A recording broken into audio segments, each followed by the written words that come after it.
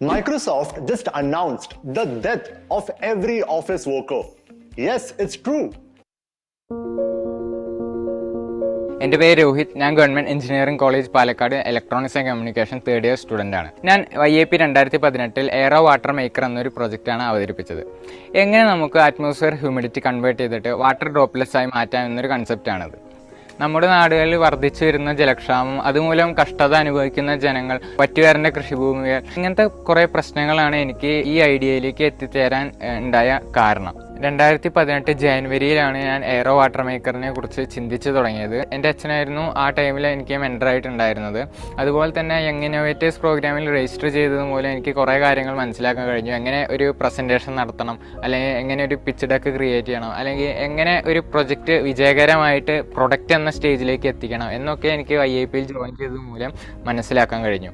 മറ്റു കുട്ടികളോട് എനിക്ക് പറയാനുള്ളത്, യങ് ഇന്നോവേറ്റേഴ്സ് പ്രോഗ്രാം വഴി ഒരുപാട് അവസരങ്ങളാണ് നമുക്ക് ലഭിക്കുന്നത്. അതായത് നിങ്ങളുടെ ഒരു ഐഡിയ സ്റ്റേജിലുള്ള ഒരു പ്രൊജക്റ്റ് ആണെങ്കിൽ അത് നമുക്ക് ഇംപ്ലിമെൻറ്റേഷൻ സ്റ്റേജിലേക്ക് എത്തിക്കാൻ കഴിയുമെന്നത് എനിക്ക് എൻ്റെ അനുഭവത്തിലൂടെ എനിക്ക് ഉറപ്പ് നൽകാൻ കഴിയുന്ന ഒരു കാര്യമാണ്.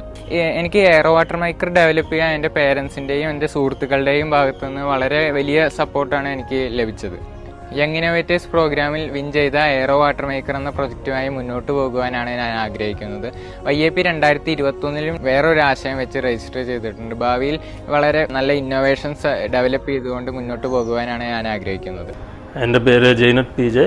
ഞാൻ കോഴിക്കോടുള്ള ജലവിഭവ വികസന വിനിയോഗ കേന്ദ്രം CWRDMലെ ജലശാസ്ത്രപരമായ കാര്യങ്ങളിൽ ഗവേഷണം ചെയ്യുന്ന സയൻറ്റിസ്റ്റാണ്.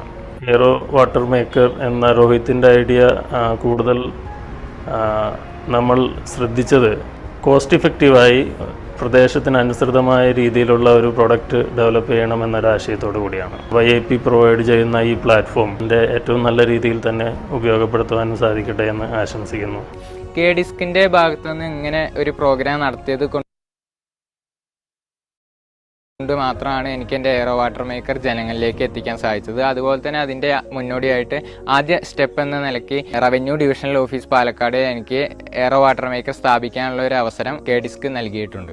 യങ് ഇന്നോവേറ്റേഴ്സ് പ്രോഗ്രാം ഇൻട്രൊഡ്യൂസ് ചെയ്ത KDISCനും സർക്കാരിനും ഞാൻ ഒരുപാട് നന്ദി പറയുന്നു. Thank you KDISC, thank you YIP.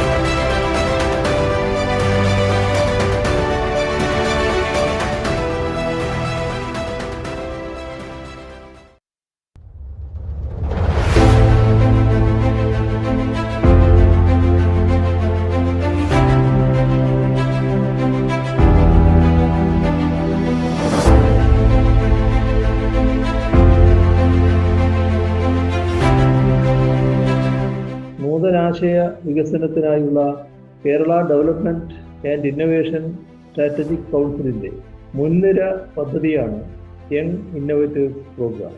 ഇന്ത്യയിൽ തന്നെ മറ്റൊരിടത്തും ഇല്ലാത്തതുണ്ട്. അമേരിക്കയിലെ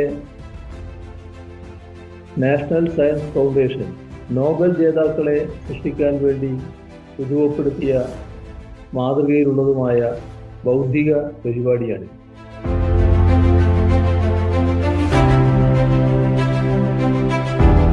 സ്വപ്നങ്ങൾ ഉണ്ടാക്കുക എന്നുള്ളതാണ് ഏറ്റവും പ്രധാനപ്പെട്ട കാര്യം. ആ സ്വപ്നങ്ങൾ ഉണ്ടാക്കാൻ കഴിയുന്നൊരു ചിന്താപദ്ധതി, ആ സ്വപ്നങ്ങളെ സപ്പോർട്ട് ചെയ്യാൻ ഒരു സർക്കാർ, ആ സ്വപ്നങ്ങൾ പ്രയോഗത്തിലേക്ക് എത്തിക്കുവാൻ KDISCും ഇതേപോലുള്ള സംവിധാനങ്ങളും. അവിടെയാണ് യങ് ഇന്നോവേറ്റേഴ്സ് എന്ന് പറയുന്ന പ്രോഗ്രാമിൻ്റെ ഏറ്റവും വലിയ പ്രസക്തി. അങ്ങനെ ആയിരക്കണക്കിന് സ്വപ്നങ്ങളിൽ നിന്ന് ചില കാര്യങ്ങൾ പ്രയോഗത്തിലേക്ക് എത്തിക്കാൻ കഴിയും.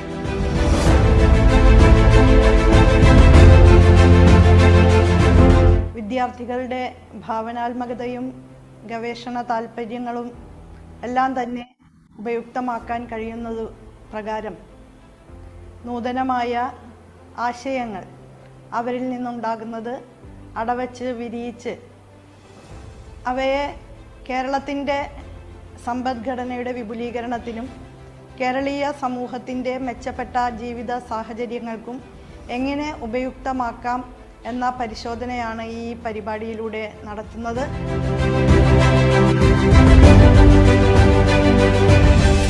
2021 5500 കേരളത്തിലെ സ്ഥാപനങ്ങൾ, കേരളത്തിൽ ഏതാണ്ട് 16,000 സ്ഥാപനങ്ങൾ ഉള്ളതിൽ 1/3 സ്ഥാപനങ്ങൾ ഈ പരിപാടിയുടെ ഭാഗമായി കഴിഞ്ഞു എന്ന് പറയുമ്പോൾ ഈ പരിപാടിയുടെ ആവശ്യം, അതിൻ്റെ അത്യാവശ്യം എന്ന് ഞാൻ വേണേൽ പറയാം, അതിനുള്ള ഒരു അംഗീകാരം കൂടിയാണ് ഇത്രയധികം സ്ഥാപനങ്ങൾ ഈ പ്രസ്ഥാനത്തിൽ ജോയിൻ ചെയ്തപ്പോൾ നമുക്ക് കാണാൻ കഴിയുന്നത്. 30,000 ആശയങ്ങൾ ഉരുത്തിരിഞ്ഞ് വരും എന്നുള്ളതാണ് കാണുന്നത്. അതിൽ 1,00,000 കുട്ടികൾ ഇതിൽ പങ്കെടുക്കാൻ കഴിയും. ഒരുപക്ഷെങ്കിൽ സൗത്ത് ഏഷ്യയിലെ ഏറ്റവും വലിയ ഇന്നൊവേഷൻ പ്രോഗ്രാം ആകും. അതാണ് ഇതിൻ്റെ ഒരു പ്രത്യേകത.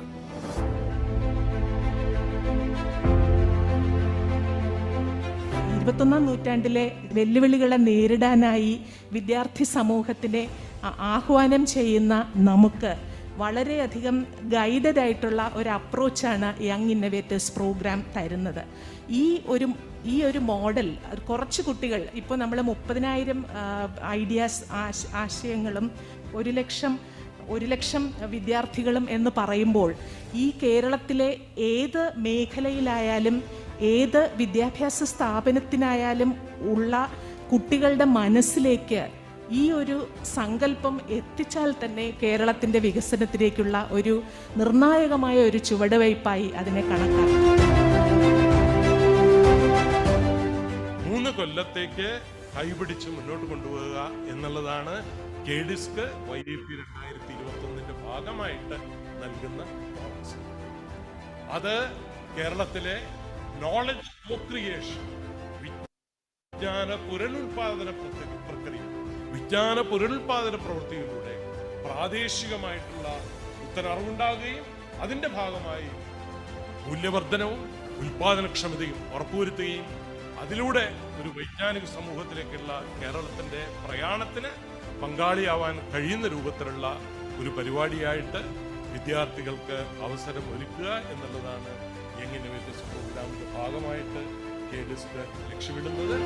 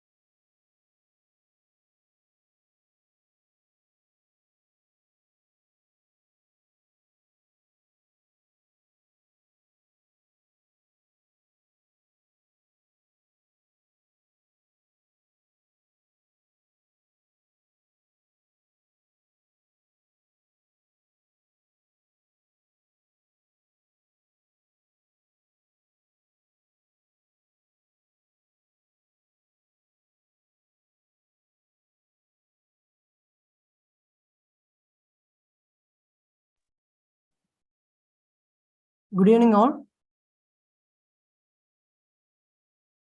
Deepa ma'am? Deepa ma'am joined ആണോ?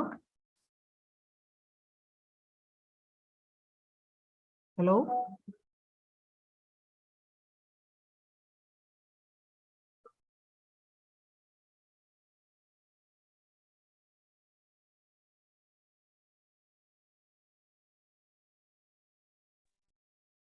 Hello hello Hello.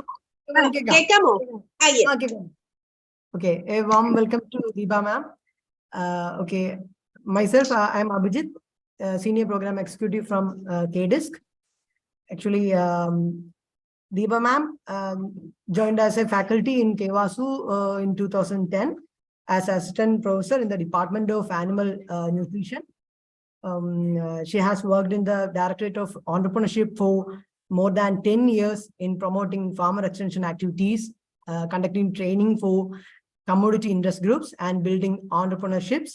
and she has established Technology Business Incubation Center at KWASU in 2017. And she is an Nodal Officer for IDC, Center of Kerala Startup Mission, and the Nodal Officer for YIP also. So a warm greetings to Deepa ma'am. Welcome to the session, ma'am. Thank you. Thank you so much. Thank you, ma'am.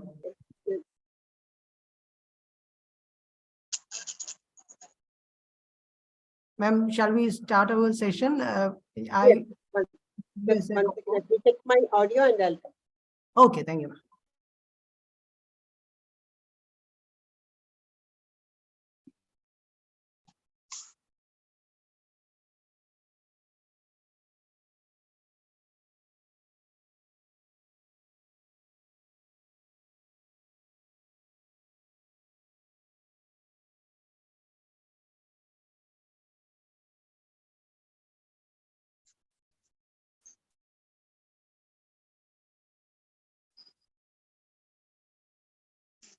Can I share my screen? Yes, ma'am. You can share it. But this is being denied, so that is why.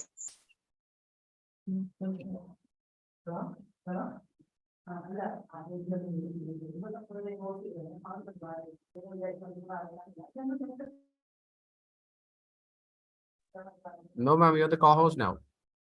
Yes. You can do that.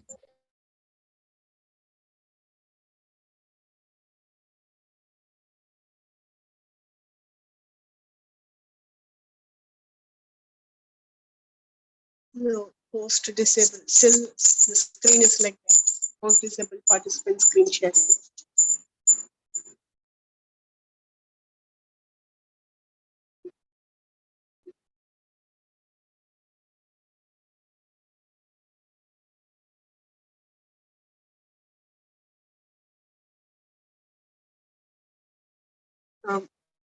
Excuse me, can you just enable Deepa A? Deepa A is also there. Yeah, sure. Deepa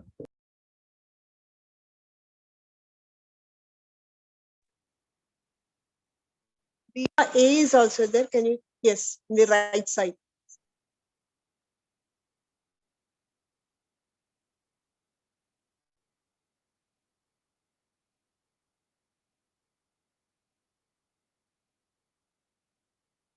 Could you enable that, please? It's done, ma'am. The two accounts are co-host now. Deepa A and Deepa Anand. Okay, fine.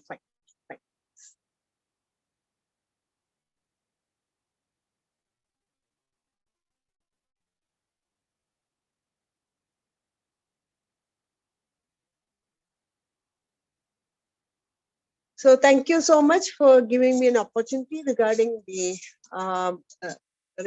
Young Innovator Program 5.0, wherein to seek the new ideas coming up in the opportunities of livestock sector as well as dairy and poultry sectors for startups. എല്ലാവരുടെ കൺവീനിയൻറ്റിന് ഞാൻ മലയാളത്തിൽ സംസാരിക്കാം so that I think it will be more helpful for you.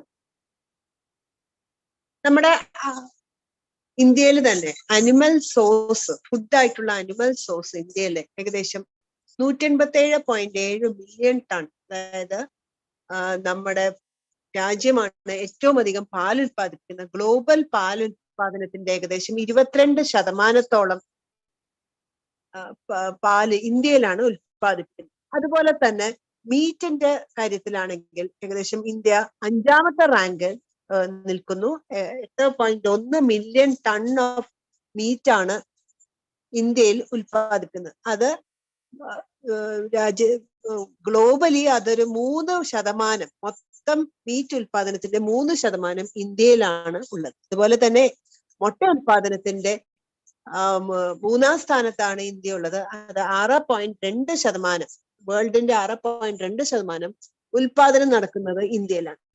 അപ്പൊ ഈ സെക്ടറുകളുടെ കൂടെയുള്ള ഒരുപാടുള്ള ഇന്നോവേഷൻസും കഴിഞ്ഞ കാലങ്ങളിൽ നമ്മൾ നോക്കുകയാണെങ്കിൽ ഒരുപാട് കാര്യങ്ങളിൽ അതിന്റെ പ്രിസിഷൻ ആയിട്ടുള്ള ഫാമിങ്, ബ്രീഡിങ്, ഫീഡിങ് എന്നീ കാര്യങ്ങളിലൂടെയുള്ള ശാസ്ത്രീയമായ മുന്നേറ്റങ്ങൾ വഴിയാണ് ഈ ഒരു റാങ്ക് നേടാൻ ഈ സെക്ടറിന് സാധിച്ചിട്ടുള്ളത്.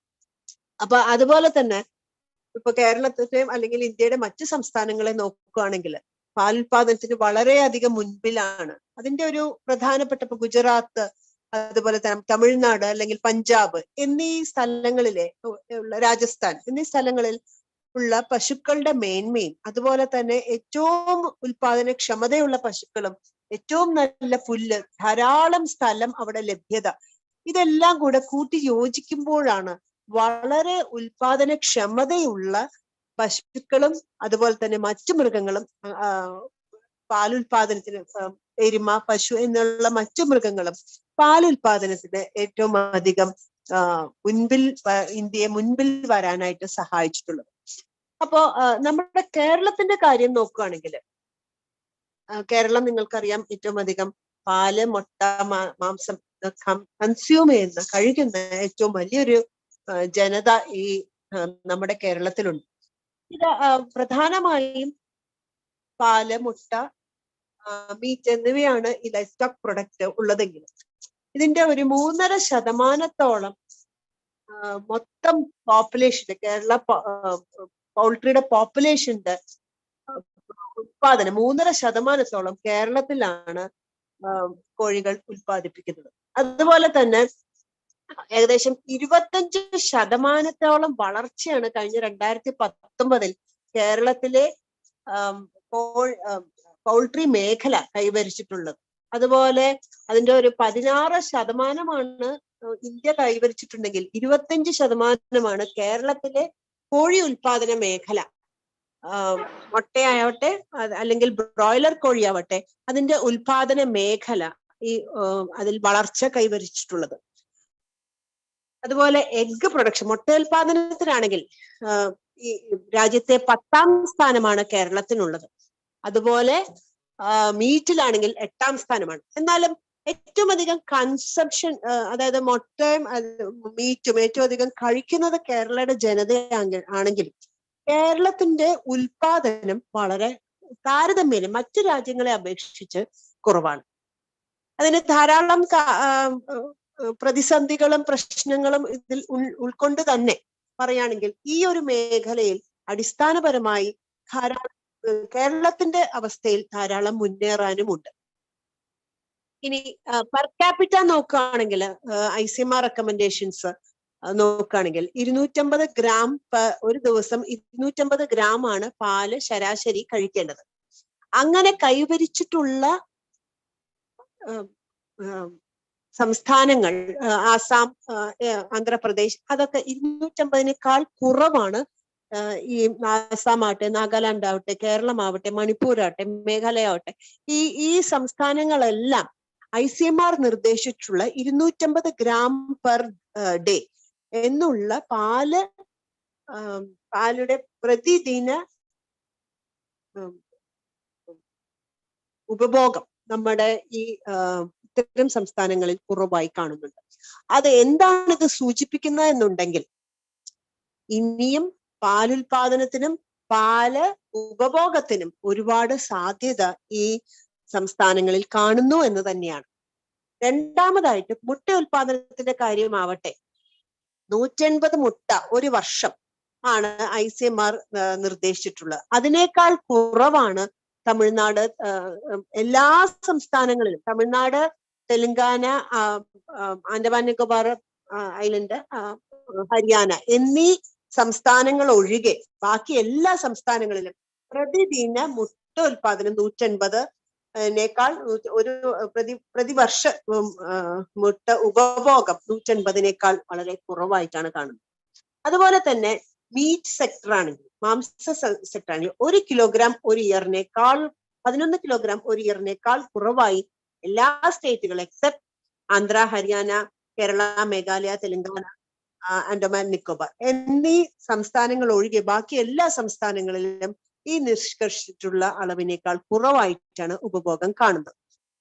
ഇതും കേരളത്തിൽ മാംസ ഉപഭോഗം കൂടുതലാണെങ്കിലും കേരളത്തിന്റെ തനതായിട്ടുള്ള മാംസ ഉൽപാദനം വളരെ വളരെ കുറവാണ്. അപ്പൊ കൂടുതലായിട്ട് 10%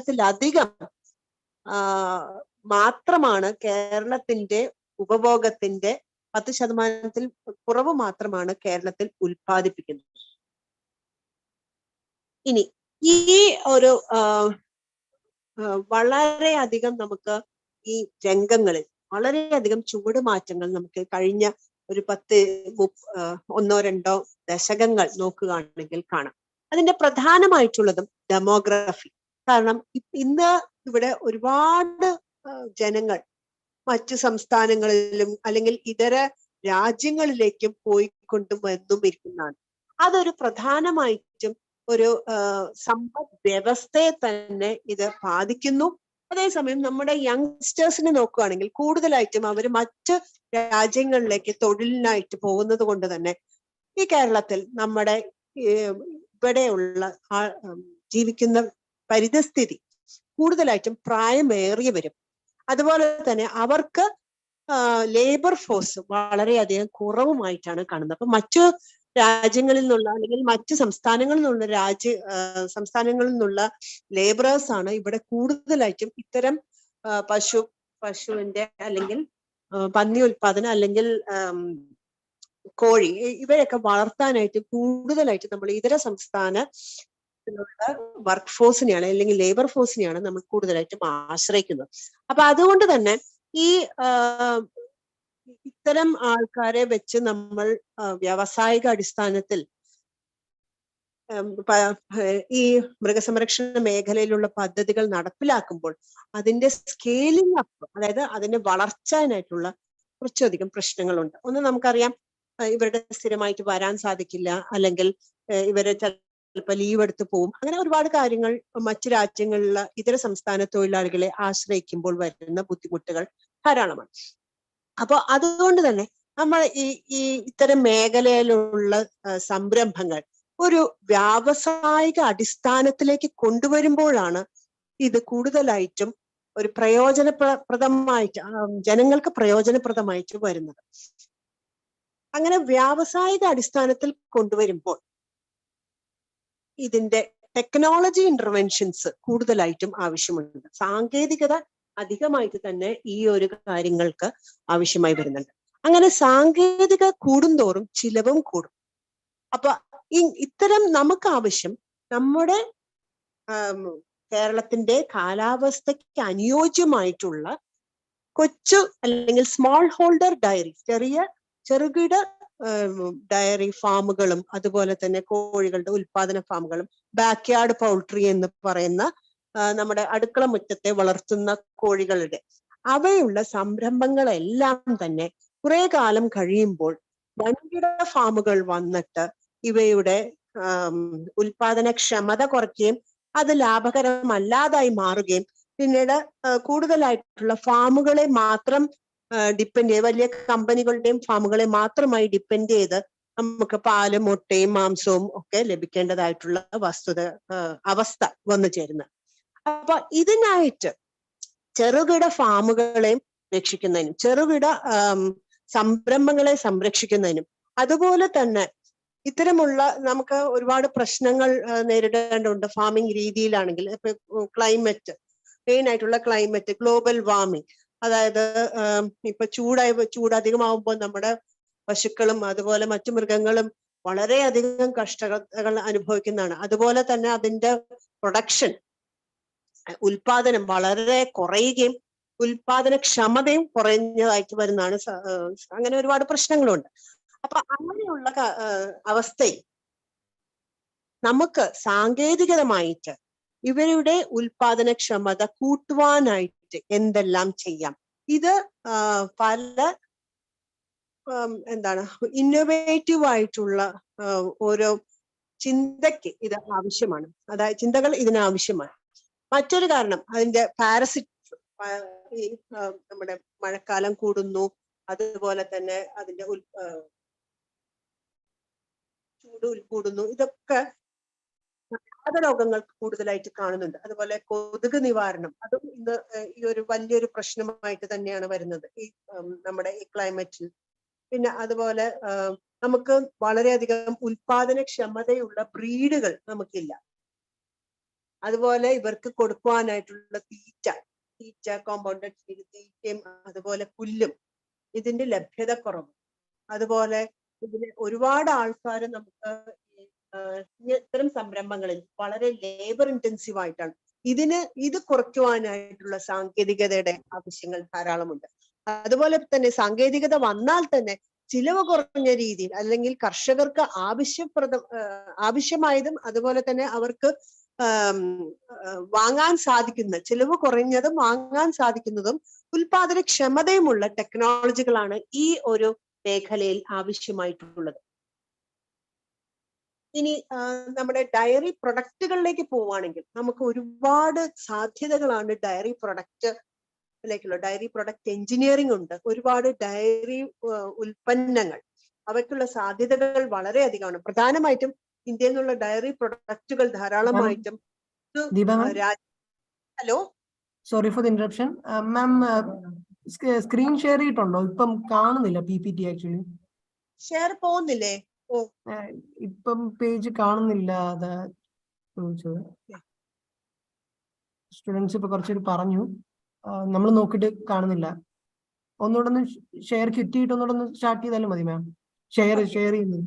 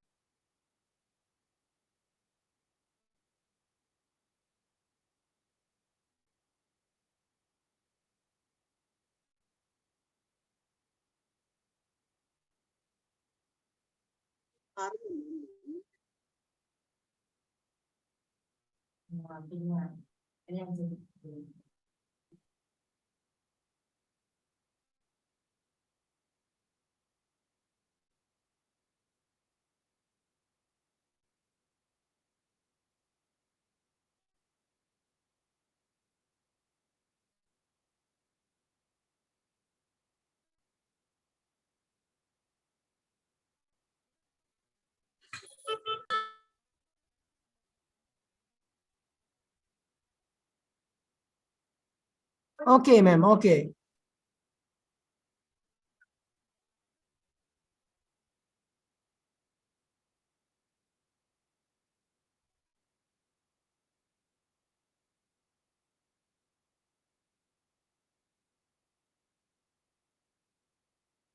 അതുപോലെ തന്നെ ഇപ്പൊ നമ്മൾ പാൽ ഉൽപ്പന്നങ്ങളിലേക്ക് പോവുകയാണെങ്കിൽ ധാരാളമായിട്ടും പാല് ഉൽപ്പന്നങ്ങളായി ഇന്ത്യ ഏറ്റവും അധികം കയറ്റുമതി ചെയ്യുന്നത് പാലിന്റെ സ്കിം മിൽക്ക് പൗഡറാണ്. അതുപോലെ ഇപ്പോൾ കൂടുതലായിട്ടും അതിന്റെ എക്സ്പോർട്ട് വോളിയം ഏകദേശം 115 കൺട്രീസിലേക്കാണ് ഈ പാൽപ്പൊടി, നമ്മുടെ പാൽപ്പൊടി ഇവിടുന്ന് എക്സ്പോർട്ട് ചെയ്യുന്നത്. ഏകദേശം 11,000-ലധികം ടണ്ണാണ് എക്സ്പോർട്ട് വോളിയം ഉള്ളത്. അത് നമുക്ക് ഏകദേശം 2,423 കോടികളാണ് എക്സ്പോർട്ട് ആയിട്ട് ഈ ബിസിനസ്സിലൂടെ നമുക്ക് ലഭിക്കുന്നത്.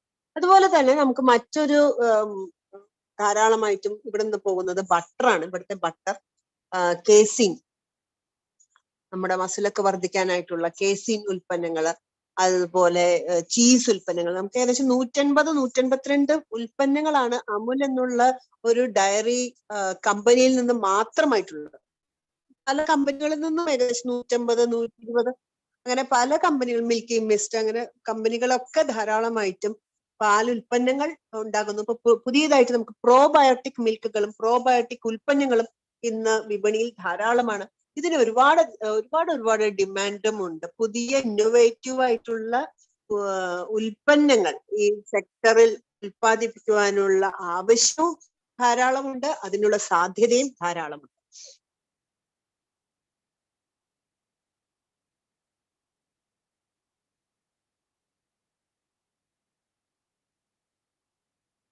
ഇനി ഒരു ബിസിനസ് അല്ലെങ്കിൽ ഒരു ട്രേഡിനായിട്ട് പ്രധാനമായിട്ടും നമുക്ക് ഈ മേഖലയിൽ അടിസ്ഥാനപരമായിട്ടുള്ള കുറവ് ഏതൊക്കെ? നല്ലൊരു ബ്രീഡിംഗ് അനിമൽസ് ബ്രീഡിങ്ങിന് വേണ്ടി പ്രത്യുൽപാദനത്തിന് വേണ്ടിയിട്ടുള്ള ഹൈ ക്വാളിറ്റി അനിമൽസ് നമുക്ക് ഇവിടെ കുറവാണ്. അതുപോലെ തന്നെ നമ്മളിപ്പോ കൂടുതലായിട്ടും ഇമ്പോർട്ടഡ് സെമനാണ് ഉപയോഗിക്കുന്നത്. കുറെയൊക്കെ നമുക്ക് KLD ബോർഡ് പോലെയുള്ള പൊതുമേഖലാ സ്ഥാപനങ്ങളുണ്ട് സെമൻ സപ്ലൈ ചെയ്യാനായിട്ടും. അവർ തന്നെ അവരുടേതായിട്ടുള്ള ഗവേഷണങ്ങളിലൂടെ തന്നെ ആനിമൽസിനെ മറ്റു രാജ്യങ്ങളിൽ നിന്ന് ഹൈ പ്രൊഡക്റ്റീവ് ആനിമൽസിനെ നമ്മളിവിടെ വന്ന് അവരുടെ സെമൻ എടുത്ത് അങ്ങനെയാണ് നമുക്ക് ബ്രീഡിങ് ഇത്രയും മുമ്പ് കേരളത്തിൽ 1.5 ലിറ്റർ പാലുണ്ടായിരുന്ന സ്ഥലത്ത് ഇന്ന് ഏകദേശം 10 ലിറ്ററോളം ഒരു പശുവിൽ നിന്ന് ലഭിക്കുന്നത് പ്രധാനമായും ബ്രീഡിങ്ങിലൂടെയും അതുപോലെ തന്നെ നല്ല ഇംപ്രൂവ്ഡ് ആയിട്ടുള്ള ഫീഡ് ടെക്നോളജിയുടെയും പരിപാലന രീതിയിലൂടെയുമാണ്. അങ്ങനെ അതുപോലെ നമുക്ക് ഫീഡിന്റെ ഒരു കോസ്റ്റ് ഏറ്റവും അധികം പ്രശ്നം തന്നെയാണ്. ഇത് നാൾക്കുനാൾ നമ്മുടെ തീറ്റ വസ്തുക്കളുടെ വില കൂടുന്നു. അതുകൊണ്ട് തന്നെ കർഷകന് തീറ്റ ഉൽപാദനത്തിന്റെ ലാഭം, പാലുൽപാദനത്തിന്റെ ലാഭം അവർക്ക് ലഭിക്കുന്നില്ല. അതിന്റെ ലാഭത്തിന്റെ കൂടുതൽ ശതമാനവും ഇൻകത്തിന്റെ കൂടുതൽ ശതമാനവും പോകുന്നത് തീറ്റയ്ക്കായിട്ടാണ്. ഇപ്പൊ 80% തീറ്റയ്ക്കായിട്ട് തന്നെയാണ് ഈ ഒരു മേഖലയിൽ കണ്ടുവരുന്നത്. അപ്പൊ തീറ്റ ചെലവ് കൂടുന്തോറും അവരുടെ ലാഭം, ഒരു സംരംഭകന്റെ ലാഭം കുറവായിരിക്കും. അപ്പൊ കൊടുക്കുന്ന തീറ്റ അതിന്റെ എത്ര നന്നായി തന്നെ ഉൽപാദനക്ഷമതയോടെ കൂടെ തീറ്റ ഉണ്ടാക്കാം, അല്ലെങ്കിൽ തീറ്റയിൽ നിന്ന് ലഭിക്കാം എന്നുള്ളതും പുതിയ ആശയങ്ങളെ തേടുന്ന ഒരു വിഭാഗം തന്നെയാണ്.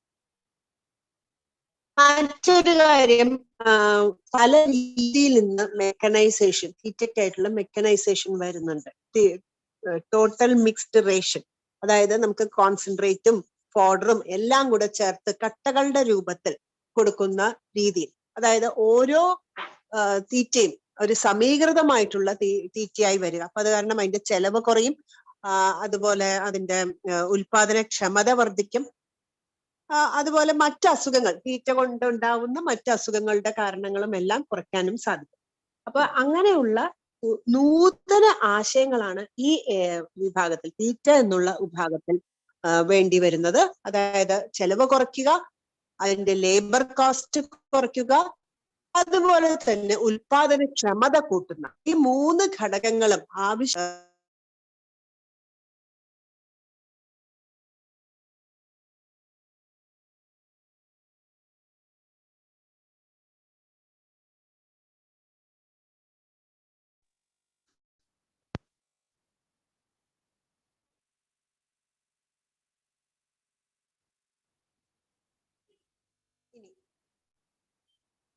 ദീപ മാം ഓഡിബിൾ അല്ല. കേൾക്കുന്നില്ലേ? ഹലോ ഹലോ, കേൾക്കാമോ? കേൾക്കാം, ഇപ്പൊ കേൾക്കാം. മറ്റൊരു കാര്യമാണ് ഇതിന്റെ വെറ്ററിനറി പാർട്ട് ആവുമ്പോ അതിൽ കൂടുതലായിട്ടും അതിന്റെ മരുന്നുകൾ, മറ്റു അസുഖങ്ങൾ വരുമ്പോൾ അസുഖങ്ങൾ വരാതിരിക്കാനുള്ള വാക്സിൻസുകൾ, മരുന്നുകൾ, ചികിത്സാ ചെലവ്, ഇത് വളരെയധികം കർഷകരെ പ്രതികൂലമായി ബാധിക്കുന്ന ഘടകമാണ്. അതുപോലെ തന്നെ AI-ക്കുള്ള ചെലവ്. ഇപ്പൊ നിങ്ങൾക്കറിയാം സെക്സ് സോർട്ടഡ് സെമൻ ഇന്ന് വിപണിയിൽ ലഭ്യമാണ്. അതായത് നമ്മൾ കുത്തിവെക്കുന്ന ഓരോ ബീജങ്ങളിൽ നിന്നും ഉണ്ടാവുന്ന കുട്ടി കൂടുതലും പെൺകുട്ടികളാണ് അല്ലെങ്കിൽ പശുക്കുട്ടികളാണ് എന്നുള്ളത് ഉറപ്പുവരുത്താവുന്ന ടെക്നോളജിയാണ് കൂടുതലായിട്ടും. അപ്പൊ അങ്ങനെ ഉള്ളത് കൊണ്ട് നമുക്ക് വരുമ്പോഴുള്ള കാളക്കുട്ടിയെ വളർത്തുന്നതിനുള്ള ചെലവ് നമുക്ക് ലാഭിക്കാൻ സാധിക്കും. അപ്പൊ അങ്ങനെയുള്ള പുതിയ ആശയങ്ങൾ ഈ വെറ്റിനറി വിഭാഗത്തിലും ധാരാളമായിട്ട് ആവശ്യമുണ്ട്. അതുപോലെ അതിന്റെ ഒരു കർഷകന്റെ റെക്കോർഡ് കീപ്പിംഗ്, സംരംഭകത്വം, അതിന്റെ ഫിനാൻഷ്യൽ മാനേജ്മെന്റ്, അതുപോലെ ഓരോ മൃഗങ്ങളുടെയും കാര്യങ്ങൾ, ഇന്ന ദിവസത്തിൽ കുത്തിവെച്ചു, ഇന്ന ദിവസത്തിൽ പ്രസവിച്ചു, ഇത്ര പാലുണ്ടായി, അങ്ങനെയുള്ള റെക്കോർഡുകൾ പലതും ഒരു കർഷകൻ തന്നെ ഇത് മെയിൻറ്റെയിൻ ചെയ്യേണ്ടതായിട്ടുണ്ട്. അപ്പൊ അതിനൊക്കെ ഉതകുന്ന സാങ്കേതിക സൗകര്യങ്ങൾ വർദ്ധിപ്പിക്കേണ്ടതുണ്ട്. മറ്റൊരു കാര്യമാണെങ്കിൽ ഡയഗ്നോസിസ്. പല അസുഖങ്ങൾ ഇന്ന് നാൾക്കുനാൾ അസുഖങ്ങൾ പലയിടത്തും പല രീതിയിലും കൂടി വരുന്നതാണ്. അങ്ങനെയുള്ള ഏർലി ഡിറ്റക്ഷൻ, മുമ്പേ അസുഖങ്ങളെ കണ്ടെത്താനും അതുപോലെ ബ്രൂസലോസിസ്, ട്യൂബർക്കുലോസിസ് അങ്ങനെയുള്ള മനുഷ്യർക്ക് പകരാവുന്ന അസുഖങ്ങളുമുണ്ട്. അതുകളെ ആദ്യം തന്നെ കണ്ടെത്തി അവയ്ക്കുള്ള വാക്സിനുകൾ, അവയ്ക്കുള്ള മരുന്നുകൾ നൽകി അത് മറ്റു മൃഗങ്ങളിൽ നിന്ന് മനുഷ്യർക്കോ അല്ലെങ്കിൽ മൃഗങ്ങളിൽ നിന്ന് മറ്റു മൃഗങ്ങൾക്കോ അല്ലെങ്കിൽ മനുഷ്യരിൽ നിന്നുള്ള മൃഗങ്ങളിലേക്കുള്ള പകർച്ചവ്യാധികൾ തടയുന്നതിനും അതുകൊണ്ട് തന്നെ ഒരു ഐക്യ ആരോഗ്യം, പൊതുജന ആരോഗ്യം നിലനിർത്തുന്നതിനും ഉള്ള പുതിയ ആശയങ്ങൾ നമുക്ക് ആവശ്യമുണ്ട്. അതുപോലെ മെഷീൻസുകൾ, മറ്റു സാങ്കേതികമായിട്ടുള്ള ഇന്ന് കർഷകരുടെ ഒരു വളരെ കർഷകർ വളരെ അധികം ഉപയോഗിക്കുന്ന ഒരു സംഗതിയാണ് മിൽക്കിംഗ് മെഷീൻ. പണ്ട് കറവക്കാരെ കിട്ടില്ല എന്ന് വലിയൊരു ബുദ്ധിമുട്ടായിരുന്നു കറവക്കാരെ കിട്ടുന്നതിന്. അപ്പൊ അതിന് സാങ്കേതികപരമായിട്ട് ലഭിച്ച ഒരെണ്ണമാണ് മിൽക്കിംഗ് മെഷീൻ. അപ്പൊ മിൽക്കിംഗ് മെഷീൻ ഉപയോഗിച്ച് ഇന്ന് കറവ വളരെ സുഗമമാണ്. മിക്ക കർഷകരും ഇന്ന് ഉപയോഗിക്കുന്ന ഒരു കാര്യമാണ് മിൽക്കിംഗ് മെഷീൻ എന്ന്. അപ്പൊ ഇതൊരു 10 മിനിറ്റിനുള്ളിൽ കറവയെല്ലാം തന്നെ തീർന്ന് ഒരു വലിയ 10 പശുക്കളുള്ള തന്നെ ഒരു അരമണിക്കൂറും കൂടുതൽ എന്നാൽ അരമണിക്കൂർ അത്രേ ഉള്ളൂ ആ കറവയുടെ സമയം. അപ്പൊ അത് സമയം ലാഭിക്കാനും അതുപോലെ ശുദ്ധമായ പാല് ലഭിക്കാനും ആ ശുദ്ധമായ പാല് കൃത്യമായ അളവ് തന്നെ അത് എത്രയും പെട്ടെന്ന് സൊസൈറ്റിയിൽ എത്തിക്കാനും അതുകൊണ്ട് തന്നെ അതിന്റെ ആ പാലിന്റെ ക്വാളിറ്റി, ഗുണമേന്മ അതുപോലെ തന്നെ സംരക്ഷിച്ച് നമുക്ക് ലഭ്യമാക്കാനും സാധിക്കും. മറ്റൊന്നാണ് ഈ ചാണകം എടുത്തു കളയുക എന്നുള്ളത്. അതും ശ്രമകരമായ ഒരു ജോലിയാണ്. അപ്പൊ അതിനുള്ള സാങ്കേതിക ഉപകരണങ്ങൾ ഇന്ന് വിപണിയിൽ ലഭ്യമാണ്. തൊഴുത്ത് കഴുകുക, അതിന്റെ വെള്ളത്തിന്റെ ഉപഭോഗം ഏറ്റവും കുറച്ച് തന്നെ തൊഴുത്ത് വൃത്തിയാക്കി കഴുകുകയും മറ്റു അസുഖങ്ങൾ പടരാതിരിക്കാനും വൃത്തിയുള്ള അന്തരീക്ഷം സൃഷ്ടിക്കുവാനും എല്ലാം ഇന്ന് സാങ്കേതികത്തിലൂടെ സാധിച്ചിട്ടുണ്ട്. ഇനിയും സാങ്കേതികത്വം ഈ മേഖലയിൽ കൊണ്ടുവരേണ്ടതുണ്ട്. ഒരുപക്ഷെ ഈ മറ്റു മേഖലയിൽ കടന്നു വരുന്നതിനേക്കാളും അല്പം കുറവാണ് ഈ സാങ്കേതികത്വം ഈ മേഖലയിൽ. എന്തുകൊണ്ടെന്നാൽ അത് ചെലവേറിയതാണ്. അത് ലഭ്യമാക്കുന്നത് കർഷകന് ആ ഒരു ചെലവ് താങ്ങാൻ സാധിക്കാതെ വരുന്നു. അങ്ങനെയുള്ള കാര്യങ്ങളിലാണ് ഈ സാങ്കേതികത്വം കടന്നു വരുന്നതിൽ കുറച്ച് മടിച്ചു നിൽക്കുന്നത്. ഈ സാങ്കേതിക വിദ്യകൾ നമുക്ക് ലഭ്യമായ രീതിയിൽ, ചിലവ് കുറഞ്ഞ രീതിയിൽ ലഭ്യമാക്കിയെങ്കിൽ ഇത് കൂടുതൽ കർഷകർക്ക് ഇത് പ്രാവർത്തികമാക്കാനും ഈ മേഖലയെ വളരെയധികം മുന്നോട്ട് നയിക്കുവാനും സാധിക്കും. മറ്റൊന്നാണ് നമുക്ക് ഉൽപാദനക്ഷമത വർദ്ധിച്ചാൽ തന്നെ ഇത്തരം പാല്, മുട്ട, മാംസം എന്നീ വസ്തുക്കൾ എത്രയും പെട്ടെന്ന് പഴകുന്നതും അതിൽ കൂടെ വളരെയധികം പെട്ടെന്ന് തന്നെ പഴകുന്നതും അത് ഉപയോഗശൂന്യമാകുന്നതും അല്ലെങ്കിൽ മറ്റു പകർച്ചവ്യാധികൾക്ക് ഇടയാക്കുകയും ചെയ്യും. അപ്പോ ഈ വസ്തുക്കൾ കൈകാര്യം ചെയ്യുന്നത് വളരെയധികം ശ്രദ്ധിച്ചു തന്നെ വേണം. ശീതീകരിച്ച വാഹനങ്ങൾ ആവശ്യമാണ്. ശീതീകരിച്ച സ്റ്റോറേജ് ഗോഡൌണുകൾ ആവശ്യമാണ്. എങ്കിൽ മാത്രമാണ് ഈ ഒരു സംരംഭകത്തിന് സ്കെയിലപ്പ് ചെയ്യാനായിട്ട്, വലുതാക്കാനും സാധിക്കുകയുള്ളൂ. അപ്പോ ഇങ്ങനെയുള്ള ശീതീകരിക്കുന്ന ബാക്കപ്പ് സംരംഭങ്ങൾ, ഈ ഒരു കാര്യങ്ങൾ വളരെ ആവശ്യമാണ്. അപ്പൊ അങ്ങനെയുള്ള സാങ്കേതിക വിദ്യകൾ ചിലവ് കുറഞ്ഞ ഗ്രാമീണ മേഖലകളിൽ എത്രയും പെട്ടെന്ന് ലഭ്യമാക്കുകയാണെങ്കിൽ, ചിലവ് കുറഞ്ഞ രീതിയിൽ ലഭ്യമാക്കുന്നതിൽ ഇത്തരം സാങ്കേതിക വിദ്യകൾ വലിയ കമ്പനികളിൽ ഇത് യാഥാർത്ഥ്യമാക്കിയിട്ടുണ്ടെങ്കിലും നമ്മുടെ ഗ്രാമീണ മേഖലകളിൽ അവർക്ക് എത്രയും പെട്ടെന്ന് ലഭ്യമാക്കി കഴിഞ്ഞാൽ ഇവിടെ പാലുൽപാദനം ഇന്ന് ചിലപ്പോൾ 2 പശു 5 പശു ഉള്ള കർഷകർ ചിലപ്പോൾ നാളെ 10ഉം 15ഉം പശുക്കളെ വാങ്ങി ആ പാലുൽപാദനം കൂട്ടാനും അതേസമയം ആ പാലുൽപാദനം ശീതീകരിച്ച് എത്രയും പെട്ടെന്ന് ഉപഭോക്താക്കൾക്ക് എത്തിക്കുവാനും സാധിക്കും. മറ്റൊന്നാണ് പ്രോസസ്സിംഗ്. ഇപ്പൊ ഈ പാക്കേജ് ചെയ്യുന്നതും ചീസ് പോലെയുള്ള പാലുൽപ്പന്നങ്ങൾ ഉണ്ടാകുമ്പോൾ അതിന്റെ പാക്കേജിംഗ് വിദ്യകൾക്ക് വളരെയധികം ശ്രദ്ധിക്കേണ്ടതായിട്ടുണ്ട്. ശ്രദ്ധ മാത്രമല്ല, അതിന് പ്രത്യേകമായ ഊന്നലും നൽകേണ്ടതുണ്ട്. ഐസ്ക്രീം, അതുപോലെ ചീസ്, ഇങ്ങനെയുള്ള ഉൽപ്പന്നങ്ങൾ ഉൽപ്പാദിപ്പിക്കുമ്പോൾ അതിന്റെ പാക്കേജുകൾക്ക് ശ്രദ്ധ കൂടുതൽ വേണ്ടിവരും. അതിന് റെഫ്രിജറേഷൻ വേണം. പാക്കേജിംഗ് മെറ്റീരിയലിന് ഉൽപാദന സാധ്യതകൾ വളരെയധികമാണ്. അപ്പൊ ചിലവ് കുറഞ്ഞ എന്നാൽ ഈ പ്രൊഡക്റ്റിന്റെ, ഉൽപ്പന്നത്തിന്റെ എല്ലാ ക്വാളിറ്റിയും നിലനിർത്തിക്കൊണ്ട് തന്നെ ഇത് കൂടുതൽ ദിവസം നമുക്ക് സൂക്ഷിക്കാൻ സാധിക്കുക, കൂടുതൽ ഫ്രഷ് ആയിട്ട് തന്നെ ഉപഭോക്താക്കളുടെ കയ്യിലേക്ക് എത്തിക്കുക, എത്രയും പെട്ടെന്ന് എത്തിക്കുക, ഇങ്ങനെയുള്ള പല കാര്യങ്ങൾക്കും നമുക്ക് പുതിയ സാങ്കേതികത്വം ആവശ്യമുണ്ട്, പുതിയ ആശയങ്ങളും ആവശ്യമുണ്ട്. അതുപോലെ വളരെ ക്യാപിറ്റൽ ഇന്റൻസീവ് ആയിട്ടുള്ള എക്യുപ്മെന്റ്സുകളാണ് ക്ലീൻ ചെയ്യാനായിട്ടും, screen separator, homogeniser, butter, cheese making, ഇതിനൊക്കെ വളരെ സാങ്കേതികം നിറഞ്ഞിട്ടുള്ള ഒരു സംരംഭകത്വ മേഖലയാണ് പാൽ ഉൽപാദന മേഖല, ഉൽപ്പന്ന നിർമ്മാണ മേഖല.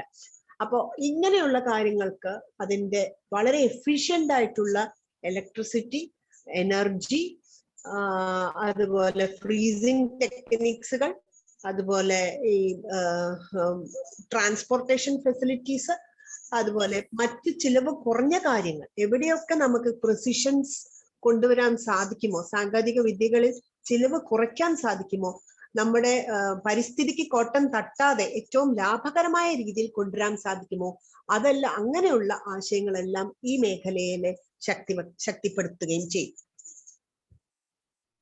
ഇനി നമുക്ക് മാർക്കറ്റിംഗിന്റെ കാര്യത്തിൽ, മാർക്കറ്റിംഗ്, ഡിസ്ട്രിബ്യൂഷൻ, റീറ്റെയിൽ, ഈ കാര്യങ്ങളിലൊക്കെ കൂടുതൽ സാങ്കേതികത്വം ആവശ്യമാണ്. അതുപോലെ പാക്കേജിംഗ് ടെക്നോളജി, ചിലവ് കുറഞ്ഞതും ഉപഭോക്താക്കൾക്ക് അട്രാക്റ്റീവ് ആയിട്ടുള്ളതും, അതുപോലെ ഇവരുടെ പെരിഷബിലിറ്റി, അതായത് അകത്തിരിക്കുന്ന ഉൽപ്പന്നത്തിന്റെ ക്വാളിറ്റി കൂടുതൽ ദിവസം ഉപയോഗിക്കാവുന്ന രീതിയിലും, അതുപോലെ ആ ക്വാളിറ്റി നമുക്ക് പുറമേ കൂടെ അസസ് ചെയ്യാൻ പറ്റുന്ന പാക്കേജിംഗ് ടെക്നോളജീസ് നമുക്ക് ആവശ്യമുണ്ട്. ഇന്ന് ഇപ്പോൾ പലപ്പോഴും മത്സ്യത്തിനുള്ള ഇങ്ങനെയുള്ള പാക്കേജിംഗ് ടെക്നോളജികൾ ലഭിക്കുന്നത് ഇത്ര ദിവസം കഴിഞ്ഞാൽ നമുക്ക് ഉപയോഗിക്കാൻ സാധിക്കില്ല എന്നുള്ളത് പുറമേ കൂടെ ആ ഉൽപ്പന്നത്തെ മനസ്സിലാക്കാൻ സാധിക്കുന്ന ടെക്നോളജീസ് നമുക്ക് ഇന്ന് ലഭ്യമാണ്. അപ്പൊ അതുപോലെയുള്ള ടെക്നോളജീസ് നമ്മുടെ ഈ മേഖലയിലും സാങ്കേതികത്വം ഈ മേഖലയിലും ആവശ്യമുണ്ട്. ഇനി പൗൾട്രിയുടെ കാര്യങ്ങൾ പറയുകയാണെങ്കിൽ, കമേഴ്ഷ്യൽ ഹാച്ചറി ഓപ്പറേഷൻ ധാരാളം സംരംഭകരെ ആകർഷിക്കുന്ന ഒരു മേഖലയാണ്. പക്ഷെ ഇതിന് കൂടുതൽ മുതൽ മുടക്കുണ്ട്, അതേപോലെ തന്നെ കൂടുതൽ ടെക്നോളജി ആവശ്യമുണ്ട്. ഇതിന്റെ ഈ ടെക്നോളജിക്കലി കൂടുതൽ എനർജി ആവശ്യമുണ്ട്. ഇതിന്റെ ഒരു ഇപ്പൊ ഇന്ന് 96-97 മുട്ടയാണ് വിരിയുന്നതെങ്കിൽ നാളെ അത് 98 മുട്ട വിരിയാനുള്ള സാങ്കേതികത്വം, എവിടെയാണ് ആ ഒരു മുട്ട പോയത്? അങ്ങനെയുള്ള ചിലവ് കുറയ്ക്കാനുള്ള അല്ലെങ്കിൽ ഉൽപാദനക്ഷമത കൂട്ടാനുള്ള സാങ്കേതികത്വം ഇതിൽ, അങ്ങനെയുള്ള ഗ്യാപ്പുകൾ, സ്കിൽ ഗ്യാപ്പുകൾ ധാരാളം ഈ മേഖലയിലുണ്ട്.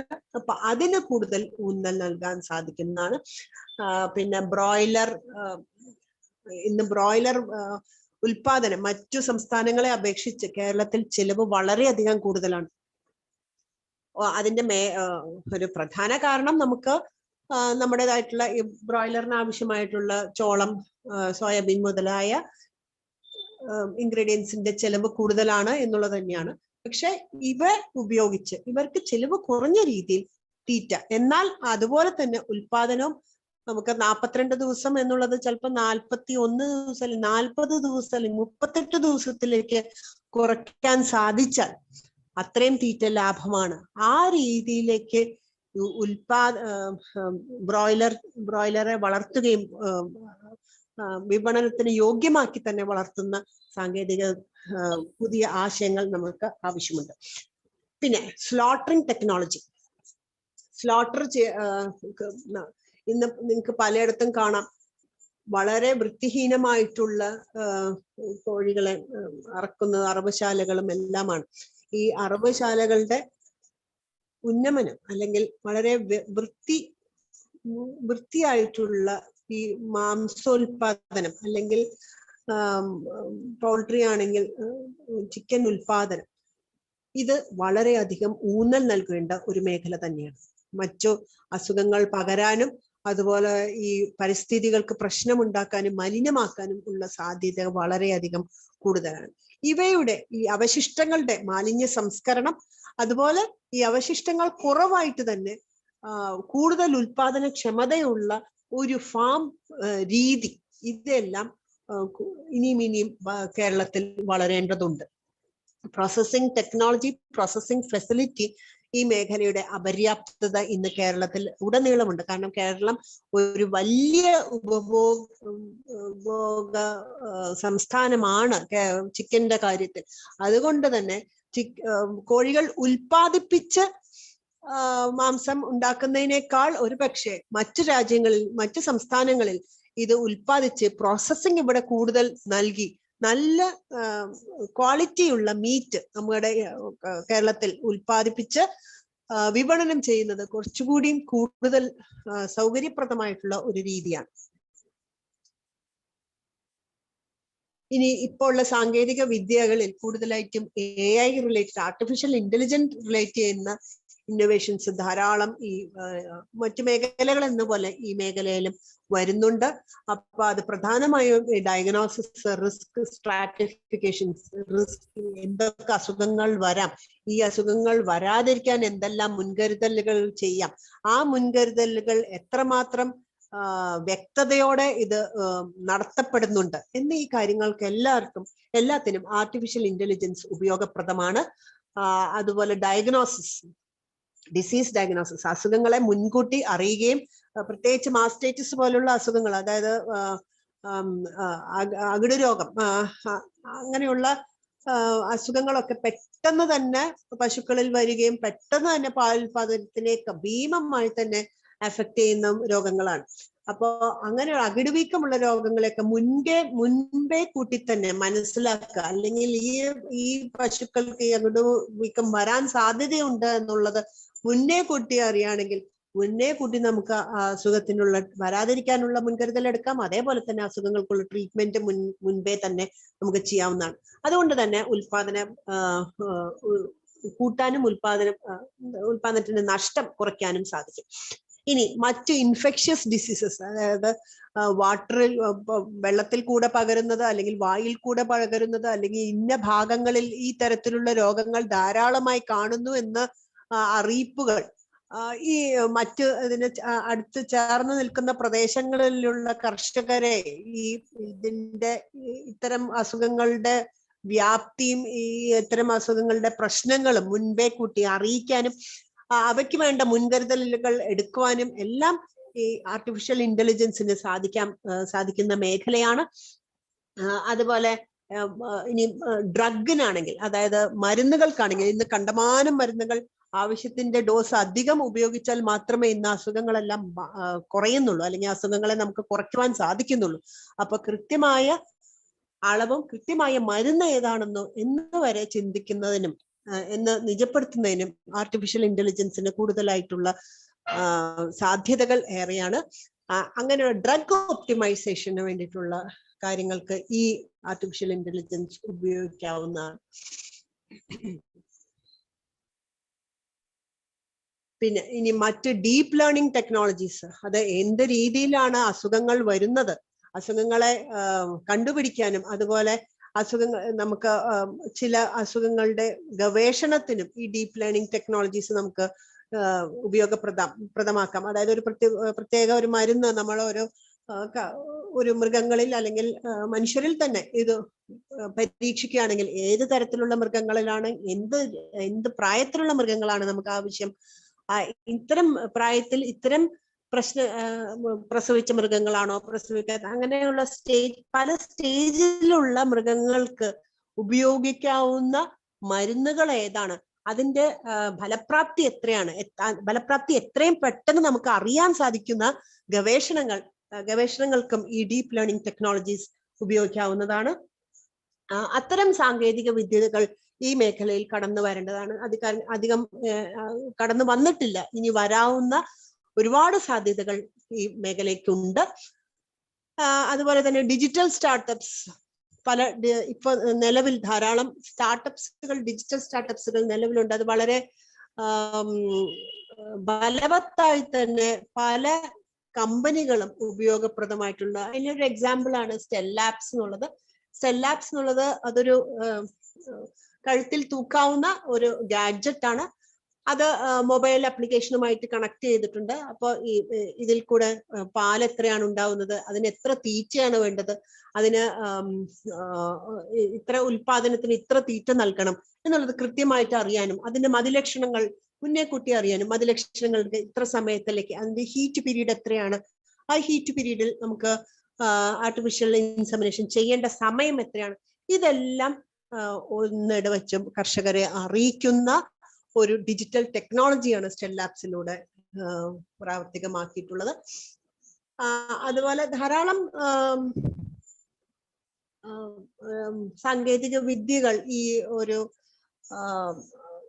അത് ഫീഡ് ഫോർമുലേഷൻ നമുക്ക് ലഭ്യമായിട്ടുള്ള പല ഉൽപ്പന്നങ്ങൾ ഇപ്പൊ അടിസ്ഥാനപരമായിട്ട് ഒരു പ്രത്യേക സ്ഥലങ്ങളിൽ മാത്രം ലഭിക്കുന്ന ഒരു എക്സാമ്പിൾ ആയിട്ട് പറയുകയാണെങ്കിൽ നമുക്ക് പൈനാപ്പിളിന്റെ ഇല, ഇത് എത്രമാത്രം അത് കേരളത്തിന്റെ തെക്കൻ സംസ്ഥാനങ്ങളിൽ ലഭിക്കുന്ന ഒന്നാണ്. അപ്പൊ അത് നമുക്ക് മൊത്തത്തിൽ ഇന്ത്യയിൽ മൊത്തത്തിൽ നമുക്ക് പറയാൻ സാധിക്കില്ല. അപ്പൊ അങ്ങനെയുള്ള ചില സ്ഥലങ്ങളിൽ ലഭ്യമായിട്ടുള്ള വസ്തുക്കൾ ഈ ഒരു തീറ്റയിൽ ഉൾപ്പെടുത്തണമെങ്കിൽ അത് എത്രമാത്രം ഉൾപ്പെടുത്താമെന്നും അത് അങ്ങനെയാണെങ്കിൽ ഏത് രീതിയിൽ ഒരു സമീകൃത കാലിത്തീറ്റ ഉണ്ടാക്കാമെന്നും എന്നുള്ള പല രീതിയിലുള്ള ആപ്ലിക്കേഷൻസ് ഇന്ന് വിപണിയിൽ ലഭ്യമാണ്. ഇത്തരം സാങ്കേതിക വിദ്യകളിലൂടെ ഒരു പർട്ടിക്കുലർ ഇൻഗ്രീഡിയന്റിനെ, ഒരു വസ്തുവിനെ എത്ര നന്നായി തന്നെ അതിന് ഉപയോഗപ്രദമാക്കാം എന്നുള്ളതും സാങ്കേതിക വിദ്യക്ക് പറയാൻ സാധിക്കും. ഇനി IoT പോലെയുള്ള സൊല്യൂഷൻസ്, പിന്നെ ഏറ്റവും സംരംഭകന് ഉതകുന്ന രീതിയിലുള്ള ഡിസിഷൻസ് എടുക്കുവാനും എല്ലാം ഈ ഡിജിറ്റലൈസേഷൻ സഹായിക്കുന്നതാണ്. അതുപോലെ ഗൂഗിൾ ഡയറിയില് ഒരു കർഷകൻ ഇപ്പൊ ഒരു കോപ്പറേറ്റീവിലാണെങ്കിൽ ഇത്ര പാലിന് ഇത്ര രൂപ എന്ന് ഡയറക്റ്റ് ആയിട്ട് തന്നെ കർഷകന്റെ അക്കൗണ്ടിലേക്ക് പൈസ വരുന്ന അങ്ങനെയുള്ള സാങ്കേതിക വിദ്യകൾക്ക് ധാരാളം സാധ്യതകൾ ഈ മേഖലയിലുണ്ട്. നമ്മുടെ കേരളത്തിൽ തന്നെ സ്റ്റാർട്ടപ്പുകൾ ധാരാളമായിട്ട് ബ്രെയിൻ വയേർഡ് എന്നുള്ളത് ഇതുപോലെ മോണിറ്റർ ചെയ്യാൻ പറ്റുന്ന ഹീറ്റിന്റെ അതിന്റെ മതിചക്രണം മോണിറ്റർ ചെയ്യാൻ സാധിക്കുന്ന ഒരു സ്റ്റാർട്ടപ്പാണ് കേരളത്തിലുള്ളത്. മീറ്റ് സെക്ടറിലും കൂടുതലായിട്ട് ലിഷ്യസ് പോലെയുള്ള ഫ്രഷ് ടു ഹോം ലിഷ്യസ് എന്നുള്ള ധാരാളം സംരംഭകത്വം നമുക്കുണ്ട്. വീടിന്റെ മുറ്റത്ത് ഫ്രഷ് ആയിട്ടുള്ള മീറ്റ് എത്തിക്കുന്ന സംരംഭങ്ങൾ ഉണ്ട്. ഓൺലൈൻ പ്ലാറ്റ്ഫോമിലൂടെ തന്നെ അത് ലഭ്യമാക്കും. അതുപോലെ ഡയറക്റ്റ് സ്കെയിൽ മാർക്കറ്റിംഗ് സിസ്റ്റത്തിൽ direct terminal markets, electronic options, vertical integrations, ഈ മേഖലകളിലെല്ലാം തന്നെ പുതിയ ആശയങ്ങൾ രൂപപ്പെടുത്താവുന്നതാണ്. ഇനി ബാക്ക്വേർഡ് ലിങ്കേജിലേക്കാണെങ്കിൽ ഉൽപ്പന്നങ്ങളായിട്ടുള്ള ഫീഡ്, ഫോഡർ, മെഡിസിൻസ് ഇതെല്ലാം കേന്ദ്രീകൃതമായിട്ട് ഏകീകരിച്ച് കർഷകർക്ക് എത്തിക്കാവുന്ന രീതിയിലുള്ള ഡിജിറ്റൽ പ്ലാറ്റ്ഫോമുകൾ ഉണ്ടാക്കാവുന്നതാണ്. അതുപോലെ നായ്ക്കൾക്ക് അവയുടെ ആവശ്യങ്ങൾക്കായിട്ടുള്ള ആപ്ലിക്കേഷൻസ്, അതുപോലെ തീറ്റ, ഈ ഉൽപ്പന്നങ്ങൾ എല്ലാം കൂടെ ചേർത്ത് ഒരു പ്ലാറ്റ്ഫോമിൽ എത്തിച്ച ഉടമസ്ഥർക്കായിട്ട് ലഭിക്കാവുന്നതാണ്. അങ്ങനെ ഇപ്പൊ നമ്മുടെ മറ്റൊരു YIP വളരെ അധികം പ്രോസ്പെറസ് ആയിട്ട് വരുന്ന ഒരു സംരംഭമാണ്. ഇത് മൃഗങ്ങളുടെ രക്തസാമ്പിളുകൾ അതുപോലെ മറ്റു സ്രവങ്ങളുടെ സാമ്പിളുകൾ എല്ലാം ശേഖരിച്ച് അവയുടെ റിസൾട്ട് എത്രയും പെട്ടെന്ന് ഉടമസ്ഥർക്ക് എത്തിക്കുന്ന ഒരു സംരംഭമാണ് YIP. അങ്ങനെ ധാരാളം സംരംഭങ്ങൾ ഈ മേഖലകളിൽ കടന്നു വരുന്നുണ്ട്.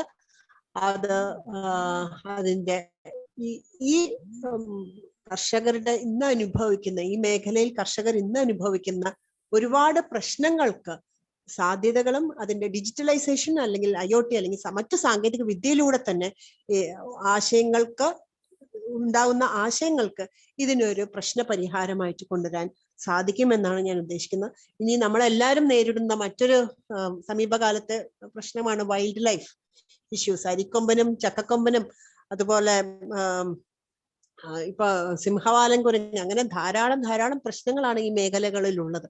അപ്പൊ അവയെ എങ്ങനെ മനുഷ്യനും മൃഗങ്ങൾക്കും ഒരുപോലെ ഈ പരിസ്ഥിതി ഈ സ്ഥലങ്ങളിൽ ഒരുപോലെ സഹവസിക്കാനായിട്ടുള്ള സൗകര്യങ്ങൾ ഒരുക്കുന്ന സാങ്കേതിക വിദ്യകൾ നമ്മുടെ ഈ മേഖലയ്ക്ക് ആവശ്യമുണ്ട്. ഇതിനുള്ള ആശയങ്ങളും ആവശ്യമുണ്ട്. ഇത്രയും പറഞ്ഞുകൊണ്ട് ഞാൻ ഇതുമായിട്ട് ഈ മേഖലയെക്കുറിച്ചുള്ള ഒരു ചെറിയ അവബോധം അവസാനിപ്പിക്കുകയാണ്. Thank you so much, ma'am. Thank you so much for the beautiful session. ആർക്കെങ്കിലും എന്തെങ്കിലും സംശയങ്ങളുണ്ടോ ഇത് ഈ ഡൊമൈൻ ഏരിയയെ പറ്റി എന്തെങ്കിലും ഡൗട്ട്സ് ഉണ്ടെങ്കിൽ എല്ലാവർക്കും ചോദിക്കാവുന്നതാണ്. നമ്മുടെ പ്രോഗ്രാം YIPയുടെ programme manager Biju Parameswaran sir join ചെയ്തിട്ടുണ്ട്. Sir. Hello, good afternoon ma'am. ഞാൻ കുറച്ച് ലേറ്റ് ആയിട്ടാണ് ഈ സെഷന് വന്നത്, വേറൊരു സെഷനിലായിരുന്നു. അപ്പോ കുറെ ഭാഗം കേൾക്കുന്നുണ്ട്. നമ്മുടെ ഈ റെക്കോർഡിംഗ് നമ്മൾ YIP വെബ്സൈറ്റിലും ഇടുന്നതാണ്, so that people, more students who are interested to know about animal husbandry theme will come and they can look at it at leisure and go for the ideation. മാം ഒത്തിരി topics cover ചെയ്തു എന്ന് ഞാൻ വിശ്വസിക്കുന്നു. ഇതുമായിട്ട് ബന്ധപ്പെട്ട് വളരെ exhaustive ആയിട്ട് തന്നെ.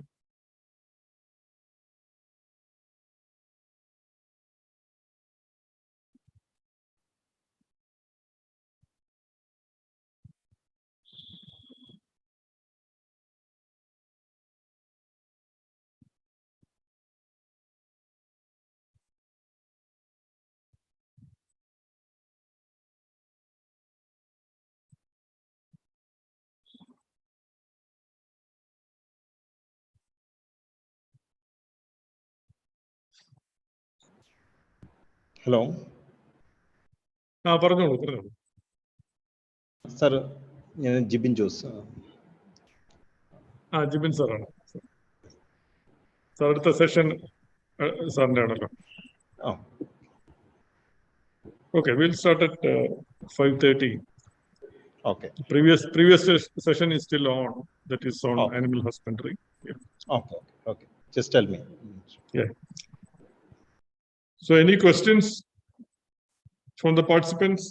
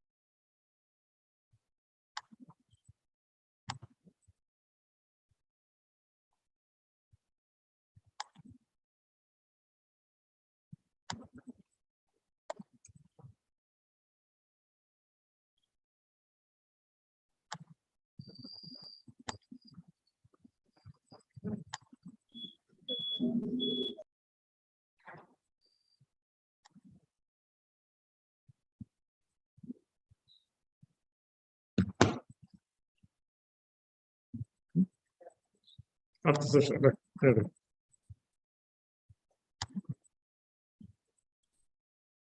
Oh. Okay, thank you, Deepa ma'am.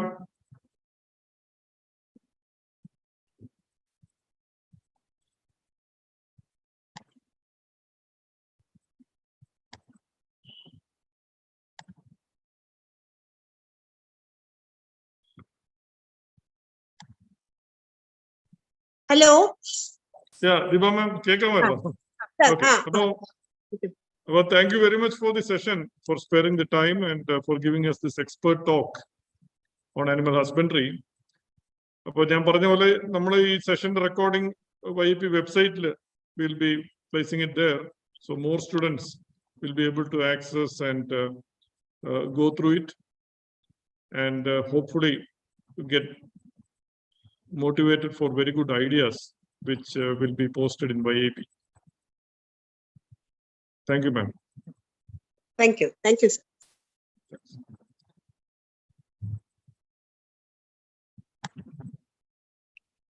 Okay, now we are ready for the next session.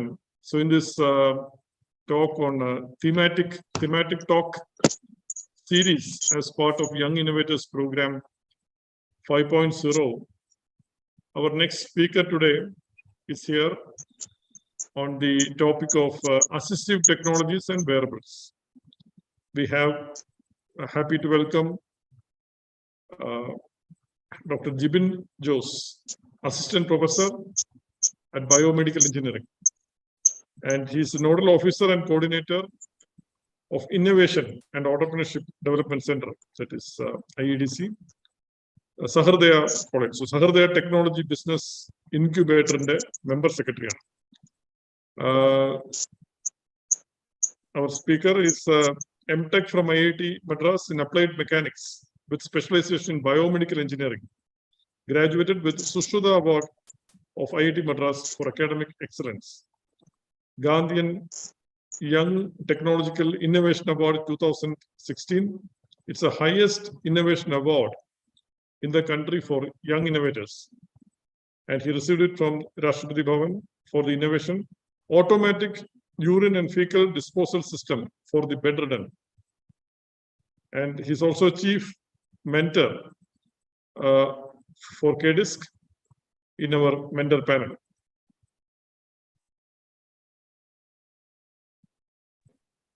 So I'm very happy to once again welcome Dr. Jibin Jose to deliver this talk on assistive technologies and wearables.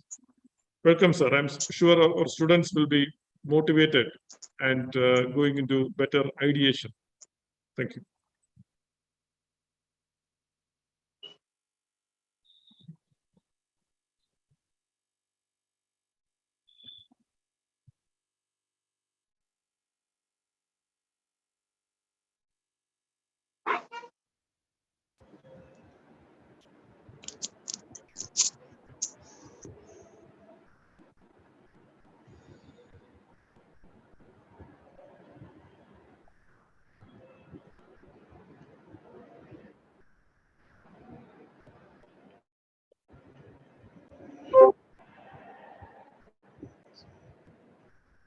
The screen visible or no?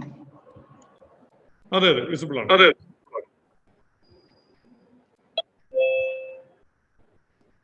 Okay. So we will be discussing something about assistive technology and wearables. So myself, Jibin Jose, I belongs to the Department of Biomedical Engineering from Sahardaya College of Engineering and Technology, and also promote the innovation and entrepreneurship activities here. So what do you mean by an assistive technology? An assistive technology is any item, piece of equipment, software program, or product system that is used to increase, maintain, or improve the functional capabilities of persons with disabilities. So this is something to support the person with the disabilities. So generally it is called as AT. So assistive technology is used for learning disabilities and learning differences, and in every other area. So this is not only include the high-tech technologies alone, even the voice recorders, cameras, smartphones, all we can consider as an assistive technology, because these all are used to assist such a different persons, even including the sticky notes also we can include in assistive. So it's coming as a broad area, but there is little bit focus we can give to the technology to solve these kinds of problems. So why assistive technology is so important? Overall, assistive technology aims to allow people with disabilities to participate more fully in all aspects of life. Maybe they were in the home, work, or while they live in the community, and increases their opportunities for education, social interactions, and potentials for meaningful employment also. So the livelihood also we can support. So it creates a greater independence as well as control for disabled individuals. In short, assistive technology is something to help disabled individual who can access every other things and like a normal individual will do. So there is no restriction for them. For example, in an ideal world with assistive technology, there is something, no job is restricted for or a person with the disability. So such kind of a level we will be looking with the assistive technology. So I hope all of you got it may be you may be seeing different kinds of assistive technology, the aid to walk, the aid to means for example ഒരു means ഒരാൾക്ക് means നമുക്കറിയാം 5 sense organs ആണുള്ളത്, ഒരു sense organ ഇല്ല. അപ്പൊ കണ്ണില്ല എന്ന് കരുതുക. കണ്ണില്ലാത്ത ഒരാൾക്ക് സെൻസ് ചെയ്യാൻ പറ്റുന്നത് നമുക്ക് ബാക്കി 4 സെൻസ് ഓർഗൻസ് ഉണ്ടാവും. ഈ 4 സെൻസ് ഓർഗൻസിൽ കൂടെ എങ്ങനെയാണ് നമുക്ക് ഒരു കാഴ്ച പോസിബിൾ ആവുന്നത്, അല്ലെങ്കിൽ നമുക്ക് ആ സെൻസിങ് പോസിബിൾ ആവുന്നത്, അത് അങ്ങനെ ചിന്തിക്കുന്നതോടത്താണ് നമ്മൾ we call it as design of assistive technology. So they will be using instead of seeing, they will be using touching or hearing voice commands, and or even we can think about designing something which is possible with the smell or taste. This all, even though this is a very wild idea, this all things is possible. So if I നമുക്ക് ഒരാൾക്ക് കണ്ണ് കാണത്തില്ലെങ്കിലും അയാൾക്ക് ജീവിക്കാൻ പറ്റും, അയാൾക്കുള്ള ബാക്കിയുള്ള അതിനു വേണ്ടിയുള്ള എയ്ഡുകൾ ഉണ്ടാക്കുക എന്നുള്ളതാണ് നമ്മൾ what we call it as an assistive technology. So some of this assistive technology we will be always holding in our hand. Why earlier I was telling that even mobile phone also in assistive technology. You can see recent days there are a lot of applications in mobile phones which is able to support this blind people to communicate, even a WhatsApp voice vare namakku angane chindichu thodangam. So that kind of a level of means interventions we can think about, and it's a very vast area, but we can solve. So from where we have to start designing an assistive technology, it should start with an assessment, and assistive technology assessment is required. So we have to start thinking that which task does the people have difficulties with. Means if it is a blind person having the task with seeing, and we have to also think that what are the personal abilities and challenges. So we have, even though he can't see, he have some other abilities also, and he have different challenges also. So that is the second question we start thinking when we start designing about an assistive technology devices. And the third one is, in which context will the person perform those tasks? Means he will be using every time he will be using, or on a work environment, so or while he was in a home. We have to decide. So these are the three major questions we should start before we think about designing an assistant. The first one is, what task does the person have difficulties with? The second one is person's abilities and challenges we have to know. And third one is, in what context will the person perform those tasks? So we have to clearly understand about these three questions answers. Then only we should start thinking of designing an assistive technology. The most effective technology tools are those who are selected with these factors in mind. And so we have to, so the more we understand about the interaction between the person and the task or the activity they have difficult with, and the environment or context in which they perform the task, and who needs to do what where, the better equipped we are to identify tools. That means the assistive technology to help produce the desired outcomes.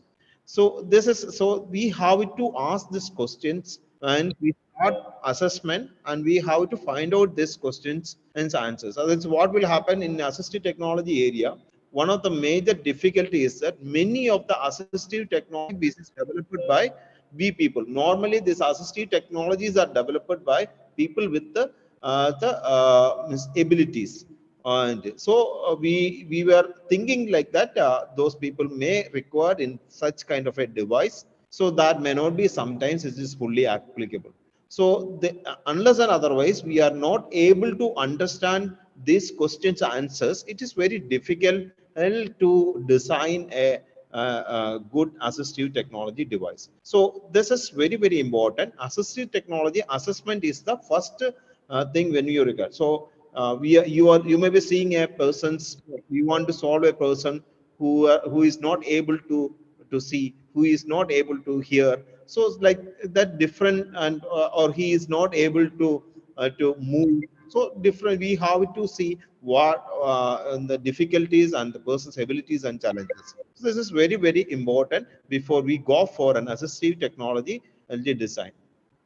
Uh, why is assistive technology early assessment is so important? As I was mentioned, and various studies and surveys indicate that half and possibly as much as 80% of assistive technology is abandoned by the prospective user. That means if we designed an assistive in the world, and out of 100 assistive technology is designed, 80% is not useful. So that is why we have to do the assessment of assistive technologies and the best possible way. Assessing an individual's assistive technology needs is make it far more likely to identify assistive technology devices and services which will improve the functionality capabilities. The poor match between technology and user are often than not leads to the abandonment of technology. So it's like we have, if we are, in short, it is if we are not properly done an assessment, and means what we design will be more useful for the intended person. So sometimes this technology may not be, it'll be mapped to the person we are thinking about. So first we have to take the most important step is to identify the right tool for the job. So assistive technology, if you want to design something in assistive technology area, this is a very, very collaborative type of work. It's like if I'm an assistive technology specialist, or I can't do directly and do something is ready made. So it's like we have to understand the person who is using. We have to also understand person who is assisting the caretakers as where it is used. So so this assessment is actually a very collaborative process. So rather than a one-time event conducted by a specialist, assistive technology assessment is the best thought of a collaborative process.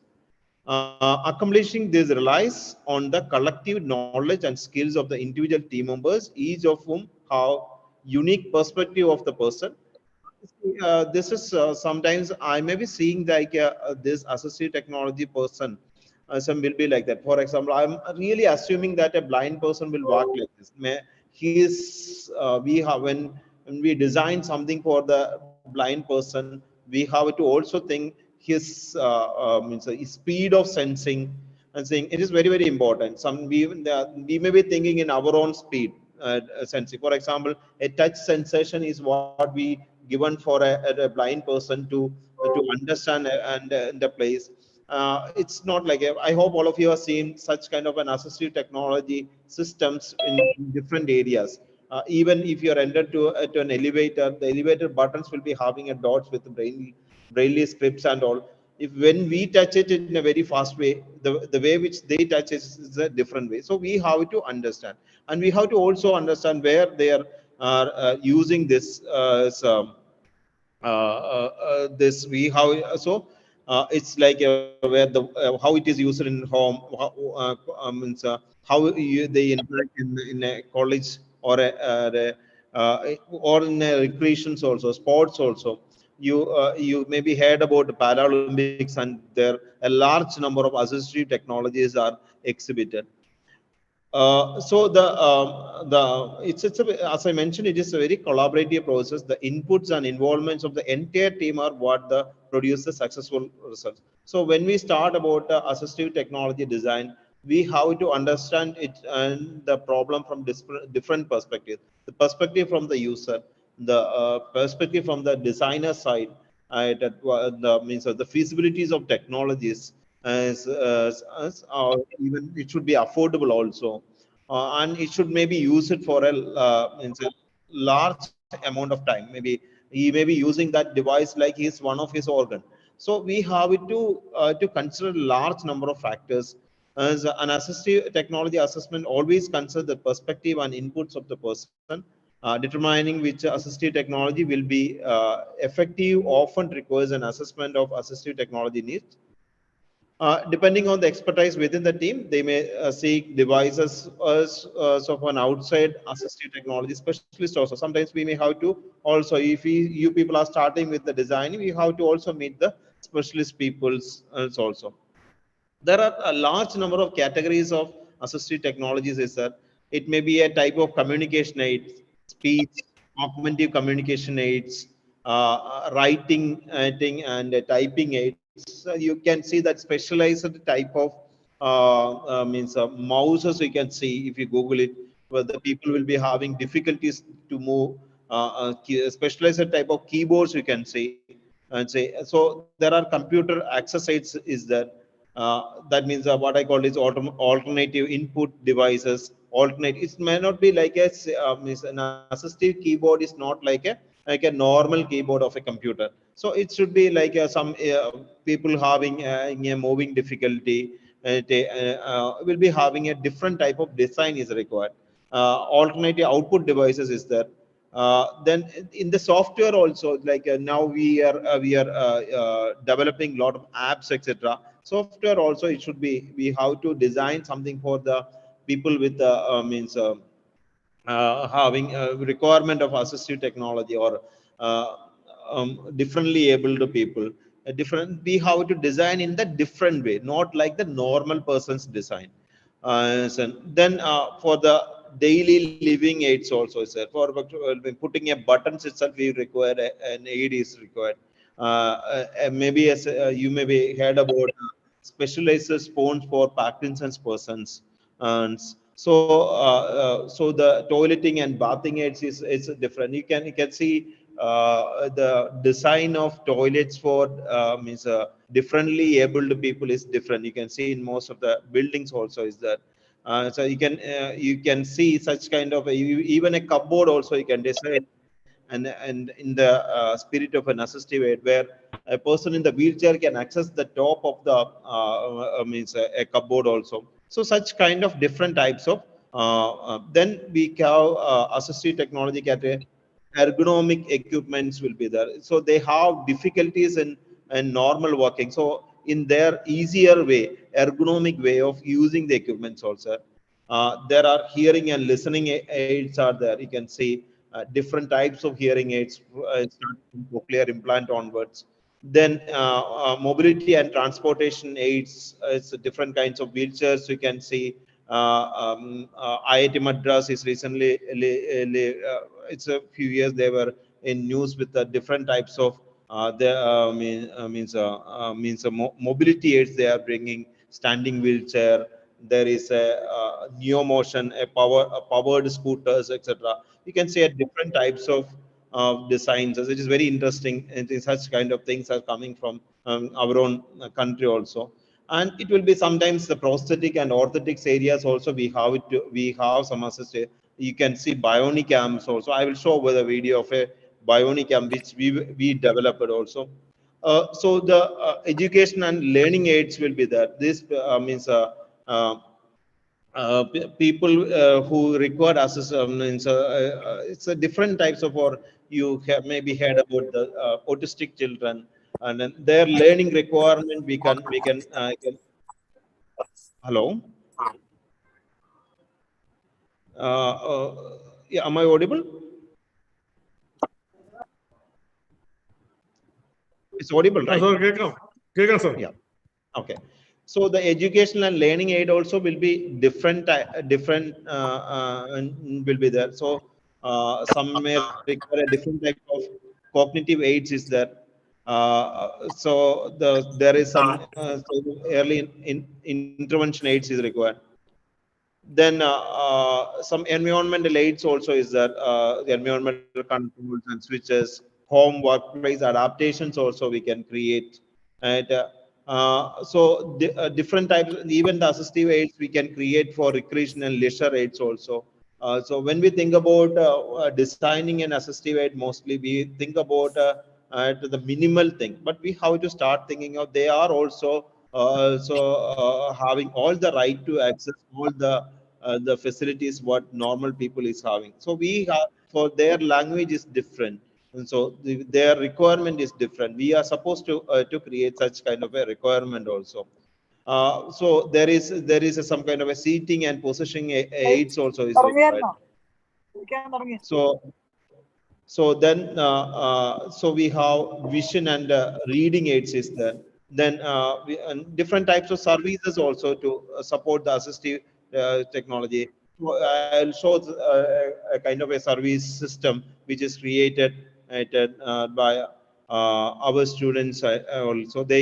So what they found is actually there is I'll show the video if possible. There are n number of assistive technologies is there. So you can see from started feeding tools onwards, wheelchair, different categories of assistive technologies are there. So I would like to take you, if possible, the access of. I hope you can see this video. Is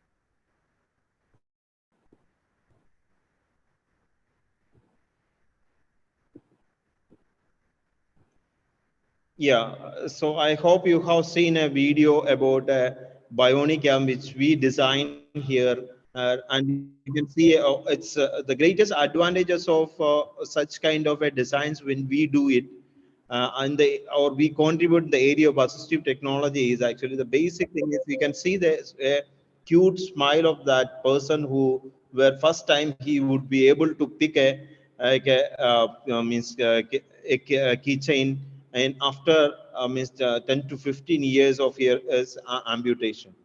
So that he by his thoughts itself, so he got able to show a cute smile. Assistive ടെക്നോളജിയിൽ നമ്മൾ contribute ചെയ്യുമ്പോൾ തന്നെ ഏറ്റവും നമുക്ക് ചെയ്യാൻ പറ്റുന്ന ഇങ്ങനെയുള്ള ഒരു good smile you can create the people who it's very innocent smile. So that is the way we can able to contribute it. This is another assistive device which we developed from here. It is called augment. It's a AAC device. Means it is used to help the cerebral palsy patients to communicate. നമ്മൾ സാധാരണഗതിയിൽ നമ്മൾ അതാണ് പറഞ്ഞത് assistive ടെക്നോളജിയിൽ നമ്മൾ design ചെയ്യുമ്പോൾ നമ്മളുടെ യൂസേഴ്സിനെ ശരിക്കും മനസ്സിലാക്കണം. സാധാരണ നമ്മൾ ഒരു കാര്യം പറയുമ്പോൾ നമുക്ക് വേറൊരാൾക്ക് ഞാൻ ഈ പറയുന്നത് നിങ്ങൾക്ക് കേൾക്കാൻ പറ്റും. പക്ഷെ ഒരു സെറിബ്രൽ പ്ലാസി പേഷ്യന്റിന് അല്ലെങ്കിൽ സെറിബ്രൽ പ്ലാസി ഉള്ള ഒരു പേഷ്യന്റിന് നമ്മൾ പറയുന്ന അതേ സ്പീഡിൽ കേൾക്കാൻ പറ്റത്തില്ല. സോ നമ്മളിപ്പോൾ ഒരു കാര്യം പറഞ്ഞു, അത് അവർക്ക് കിട്ടാൻ വേണ്ടി കുറച്ച് സമയം എടുക്കും. ഇത് ഈ ഒരു AAC ഓഗ്മെന്റീവ് അസിസ്റ്റീവ് ഡിവൈസ് എന്ന് പറയുന്നത്, AAC ഡിവൈസ് എന്ന് പറയുന്നത് നമ്മൾ പറയുന്നത് പെട്ടെന്ന് ഇതിലേക്ക് സ്റ്റോർ ചെയ്യും. ഈ കേൾക്കുന്ന സെറിബ്രൽ പ്ലാസി ഉള്ള ഈ കുട്ടിക്ക് ഇത് കേൾക്കണമെങ്കിൽ നമ്മൾ എന്താ പറഞ്ഞെന്ന് നമ്മൾ പറഞ്ഞു കഴിഞ്ഞ് തീരുന്നതിന് മുമ്പ് ആ സമയത്ത് ഇവർക്ക് അത് ഗ്രാസ്പ് ചെയ്യാൻ പറ്റില്ല. ഇവർക്ക് ഇതിന്റെ ഈ ഒരു റെഡ് ബട്ടൺ ഇതിൻ്റെ അകത്തുണ്ട്. അപ്പൊ ഇത് ഓട്ടോമാറ്റിക്കലി നമ്മൾ പറയുന്നത് സ്റ്റോർ ആവും. എന്നിട്ട് ഇവർക്ക് വീണ്ടും നമ്മൾ പറഞ്ഞ എന്താന്ന് മനസ്സിലായിരിക്കും, ഇവർക്ക് റീപ്ലൈ ചെയ്യാനുള്ള ഒരു അവസരം കിട്ടും. യെസ് സാർ, ആ വീഡിയോ ഇല്ലേ, അത് ഒന്നും കൂടെ ഒന്ന് പ്രസന്റ് ചെയ്യാവോ? യെസ് യെസ്, ഞാൻ പ്രസന്റേഷൻ കഴിഞ്ഞ അവസാനം ഒന്നും കൂടെ കാണിക്കാം. That's on. Okay sir. Okay sir. Okay. So ഇതാണ് നമുക്കൊരു AAC ഡിവൈസ് എന്ന് പറയുന്നത്. This is also we develop here. ഞാൻ വേറൊരു example, recent we develop means last time I went for a conference, it's called means an IIT Madras assistive അല്ലെങ്കിൽ disabled സിസ്റ്റത്തിനെ കുറിച്ച് ഉള്ള ഒരു എംപവർ എന്ന് പറഞ്ഞൊരു കോൺഫറൻസ് ഉണ്ട്. സോ ഇന്റർനാഷണൽ കോൺഫറൻസ് ആണ്, അതിൽ പാർട്ടിസിപ്പേറ്റ് ചെയ്യാൻ എനിക്ക് പറ്റി. സോ അത് Hello, sir. Yes. Sir, your screen is not being presented, so we can't see anything actually. Okay. Now it is visible? No. No. Okay, let me try once again. Video കണ്ടിരുന്നോ നിങ്ങൾ? ഇല്ല, കാണാൻ പറ്റുന്നില്ല. No, no, no. പറ്റില്ല sir. Video present ആയില്ല, screen sharing വന്നില്ല. Okay, once again I'll try.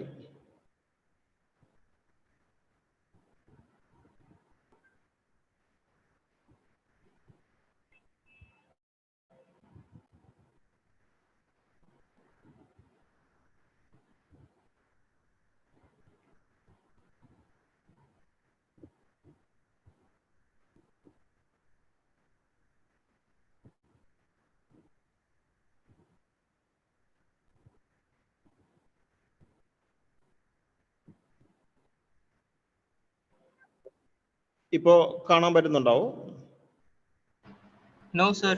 Sir, there should be a green icon near the bottom of the window saying share screen. Yeah, I'm using the same thing. Okay, it's not visible actually. One second, ഞാൻ ഒന്നുകൂടെ try ചെയ്തോട്ടെ.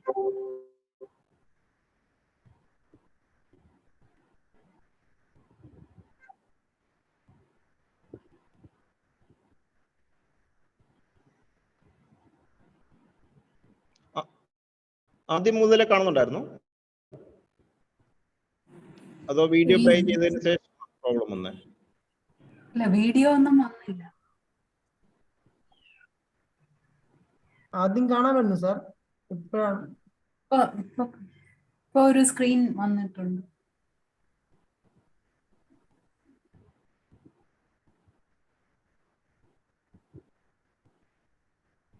ഇപ്പൊ screen കിട്ടുന്നുണ്ടോ? വീണ്ടും അത് പോയി. Sorry, let me try once again.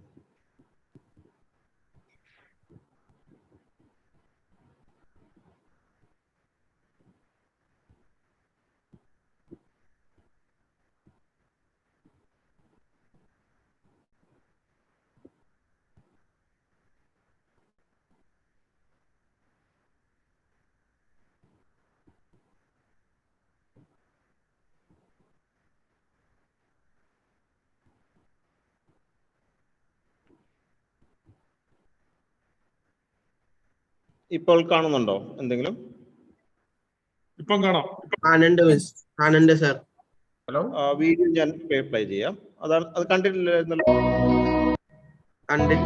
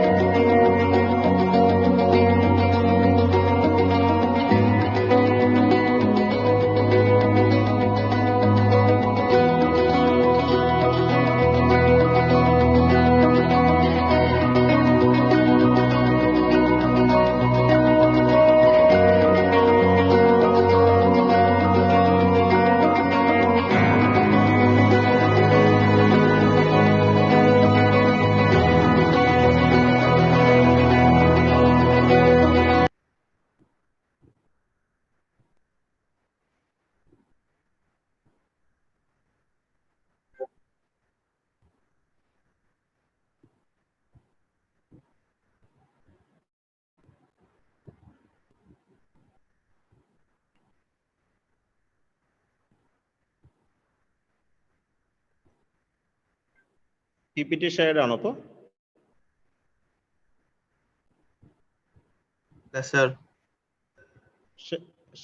PPT കാണാൻ പറ്റുമോ? ഇപ്പൊ കാണാൻ പറ്റുന്നില്ല. ഇല്ല, കാണുന്നില്ല. വീഡിയോ കണ്ടിരുന്നോ? കണ്ടു. One second.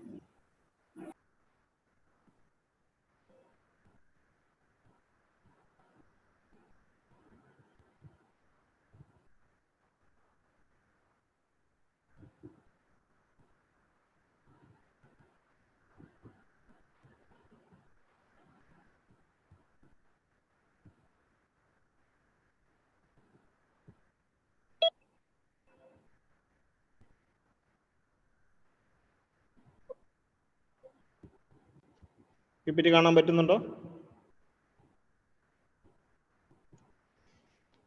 ഇല്ല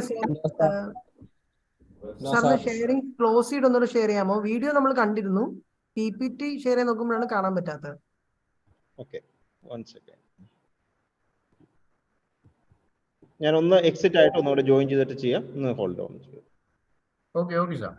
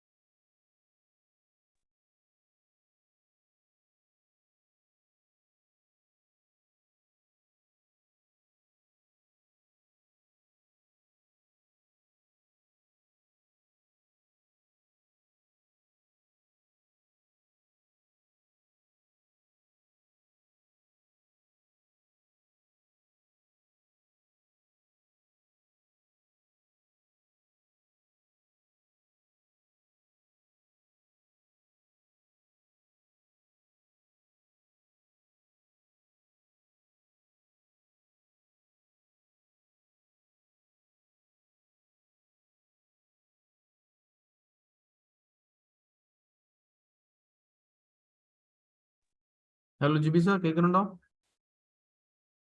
hello Jibin sir.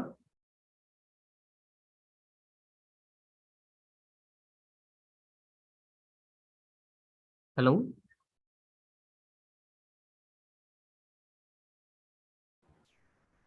Jibin sir. Screen കാണാൻ പറ്റുന്നുണ്ടോ ഇപ്പോൾ?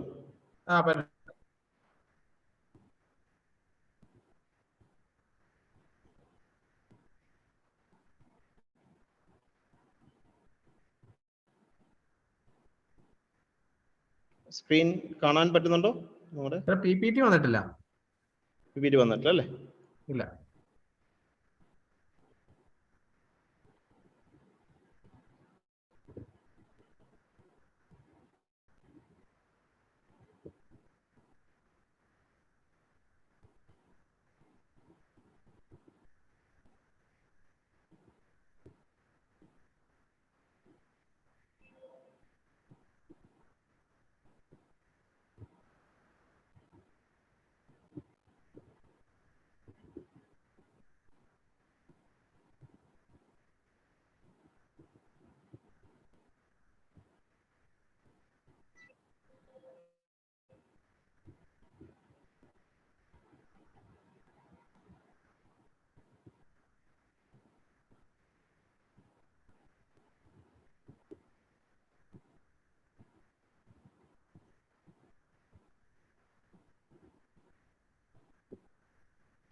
PPT പറ്റുന്നില്ലല്ലോ അല്ലേ?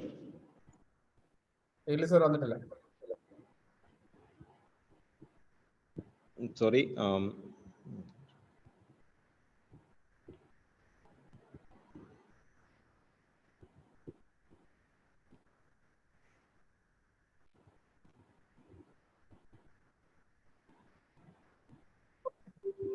സാർ അല്ലെങ്കിൽ തൽക്കാലം ആ PPT ഷെയറബിൾ ആണെങ്കിൽ നമ്മുടെ ശ്രീജിത്തിന് അയച്ചു കൊടുത്താല് അങ്ങനെ അയച്ചു കൊടുക്കാം, പെട്ടെന്ന് അയച്ചു കൊടുക്കാം. കോ ഹോസ്റ്റ് ആണല്ലോ. ഓക്കെ.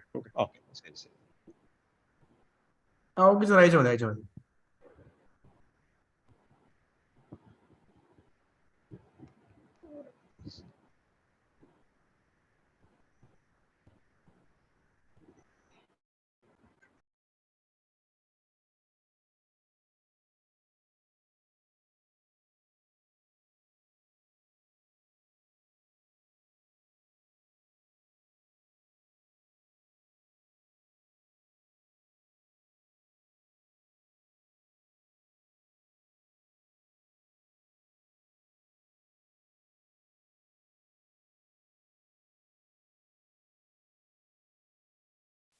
ശ്രീധരന്റെ മെയിൽ ID എനിക്കൊന്ന് മെസ്സേജ് ചെയ്യും.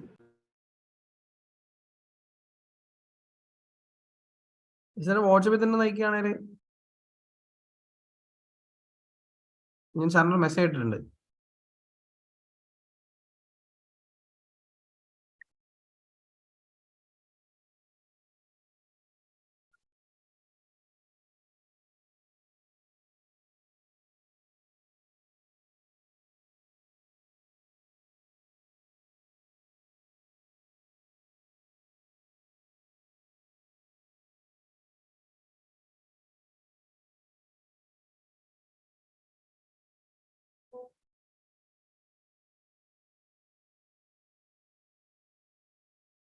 സാറെ കേട്ടിട്ടുണ്ട്, ഇപ്പൊ ചെയ്യാം.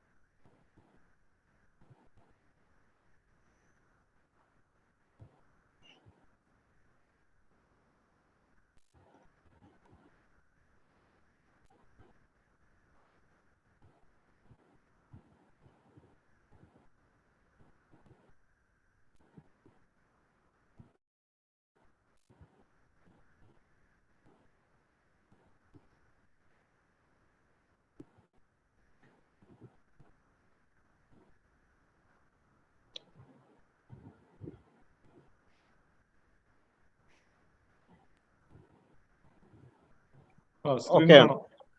അതെ, സ്ക്രീൻ കാണാം. സ്ലൈഡ് പ്ലേ മോഡിലേക്ക് ഒന്ന് ഇട്ടേക്കാവോ?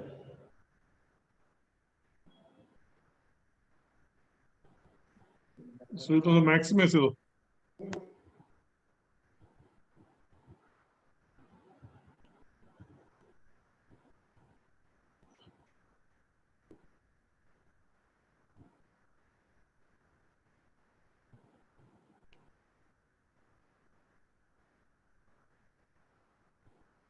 പ്ലേ മോഡിൽ എഴുതിയിടാവും.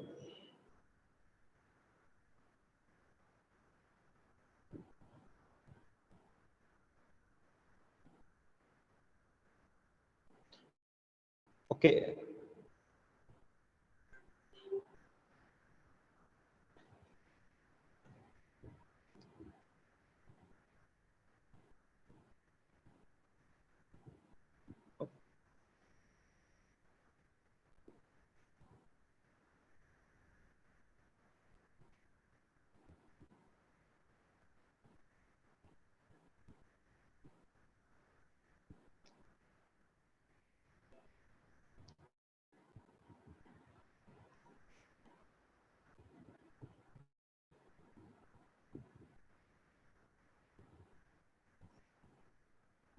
യെസ്. ഞാൻ ഈ സ്ലൈഡുകളൊന്നും കണ്ടില്ല എന്ന് ഞാൻ വിചാരിക്കുന്നു. നമുക്ക് ഇതിന്റെ പോയിന്റുകൾ നമ്മൾ ഡിസ്കഷനിലേക്ക് വരുമ്പോൾ തന്നെ ഞാൻ എടുത്തു വെച്ചോളാം. ഞാൻ പറഞ്ഞു പോയ കാര്യങ്ങൾ തന്നെയാണ്. We can go to 7th slide. Next സ്ലൈഡിലേക്ക് പോകാം.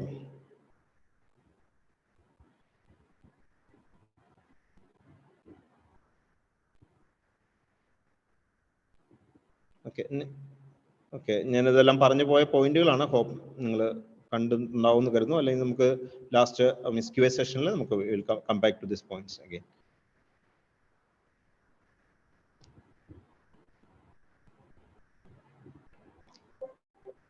Okay, next question. Next.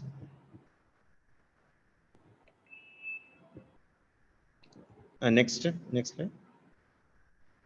Okay, next slide. Next slide. We'll start from here. There are different categories of assistive technologies are there. First one is, as I mentioned earlier, communication aid. Different categories is speech and cognitive communication aids will be there. Writing type communication. In computers also we require now differently able people require different types of keyboards, mouses, etc. They may not be able to move with the normal. Sometimes their hands won't be active. So such kind of a different types of computer access aids also is required. Alternative input devices, alternative output devices is required. Even we are using different types of softwares, apps, etc. is there. So there is a separate kind of designs and is required. They are also all the right to access all these devices, etc. But we have to design in a different way. So there is also assistive technology categories of daily living aids is that. So clothing, dressing aids will be, even putting a buttons itself we require some kind of an assistant for some such peoples will be there. Elderly peoples also sometimes require such kind of assistance. So they have the right to cook for themselves, eating maybe even if they are not they require a different kinds of spoons sometimes. And so home maintenance, toileting and bathing aids will be different. Another types of assistive technology is ergonomic type of we comfortably we should be able to handle each and everything. Hearing and listening aids will be there. We have seen that hearing aids people are wearing, so that is also an assistive aid in one time. Starting from cochlear implant to different kinds of hearing aids are there. There are different types of mobility and transportation aids. One major purpose of the human beings is the requirement of mobility. So starting from a normal wheelchair to a different categories of wheelchair you have seen. Say if, for example, we can't limit the requirement of a person who is using wheelchair. For example, sitting in the wheelchair itself, he should be able to take a material which is kept in an upper side cupboard. Now it's very interesting where there is a team is working in an IIT Madras. So also they are working in this kinds of mobility, standing wheelchair they have. So different kinds of they have power scooters are there. It is it is very interesting to see such kind of devices. In prosthetic and orthotics areas also we require different kinds of assistive devices also is there. One thing is the video which I have shown, which we developed in here in our campus, and so it's a bionic arm. So the prosthetic areas also we have a lot to contribute. And next slide.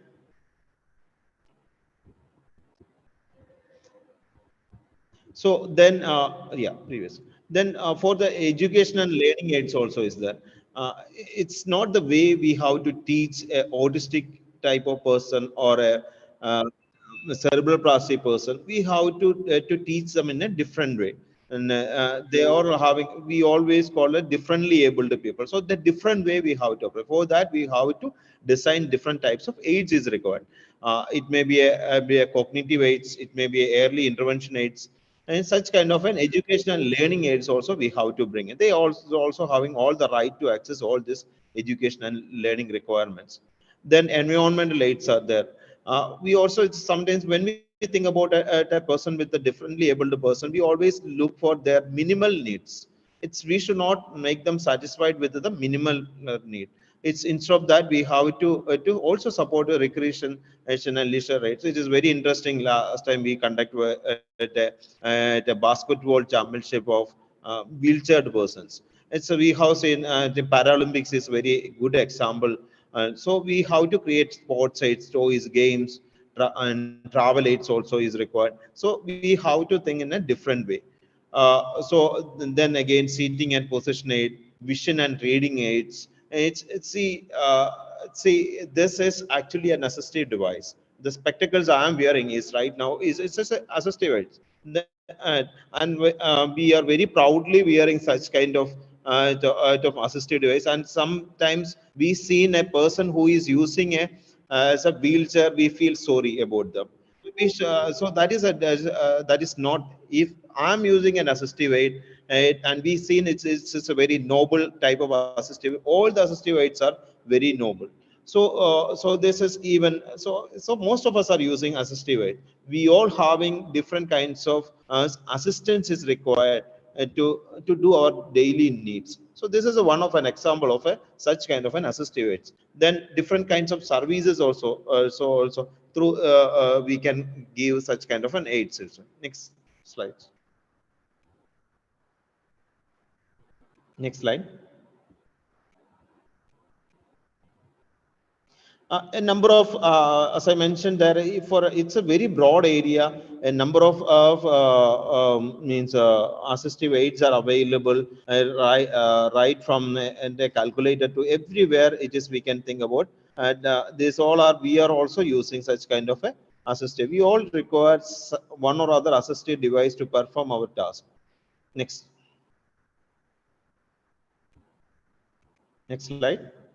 Yeah, this was means we call it as means Bionicam. So that is one of the Bionicam which we developed in our campus. And you can when I shown the video. I hope you have seen the smile of the person. That is what we get as an added such a advantage when we do some kind of innovations in this area, assistive area. So because this area is actually very less number of players are there, very less number of people are working is in this area. Some of these assistive aids are very costly also. If you think about these kinds of bionic armor, it is a monopoly of a single company in the market. So we have to come with such kind of a solutions which is affordable and accessible also. So next. Next slide. This is another means assistive devices I was telling, and we the people with differently abled people require a different types of requirement. This is actually a cerebral palsy patient is using a thing. Yeah, somebody was asking about which company is monopolizing Bionicam. It's Autobook. That's the company. If we can see different brands of Bionicams, etc. So almost all the brands is owned by a single company. So it's so if I'm also coming with such kind of a different brand, they will buy. So that is usually happening. So that is the answer which somebody was putting in the chat. Then comes to the next assistive aid is AAC. It's a very simple device actually, very simple device. Normally we speak to, so for example, if I am a person who is having this kind of listening problems, will be that, and if you are speaking to me, and say I will take some time to grasp it. So I need to replay again what you said. For that, we require a device that is called this AAC, augmentative assistive device. And the thing is like this types of devices is we are importing to India, and the requirement here it is very large. And the problem which everybody faces is when we import such kind of the after sales service is very difficult. And this all things is used by the rigid types of things, and used by even cerebral palsy patients and all. It will there is a lot of chance to means again and again repairment is required. Okay. Yeah, I'll answer during the Q&A during the monopoly questions. This is another means assistive device, which is developed by my colleague and a team. So I was sharing an experience with this team about how a person who is blind, mute, can communicate it. He means he is deaf also. A person who is blind, mute, and deaf, how he can able to communicate it. You see that among the sense organs, 3 sense organs is not working. So in order to get the input to a person, the only 2 more sense organs, one that is touch and taste. So that is the 2 more things. So they took that such kind of devices. So what they did means they converted means a person who is speaking a voice to is to a brainly. So the brainly, and so a person with normally how these people will be communicating, there will be an assist, there will be a caretaker or a person who is assisting also moving together with this person. And normally like you can see that they will be touching inside their palms, etc., and through touch sensations and they could able to communicate. So this is a way normally these people will do such kind of a communication. And this is when we do such kind of an innovation, there will be in the introduction itself, I was awarded with the Gandhi and Young Technological Innovation Award from Rashtrapati Bhavan. And in 2016, this is actually this is also a assistive device which will help means paralyzed patients defecation requirement is assisted and with an automatic system. So for that so if you do such kind of an innovation, and we will get a lot of recognitions also. Before I go to my means Q&A as well as the concluding ending, I hope you got at an overall idea. I will also share one video also in the WhatsApp. Can you able to play that thing? Yes, sir. Yes.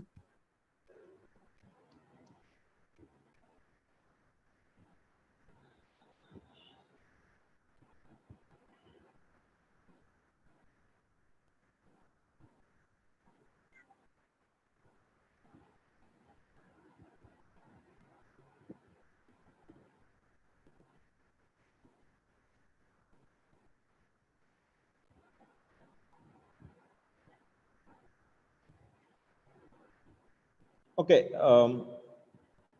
Before means somebody was asking about the monopoly of bionic arm systems. So it's not only bionic arm, all kinds of this bionic prosthetics is a monopoly of a company called Autobook. And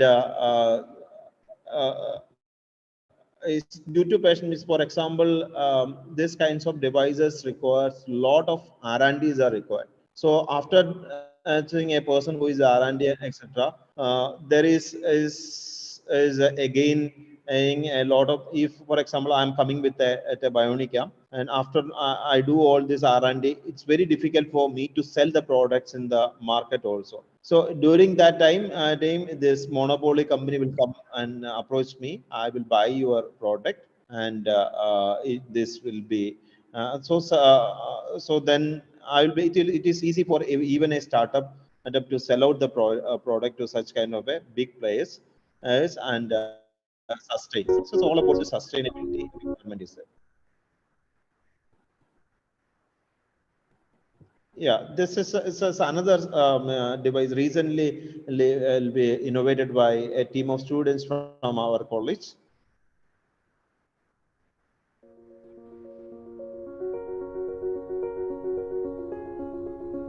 Normally,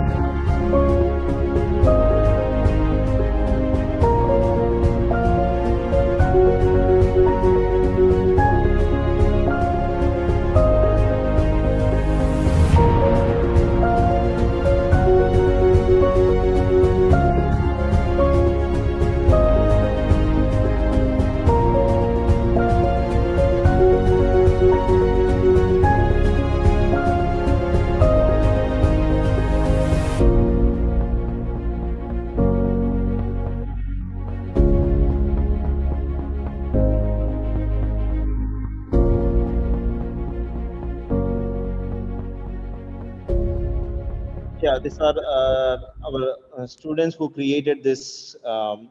This is actually what they were trying to solve a problem. Normally, they used to see that people with dialysis etc. needs to visit the hospital regular time. Every time ambulance assistance is not an easy task for them. So for them to travel even in a small car, they created this special stretcher which is foldable and which is able to keep it without making any kinds of modifications in a normal hatchback car. It is possible for them to transfer. So such kind of a simple concepts we could able to solve it and they done on it and they filed the patent for the same design. That's why I shown it's completely. So this kinds of solutions it is possible and it is very important and we to solve such kind of a problems because India is a very big country and we have a large number of people with differently abled capabilities and they are also having all the rights to get all the facilities and accessibility to so that's a way we can they have the rights is there, so we have to give them access to all these things. For that we require the young minds of our country to solve the problems of them and create such kind of an assistive devices. It is it's very simple way you can solve it. Even in holding a pen also sometimes it is very difficult. You can make an easy way of making a pen holder also is possible. So different ways we can solve this one. You look around the problems around you, understand the problems, and as I mentioned in the beginning, we have to able to answer the questions also. So that's my side, and if you require, if you I'm happy to answer your questions also. Sorry, in between due to technical problems, we lost some time. Anyway, please answer. Please ask your questions. So we have 5 minutes for these questions and answers. So students may please quickly ask them.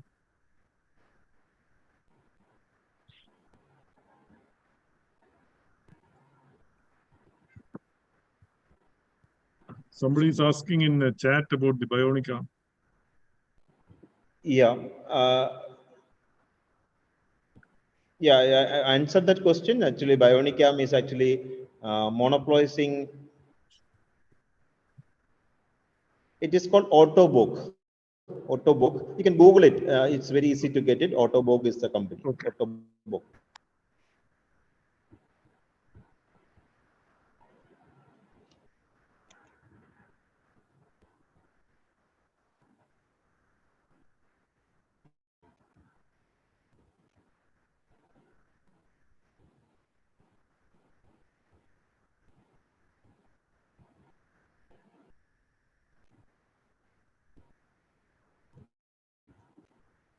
Hello, sir. Yes. Sir, this is regarding that structure. Okay, the last one you showed now on video. So, Yeah. can we carry the patient on that structure itself to the hospital, or after reaching the hospital, do we need to take the patient in another structure? ഇവിടെ നമ്മൾ use ചെയ്യുന്ന ഒരു concept എന്ന് പറയുന്നത് means നമ്മൾ സാധാരണഗതിയിൽ dialysis patients പോലെയുള്ള patients ഉണ്ട് റെഗുലർ ഹോസ്പിറ്റൽ വിസിറ്റ്സ് വേണ്ടി വരുന്നത് അവരെ നമ്മൾ സാധാരണ നമ്മൾ പേഷ്യൻസിനെ തന്നെ എപ്പോഴും നമ്മൾ ട്രാൻസ്ഫർ ചെയ്യാൻ വേണ്ടി എസ്പെഷ്യലി വീക്ക് പേഷ്യൻസിനെ നമുക്ക് മീൻസ് ആംബുലൻസിൽ പ്രോപ്പർ ഇമ്മൊബിലൈസേഷൻ വെച്ചിട്ട് മാത്രമേ ട്രാൻസ്ഫർ ചെയ്യാൻ പാടുള്ളൂ സാധാരണ അങ്ങനെയുള്ള ഇതിൽ. പക്ഷെ ഇവിടെ മീൻസ് പേഷ്യന്റ് ഡെയിലി മൂവിങ് അല്ലെങ്കിൽ ഒരു ഡയാലിസിസ് പേഷ്യൻസിനെ എപ്പോഴും എല്ലാ ദിവസവും ആംബുലൻസ് വിളിച്ച് പോവുക എന്ന് പറയുന്നത് ഇറ്റ്സ് നോട്ട് അഫോർഡബിൾ ഓൾസോ. അപ്പൊ അവർക്ക് അവരുടെ സ്വന്തം കാറിൽ അവർക്ക് പോകാം. അങ്ങനെയുള്ള ഒരു റിക്വയർമെന്റ് ആണ് ഇവിടെ വരുന്നത്. അങ്ങനെയുള്ള means frequently hospital visits required ആയിട്ടുള്ള പേഷ്യൻസിന് വേണ്ടിയാണ് നമ്മൾ ഇങ്ങനത്തെ ഒരു ഡിവൈസ് നിൽക്കുന്നത്. ഞാൻ ആദ്യം പറഞ്ഞപ്പോൾ നമ്മൾ ഇതുപോലത്തെ ഒരു ഡിവൈസ് എവിടെ ഉണ്ടാക്കുന്നു, എന്തിനു വേണ്ടി ഉണ്ടാക്കുന്നു എന്നുള്ളത് വളരെ ക്ലിയർ ആണ്. അല്ലാതെ നമുക്കൊരു നോർമൽ സ്ട്രെച്ചറെ റീപ്ലേസ് ചെയ്യാൻ വേണ്ടി നമ്മൾ ശ്രമിക്കുക അല്ലെങ്കിൽ അങ്ങനെ നമ്മൾ ഇവിടെ പ്രതീക്ഷിക്കുന്നില്ല. ഇവിടെ പ്രതീക്ഷിക്കുന്നത് ഡെയിലി നമുക്ക് ഒരു such kind of A transfer requirement ഉള്ള പേഷ്യൻസിന് വേണ്ടി മാത്രമാണ്. സർ, ഹോസ്പിറ്റലിൽ എത്തിക്കഴിഞ്ഞാൽ ഇതേ സ്ട്രക്ചറിൽ ഹോസ്പിറ്റലിൽ എടുത്തുകൊണ്ടുപോകാൻ പറ്റുമോ? കുഴപ്പമൊന്നുമില്ല. ഇത് സ്ട്രെച്ചറിൽ തന്നെ മാറ്റുന്നതിന് കുഴപ്പമൊന്നുമില്ല. എത്തിക്കുന്നതിനും കുഴപ്പമില്ല. പക്ഷേ ഈ സ്ട്രെച്ചർ നമ്മൾക്ക് ഇതിന്റെ അടിയിൽ വീൽസ് ഒന്നും നമ്മൾ എക്സ്പെക്ട് ചെയ്തിട്ടില്ല. ഇത് നമ്മൾ ചെയ്തിരിക്കുന്നത് ഫോൾഡബിൾ ആണ്. അതുപോലെ അതിന്റെ അകത്ത് ഇങ്ങനെ വളഞ്ഞാണല്ലോ കിടക്കുന്നത്, സ്ട്രെയിറ്റ് അല്ല. അപ്പൊ നമ്മൾ എടുത്തു കഴിയുമ്പോ ആ ഒരു സ്റ്റിഫ്നെസ് കിട്ടുമോ? മറ്റേ സാധാ സ്ട്രക്ചറിന്റെ ഒരാളെ ക്യാരി ചെയ്യാനുള്ള ഒരു പറ്റില്ല. അങ്ങനത്തെ സാധാ സ്ട്രക്ചറിനെ ക്യാരി ചെയ്യുന്ന ഒരു എഫക്റ്റ് അല്ല ഇവിടെ എക്സ്പെക്ട് ചെയ്യുന്നത്. അങ്ങനത്തെ ഒരു ഞാൻ പറഞ്ഞല്ലോ, ഇത് സാധാ സ്ട്രക്ചർ അല്ല അത് നമ്മൾ ഉദ്ദേശിക്കുന്നത്. സ്ട്രെച്ചറിന്റെ പർപ്പസ് സ്ട്രെച്ചറിന് മാത്രമേ നമുക്ക് ചെയ്യാൻ പറ്റത്തുള്ളൂ. ഈവൻ ഒരു പേഷ്യന്റിനെ നമ്മൾ ഇങ്ങനെ ഒരു മീൻസ് ഒരു ഫുള്ളി വീക്ക് ആയിട്ടുള്ള ഒരു പേഷ്യന്റിനെ നമുക്ക് കൺസിഡർ ചെയ്യാൻ പറ്റത്തില്ല. ഒരു മീൻസ് നമ്മൾ ഒരു ഡയാലിസിസ് പേഷ്യന്റിന്റെ ഒരു ഐഡിയൽ കേസ് എടുത്താൽ മതി. അങ്ങനത്തെ ഒരു പേഷ്യന്റിന് നമുക്കൊരു സാധാരണ ഒരു കാർഡ് ട്രാൻസ്ഫർ ചെയ്യാൻ വേണ്ടി ബുദ്ധിമുട്ടാണ്, ഇരുത്തിക്കൊണ്ട് പോകാൻ വേണ്ടി. അപ്പൊ അവർക്ക് പക്ഷെ ഫ്രീക്വന്റ് ആയിട്ട് അവർക്ക് വിസിറ്റ് ചെയ്യുകയും ചെയ്യും. അതിനുവേണ്ടിയുള്ള ഒരു റിക്വയർമെന്റ് ആയിട്ട് മാത്രം ഇതിനെ കൺസിഡർ ചെയ്യാം. നമ്മൾ ആ ഒരു പ്രോബ്ലം സ്പെസിഫിക് ആണ് അതിൽ. അല്ല, നമ്മൾ ഒരു സാധാ കാറില് ആ സീറ്റ്, ഫ്രണ്ടിലത്തെ സീറ്റ് മടക്കി ബാക്കിലത്തെ ഇതൊക്കെ മടക്കി കഴിഞ്ഞാൽ ഈ സ്ട്രക്ചർ ഇല്ലാണ്ട് ഒരാൾക്ക് അവിടെ കിടക്കാനുള്ള ഓപ്ഷൻ ഇല്ലേ? പക്ഷെ അത് കംഫർട്ടബിൾ ആയിട്ട് കിടക്കാൻ പറ്റില്ലല്ലോ നമ്മൾ ഉദ്ദേശിക്കുന്നത്. ഓക്കെ, അത് ഉണ്ടാവത്തില്ല. നമുക്കൊരു സ്ട്രെച്ചർ എന്ന് പറഞ്ഞാൽ ഇതൊരു സീറ്റിംഗ് പോലെ നമ്മളൊരു ഫിൽഡ് ആയിട്ടുള്ള ഒരു റിക്വയർമെന്റ് ആയിട്ട് തന്നെയാണ് കൊണ്ടുവന്നിരിക്കുന്നത്. ഇതിപ്പോ ഇത് ഡിസൈൻ ചെയ്തിരിക്കുന്നത് ഒരു കാറിന്റെ ഡിക്കിക്കകത്ത് വെച്ചിരിക്കുന്ന ഒരു സാധനം എടുത്ത് നൂർത്ത് വെച്ച് അയച്ച് ഒരു പേഷ്യന്റിനെ കയറ്റി ഒരു ഡ്രൈവറിന് മാത്രം ഒരാളെ പേഷ്യന്റിനെ കൊണ്ടുപോകുന്ന രീതിയിലാണ് ഈ സ്ട്രെച്ചറിന്റെ ഡിസൈൻ വന്നിരിക്കുന്നത്. Okay sir. അതുപോലെ ബയോണിക് ആം എന്ന് പറഞ്ഞില്ല, അത് നമ്മുടെ കൈപ്പത്തി ആണോ ഉദ്ദേശിച്ചത്? കൈപ്പത്തിയുടെ ഭാഗമാണോ ഫോട്ടോ ഉണ്ട്? അതായത് നമ്മുടെ എൽബോ മുതൽ മുകളിൽ വെച്ചിട്ടുള്ള ആംബ്യൂട്ടേറ്റ് ആയിട്ടുള്ള പേഷ്യന്റിന് വേണ്ടിയുള്ളതാണ്. അപ്പൊ അതില് നമ്മുടെ അതെങ്ങനെയാണ്? അല്ല, നമ്മുടെ സെൻസ് എങ്ങനെ എടുത്തിട്ട് നമുക്ക് ഇഷ്ടമുള്ള ഫിംഗർ അപ്പം മടക്കാൻ പറ്റുമോ അത് വെച്ച്? പറ്റും. അതാണ് ബയോണിക് എന്നുള്ള വാക്ക് വരുന്നത് തന്നെ. അങ്ങനെ നമുക്ക് നമ്മുടെ തിങ്കിങ്ങിനനുസരിച്ച് കൺട്രോൾ ചെയ്യാൻ പറ്റുമ്പോഴാണ് നമ്മൾ ബയോണിക് ആമെന്ന് പറയുന്നത്. അപ്പൊ നമ്മുടെ നോർമൽ കൈ മടക്കണ പോലെ തന്നെ അത് വെച്ചിട്ട് നമുക്ക് യൂസ് ചെയ്യാൻ പറ്റും? നമുക്ക് ഇഷ്ടമുള്ള പോലെ തന്നെ ചെയ്യാൻ പറ്റും? നമ്മുടെ നോർമൽ കൈ വെച്ചിട്ട് നടക്കുന്നു. ഒരു കാര്യം നമ്മൾ ഓർത്തോളൂ, ഏത് നാച്ചുറൽ ബയോമെഡിക്കൽ എഞ്ചിനീയർ, അപ്പോൾ ആർട്ടിഫിഷ്യൽ ഓർഗൻസും കാര്യങ്ങളും എല്ലാം നോക്കുന്നതാണ്. ഒരിക്കലും ഒരു നാച്ചുറൽ വേയിൽ ഒരു ഡിവൈസിനെ നമുക്കൊരു എഞ്ചിനീയറിംഗ് ഡിവൈസ് വെച്ച് ചെയ്യാൻ പറ്റില്ല. പക്ഷെ നമുക്കൊരു ബേസിക് അല്ലെങ്കിൽ മിനിമൽ റിക്വയർമെന്റ് അല്ലെങ്കിൽ നമുക്കൊരു ബെസ്റ്റ് ടൈപ്പ് ഓഫ് റിക്വയർമെന്റ്സ് നമുക്ക് ചെയ്യാൻ പറ്റും. അതായത് നമുക്കൊരു കാര്യം എടുക്കാൻ പറ്റും, ഗ്ലാസ് ഒക്കെ എടുക്കാൻ പറ്റും.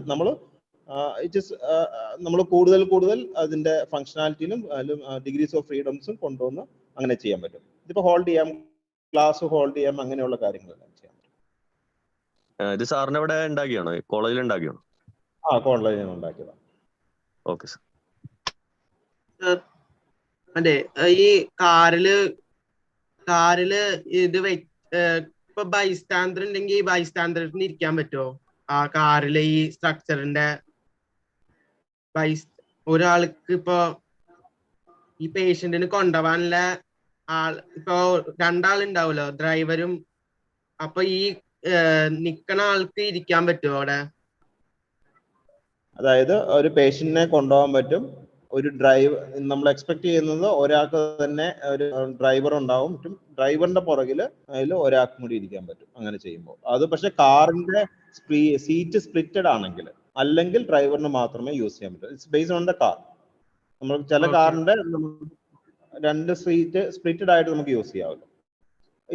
ഇവിടെ ഒരു പ്രത്യേകത എന്ന് പറയുന്നത്, ഈ ഒരു മീൻസ് ഇന്നോവേഷൻ എന്ന് പറഞ്ഞാൽ നമ്മൾ കാർ മോഡിഫൈ ചെയ്യേണ്ട കാര്യമില്ല. നോർമലി ഇങ്ങനെയുള്ള പേഷ്യന്റിനെ ക്യാരി ഔട്ട് ചെയ്യാൻ വേണ്ടി ഒരു കാറിനെ മോഡിഫൈ ചെയ്തുകൊണ്ട് തന്നെയാണ് പലരും ഉപയോഗിക്കുന്നത്. അപ്പൊ ഈ ഇപ്പൊ റൂമിന്റെ ഉള്ളിൽ നിന്ന് നമ്മൾ കാറിലേക്ക് കൊണ്ടുപോകാന്ന് വെച്ചാ അതിനെ കടത്തിയിട്ട് കൊണ്ടുപോകാൻ പറ്റില്ലല്ലോ. അപ്പൊ ഫോൾഡ് ചെയ്ത് നേരെ ട്രാൻസ്ഫർ ചെയ്യാൻ പറ്റും. വീൽ ചെയർ ആക്കിയിട്ട് ട്രാൻസ്ഫർ ചെയ്തിട്ട് കൊണ്ടുപോകാം.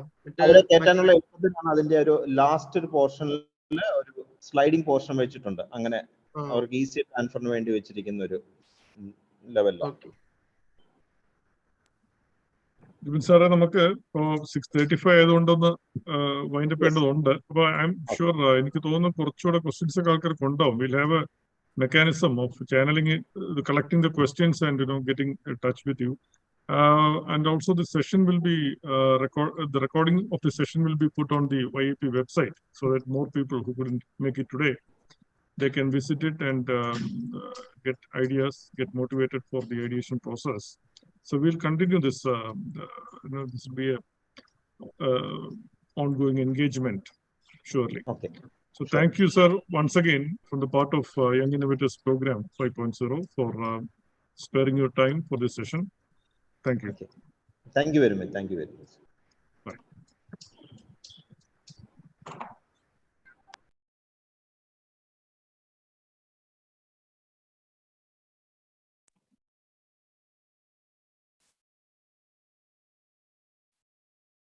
Abhijit, has the next speaker come?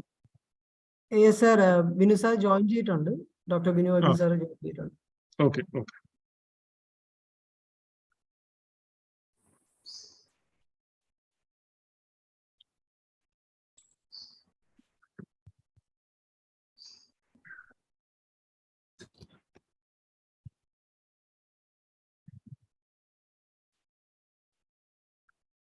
Binu sir, Binu sir, are you there? Yeah, good evening, sir. So I'll just give a short intro. So YIP 5.0 ഭാഗമായി നടക്കുന്ന Thematic Talks series third day ആണ്. The next session will be have on fisheries and ocean sciences. So the expert who is here to talk to us is Dr. Binu Varghese, Assistant Professor, Kerala University of Fisheries and Ocean Sciences. Welcome, sir. Over to you. Thank you, sir. I'll just try to share my screen. Yes, sure. Co-host on, sir. You can share.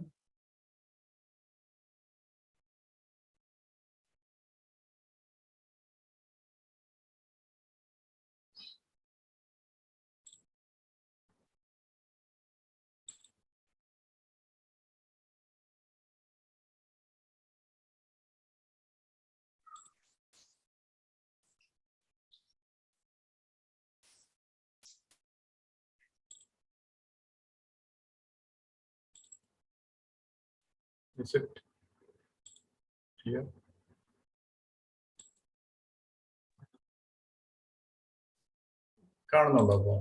Yeah, we can see the screen. Yeah. Okay.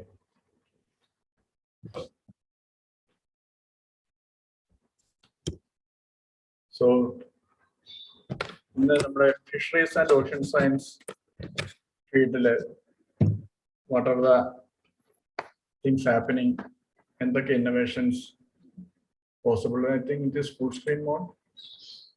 Yeah. Now I think it is in full screen mode. Yes. Okay. So just I'll be giving a brief on that because many maybe may not from the field, so it will be helpful for them. So a small background of it, what is there in the fisheries and aquaculture sector also I can give.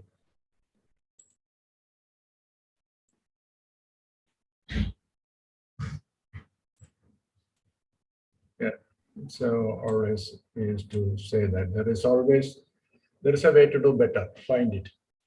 And there is ഒന്നും complete അല്ല, നമുക്ക് എല്ലാത്തിലും ഒരു improvement വരുത്താനുള്ള ഒരു സാധ്യതയുണ്ട്. അപ്പൊ അങ്ങനത്തെ സാധ്യത വളരെ കുറച്ച് മാത്രം ഉപയോഗപ്പെടുത്തിയിട്ടുള്ള ഒരു മേഖലയാണ് നമ്മുടെ ഫിഷറീസ് മേഖലയും ഓഷ്യൻ സയൻസ് മേഖലയും. കാരണം നമ്മളിപ്പോൾ അധികകാലമായിട്ടില്ല ഈ രംഗത്തേക്ക് പ്രവേശിച്ചിട്ട്, അതുകൊണ്ട് തന്നെ ഒത്തിരിയധികം പ്രവർത്തനങ്ങൾ ഈ മേഖലയിലേക്ക്, അതായത് ഇന്നോവേഷൻസ് അതുപോലെ തന്നെ ഇൻവെൻഷൻസും ഈ മേഖലയ്ക്ക് അത്യാവശ്യമായിട്ടുണ്ട്. അത് തീർച്ചയായിട്ടും യങ് ആയിട്ടുള്ള ബ്രെയിൻ തന്നെയായിരിക്കണം വരേണ്ടത്. അപ്പൊ അതാണ് പ്രധാനമായിട്ടും YIP KDISC ഉദ്ദേശിക്കുന്നത്. അത് തന്നെയാണ്. അത് നമ്മുടെ സ്കൂൾ തലം മുതലുള്ള കുട്ടികൾ ഇതിനകത്തേക്ക് കൊണ്ടുവരുമ്പോൾ കുറച്ചും കൂടെ ഒരു മാറ്റം വരും. So as KDISC motto is that maximum ആളുകളെ ഈ മേഖലയിലേക്ക്, ഇന്നോവേഷൻ മേഖലയിലേക്ക് കൊണ്ടുവരാൻ. അതൊരു ഇതിനെക്കുറിച്ച് ഞാൻ ഡീറ്റെയിൽ ആയിട്ട് പോകുന്നില്ല. So what is Indian fishery sector? എന്തൊക്കെയാണ് നമ്മൾ അറിയേണ്ടത്? നമുക്കറിയാം ഇതൊരു മേഖലയാണ്. മെനി ഓഫ് അവർ നമ്മളെല്ലാവരും കൂടുതൽ പേര് ഇത് മത്സ്യം കഴിക്കുന്നവരുണ്ടാവും, കേരളത്തിലൊക്കെ പ്രത്യേകിച്ച്. അപ്പോൾ അതിലെ ഏറ്റവും പ്രധാനമായിട്ടുള്ളത് നമ്മുടെ ഇന്ത്യ ഒരു പ്രധാന മത്സ്യ ഉൽപാദക രാജ്യമാണ്. അതിൽ നമുക്ക് ധാരാളം കടലിലെ വിഭവ സമ്പത്തുണ്ട്. അതുപോലെ തന്നെ ഉൾനാടൻ ജലവിഭവങ്ങളുണ്ട്. നമ്മുടെ കായലുകൾ, നദികൾ, പുഴകൾ, അങ്ങനെ ധാരാളം റിസോഴ്സ് നമുക്കുണ്ട്. അപ്പൊ നമ്മുടെ ക്യാപ്ചർ, അതായത് നമ്മുടെ മത്സ്യങ്ങളെ പിടിക്കുന്നതിനൊപ്പം തന്നെ നമുക്കൊരു മത്സ്യം വളർത്തുക എന്നുള്ള രീതിയും ഉണ്ട്. അപ്പൊ അതൊരു അക്വാകൾച്ചർ എന്നൊരു സെക്ടറായിട്ട് വരും. അത് തന്നെക്കാണ് നമ്മുടെ ഉൾനാടൻ പ്രദേശങ്ങളിലും കടലിലും ഈ മത്സ്യകൃഷിയും ചെയ്യുന്നുണ്ട്. അപ്പൊ ഇന്ത്യയുടെ ഉത്പാദനം എന്ന് പറഞ്ഞാൽ 162.5 ലക്ഷം ടൺ ആണ് നമ്മുടെ ഒരു വർഷത്തെ കഴിഞ്ഞ 21-22 നമ്മുടെ ഇന്ത്യയിലെ മത്സ്യ ഉത്പാദനം നല്ല രീതിയിൽ തന്നെ നമ്മൾ ഉത്പാദിപ്പിക്കുന്നുണ്ട്. അതിൽ തന്നെ പ്രധാനമായിട്ടും ഒരു 41.3 ലക്ഷം ടൺ നമ്മുടെ സമുദ്ര മേഖലയിലെ 121 മില്യൺ നമ്മുടെ ലക്ഷം ടണ്ണ് നമ്മുടെ ഫ്രഷ് വാട്ടർ, അതായത് നമ്മുടെ ഇൻലാൻഡ് ഏരിയയിൽ നിന്നാണ് ലഭിക്കുന്നത്. അത് കൂടുതലും നമ്മുടെ ആക്വാകൾച്ചർ, അതായത് ജലകൃഷിയിൽ നിന്നാണ് ഉത്പാദനം കൂടുതലായിട്ട് വരുന്നത്. നമ്മുടെ ഇന്ത്യൻ ഉത്പാദനം ഏതാണ്ട് ഒരു 8% ഗ്ലോബൽ ഇതിൽ വരും. ഇന്ത്യൻ സമ്പദ്ഘടനയുടെ ഒരു 1.1% നമ്മുടെ മത്സ്യമേഖല സംഭാവന ചെയ്യുന്നുണ്ട്. അപ്പോൾ അതിൻ്റെ ഒരു പ്രാധാന്യത്തെ കുറിച്ചാണ് നമ്മൾ ഇപ്പോൾ ഉദ്ദേശിക്കുന്നത്. അതിൻ്റെ എന്തൊക്കെയാണ് നമുക്കിതിൽ മെച്ചപ്പെടുത്താം എന്നുള്ളത് അടുത്തതിൽ വരാം. അപ്പോൾ ഇപ്പോൾ ഈ കഴിഞ്ഞ വർഷം നമ്മൾ എക്സ്പോർട്ട്, മത്സ്യ കയറ്റുമതി ധാരാളമായിട്ട് കൂടുകയുണ്ടായി. ഇപ്പോൾ ഏകദേശം 1.7 million ton we are exporting. അത് 27% കൂടുതലാണ്. കാരണം നമ്മുടെ കൊറോണ കഴിഞ്ഞ ഏറ്റവും പ്രധാനപ്പെട്ട ഒരു വർഷമായിരുന്നു കഴിഞ്ഞ വർഷം. അതിൽ ഏതാണ്ട് 27% കൂടുതൽ മത്സ്യത്തിൻ്റെ കയറ്റുമതി ഉണ്ടായി. അതേസമയം അതിൻ്റെ മൂല്യവും നല്ല രീതിയിൽ വർദ്ധിച്ചു. പക്ഷെ അത് വർധന നമ്മുടെ ആ ഉൽപ്പന്നം അയച്ചതിൻ്റെ അത്രയും വർധന കാണുന്നില്ല. എന്നാലും നമ്മൾ 64,000 കോടി നമുക്ക് വിദേശ നാണ്യം കിട്ടുന്നുണ്ട് ഈ ഒരു മേഖലയിൽ നിന്ന്. അപ്പൊ ഈ വ്യത്യാസം നമ്മൾ വളരെ പ്രധാനമാണ്. 27% ഉൽപ്പന്നം അയച്ചിട്ടും 5% മാത്രമേ അതിന്റെ വില കയറിയുള്ളൂ. കാരണം നമ്മൾ പ്രധാനമായിട്ട് അയക്കുന്നത് വാല്യൂ അഡീഷൻ വളരെ കുറവാണ് നമ്മുടെ സമുദ്രോൽപ്പന്ന മേഖലയിൽ അല്ലെങ്കിൽ മത്സ്യ കയറ്റുമതി മേഖലയിൽ. ഇപ്പോഴും നമ്മൾ എക്സ്പ്ലോർ ചെയ്തുകൊണ്ടിരിക്കുന്നുണ്ട്. എന്നാലും വളരെ കുറച്ച് മാത്രം അതിൽ നമുക്ക് ഒരു മുന്നേറാൻ സാധിച്ചിട്ടുള്ളൂ. മറ്റു പല രാജ്യങ്ങളും വൻതോതിൽ അതിൽ മുന്നേറിയിട്ടുണ്ട്. അങ്ങനെയാകുമ്പോൾ നമുക്ക് വളരെയധികം ഇപ്പോൾ അയച്ച ഇപ്പോൾ 64,000 കോടി എന്നുള്ളത് തന്നെ ലക്ഷത്തിന് മുകളിൽ പോകാനുള്ള അത്രയും മത്സ്യം നമ്മൾ വായിക്കുന്നുണ്ട്. പക്ഷെ അത് മൂല്യവർദ്ധിതമായിട്ട് പോകുന്നില്ല. ഇപ്പോൾ ഈ ആഴ്ചയിൽ തന്നെ നമുക്ക് അറിയാം നമ്മുടെ ശീതീകരിച്ച ചെമ്മീനാണ്. അതായത് 43,000 കോടിയും ചെമ്മീൻ. അത് കൂടുതലും നമ്മുടെ വളർത്തുന്ന ചെമ്മീനുകളാണ്. അതുപോലെ നമ്മുടെ കടലിൽ നിന്ന് പിടിക്കുന്ന ചെമ്മീനുകളുണ്ട്. ഏതാണ്ട് 40% നമ്മുടെ ക്വാണ്ടിറ്റി നോക്കുകയാണെങ്കിലും വാല്യൂ ഏതാണ്ട് 68% ഈ ഒരു ചെമ്മീനിൽ നിന്ന് മാത്രമാണ് കിട്ടുന്നത്. അതാണ് പ്രധാനമായിട്ടും നമ്മുടെ ഈ ജലകൃഷി മേഖലയുടെ ഒരു സംഭാവനയായിട്ട് വരുന്നത്. ഇന്ത്യ ലോകത്തെ ഒരു 3ാമത്തെ ഏറ്റവും വലിയ മത്സ്യക്കയറ്റുമതി രാജ്യമാണ്. ഇതൊരു ചെറിയ മേഖലയല്ല. ഇന്ത്യയെ സംബന്ധിച്ച് നമുക്ക് 2.8 കോടി ഫിഷർ ഫോക്ക് ഉണ്ട്. അവർ 3,432 ഫിഷിംഗ് വില്ലേജിലായിട്ട് ജീവിക്കുന്നുണ്ട്. ഇന്ത്യയുടെ ഏകദേശം മത്സ്യ ഉപഭോഗം വളരെ കുറവാണ്. മറ്റു പല രാജ്യങ്ങളുമായിട്ട് നോക്കുമ്പോൾ വളരെ കുറവാണ്. ഏതാണ്ട് 6 ഇത് വർഷങ്ങളായിട്ട് ഈ ഒരു ലെവലിൽ തന്നെ ഇതിൽ നിന്ന് മുമ്പോട്ട് പോകാൻ സാധിച്ചിട്ടില്ല. 6.3%. ഇനി കേരളത്തിലേക്ക് വരാം. വളരെ പെട്ടെന്ന് തന്നെ നമുക്ക് കേരളത്തിലെ എന്താണ് സാഹചര്യം എന്ന് നോക്കാം. കേരളത്തിലെ ഉത്പാദനം ഏതാണ്ട് കൂടിയും കുറഞ്ഞൊക്കെ ഇരിക്കുന്നുണ്ട്. ഏതായാലും ഏകദേശം ഒരു 6 ലക്ഷം ടൺ ഒരു വർഷം ഉത്പാദനം വരുന്നുണ്ട് നമ്മുടെ സമുദ്ര മേഖലയിൽ നിന്ന്. ചില വർഷങ്ങൾ കഴിഞ്ഞ വർഷമൊക്കെ വളരെ കുറവായിരുന്നു. 4 ലക്ഷം ടൺ അടുത്ത് നമുക്ക് അറിയാം. നമ്മുടെ മത്തിയുടെ ലഭ്യതയുടെ കുറവുണ്ട്. ഇപ്രാവശ്യം പക്ഷെ നമുക്ക് കൂടുതൽ കിട്ടുന്നുണ്ട്. അതൊരു സ്ഥിരത നമുക്ക് ഈ മേഖലയിലില്ല. അതുപോലെ ഇൻലാൻഡ് നമ്മുടെ ഉൾനാടൻ മേഖലകളിലും കാര്യമായിട്ട് നമുക്കൊരു മത്സ്യസമ്പത്തില്ല. അതായത് മത്സ്യസമ്പത്ത് ഉണ്ടെങ്കിൽ അത് ഉപയോഗിക്കാൻ നമുക്ക് സാധിച്ചിട്ടില്ല. അത് 2.25 ലക്ഷം ടൺ മാത്രമാണ് നമുക്കുള്ളത്. അത് നമ്മുടെ മത്സ്യമേഖല നമ്മുടെ GDP-യുടെ ഏകദേശം 1.58% കോൺട്രിബ്യൂട്ട് ചെയ്യുന്നുണ്ട്. നമുക്ക് കേരളത്തിൽ ഏതാണ്ട് 10.5 ലക്ഷം ഫിഷർ പോപ്പുലേഷനും 335 ഗ്രാമങ്ങളുണ്ട്. അപ്പോൾ അത് വളരെ വലിയൊരു ജനവിഭാഗത്തെയാണ് ഈ ഒരു മേഖല പ്രദാനം ചെയ്യുന്നത്. അതോടൊപ്പം തന്നെ ഇത് അനുബന്ധ മേഖല, അതായത് ജലകൃഷിയായിട്ട് മേഖലയിൽ ബന്ധപ്പെട്ട് ജോലി ചെയ്യുന്നവരും മറ്റു അനുബന്ധ മേഖലയുള്ളവരും കൂടെ ചേർക്കുകയാണെങ്കിൽ ഈ എണ്ണം വളരെ കൂടുതലായിരിക്കും. അതേസമയം നമ്മുടെ കൺസംഷൻ നോക്കുകയാണെങ്കിൽ ഏതാണ്ട് 9.12 ലക്ഷം ടണ്ണായിട്ടാണ് കണക്കാക്കിയിരിക്കുന്നത്. അതിൽ പകുതിയോളം നമ്മുടെ മറ്റു സംസ്ഥാനങ്ങളിൽ നിന്ന് വരുന്നതായിട്ട് കണ്ടെത്തിയിട്ടുണ്ട്. നമ്മുടെ പ്രതിശീർഷ ഉപഭോഗം ഏതാണ്ട് 18 കിലോ ആണ് 2021. അപ്പൊ ഇതിൽ എന്തൊക്കെയാണ് നമുക്ക് ഇതിൽ പ്രശ്നം വരുന്നത്? എന്നത് വളരെ വലിയൊരു ജനവിഭാഗമാണെന്ന് പറഞ്ഞു. അവർക്ക് ഒത്തിരിയധികം പ്രശ്നങ്ങളുണ്ട്. അത് പല പ്രശ്നങ്ങളും വർഷങ്ങളായിട്ടുള്ള പ്രശ്നങ്ങളാണ്. ഇപ്പോൾ അതിന് പരിഹാരം പലതിനും നമുക്ക് കണ്ടെത്താൻ സാധിച്ചിട്ടില്ല. അതായത് ഈ മത്സ്യം പിടിക്കാൻ പോകുന്നവർക്ക് അത് കിട്ടുമോ എന്നുള്ള യാതൊരു ഉറപ്പുമില്ല. അപ്പൊ അതുകൊണ്ട് തന്നെ അവർക്കത് ഒരു ലാഭകരമായിട്ട് എപ്പോഴും കൊണ്ടുപോകാൻ സാധിക്കത്തില്ല. ചിലപ്പോൾ അവർ പോകുമ്പോൾ ഒരു മത്സ്യം കിട്ടാതെ അവർക്ക് തിരിച്ചു വരേണ്ട സാഹചര്യം ഉണ്ടാകും. ചിലപ്പോൾ അവർ പോകുന്ന ഏരിയയിൽ കിട്ടുന്ന മത്സ്യം വില കുറഞ്ഞ മത്സ്യങ്ങളാവാം, ചെറിയ മത്സ്യങ്ങളാവാം, അത് പിടിക്കാൻ പാടില്ലാത്ത തന്നെ മത്സ്യങ്ങളുണ്ട്. അപ്പോൾ അങ്ങനത്തെ ഒരു അൺപ്രഡിക്റ്റബിലിറ്റി എപ്പോഴും ഉണ്ട് നമ്മുടെ ഒരു മത്സ്യബന്ധന മേഖലയിൽ. കാലാവസ്ഥയുടെയും മറ്റു പ്രതികൂല സാഹചര്യങ്ങളും വേറെ. ഇതെല്ലാം തരണം ചെയ്ത് പോയി കഴിഞ്ഞാലും നമുക്ക് ഈ ഒരു പ്രതിസന്ധി ഇപ്പോൾ വളരെ കൂടുതലാണ്. അത് ഈ വർക്ക് വരുന്ന വർഷങ്ങളിൽ കൂടി വരികയാണ് ചെയ്യുന്നത്. നമ്മുടെ എല്ലാ ടെക്നോളജി വികസിച്ചു, അവരുപയോഗിക്കുന്ന ക്രാഫ്റ്റും ഗിയറും അതായത് നമ്മുടെ ബോട്ടുകളും വലകളും എല്ലാം മാറ്റം വന്നിട്ടുണ്ടെങ്കിലും ഈ ഒരു കാര്യത്തിൽ നമുക്കൊരു കാര്യമായിട്ടുള്ളൊരു ഇടപെടൽ ഇപ്പോഴും സാധിച്ചിട്ടില്ല. നമുക്കറിയാം പല രാജ്യങ്ങളിലും ഫിഷിംഗ് എന്ന് പറഞ്ഞ ഒരു മേജർ ആക്ടിവിറ്റിയാണ്. അത് ചെയ്യുന്ന ആളുകൾ നല്ല സമൂഹത്തിൽ വളരെ ഉന്നത നിലയിൽ ഉള്ള ആളുകളുമുണ്ട്. പല യൂറോപ്യൻ രാജ്യങ്ങളിൽ അത് നമുക്ക് കാണാം. പക്ഷെ അതേസമയം കേരളത്തിലെ ഇന്ത്യയിലെ സ്ഥിതി നേരെ മറിച്ചാണ്. അപ്പൊ ഈ നമ്മുടെ കോസ്റ്റ് ഓഫ് ഓപ്പറേഷൻ കൂടി വരികയാണ്. ഓരോ വർഷം കൂടുന്തോറും ഇതിന്റെ ഓപ്പറേഷൻ കോസ്റ്റ് കൂടുന്നു. അതിന്റെ നമ്മുടെ പോകുന്ന വള്ളങ്ങളായാലും ബോട്ടായാലും അതുപോലെ തന്നെ അതിന് ഉപയോഗിക്കുന്ന വലകള്, അതിന്റെ ഫ്യൂവല്, ലേബർ, ഇതെല്ലാം ഇങ്ങനെ കൂടിക്കൊണ്ടിരിക്കുന്നുണ്ട്. അപ്പൊ ഇതെങ്ങനെ നമുക്ക് കുറയ്ക്കാൻ സാധിക്കും? അപ്പൊ എന്തൊക്കെ മാർഗങ്ങൾ അവലംബിച്ച് നമുക്കിത് ഈ ഓപ്പറേഷൻ കോസ്റ്റ് കുറയ്ക്കാൻ സാധിക്കും എന്നുള്ളതാണ് ഇതിന്റെ ഈ ഒരു ജനവിഭാഗത്തിനും. അതേപോലെ തന്നെ നമുക്ക് നല്ല മത്സ്യം നല്ല രീതിയിൽ ലഭിക്കുന്നതിന്, കാരണം ഇപ്പൊ നമുക്കറിയാം പല പ്രശ്നങ്ങൾ ഈ മേഖലയിലുണ്ട്. നല്ല മത്സ്യങ്ങൾ ലഭിക്കാത്ത പ്രശ്നമുണ്ട്. ചില സമയത്ത് നമുക്ക് അറിയാം കേരളത്തിലൊക്കെ ഇപ്പം ട്രോളിംഗ് ബാനാണ്, മൺസൂൺ അനുബന്ധിച്ചുള്ള ട്രോളിംഗ് ബാനാണ്. അപ്പൊ അത് എങ്ങനെയാണ് നമുക്ക് ഈ മത്സ്യങ്ങൾ കൃത്യമായിട്ട് ഉപഭോക്താക്കളിൽ എത്തിക്കാൻ സാധിക്കുന്നത് എന്നുള്ളതും, ഈ മത്സ്യബന്ധന തൊഴിലാളികൾക്ക് എങ്ങനെ അത് കൃത്യമായിട്ട് പിടിച്ചെടുക്കാൻ സാധിക്കും, അതിന് എന്തൊക്കെ ഉപകരണങ്ങൾ അല്ലെങ്കിൽ എന്തൊക്കെ മാർഗങ്ങൾ അവർക്ക് അവലംബിക്കാം, ഇതിനൊക്കെ.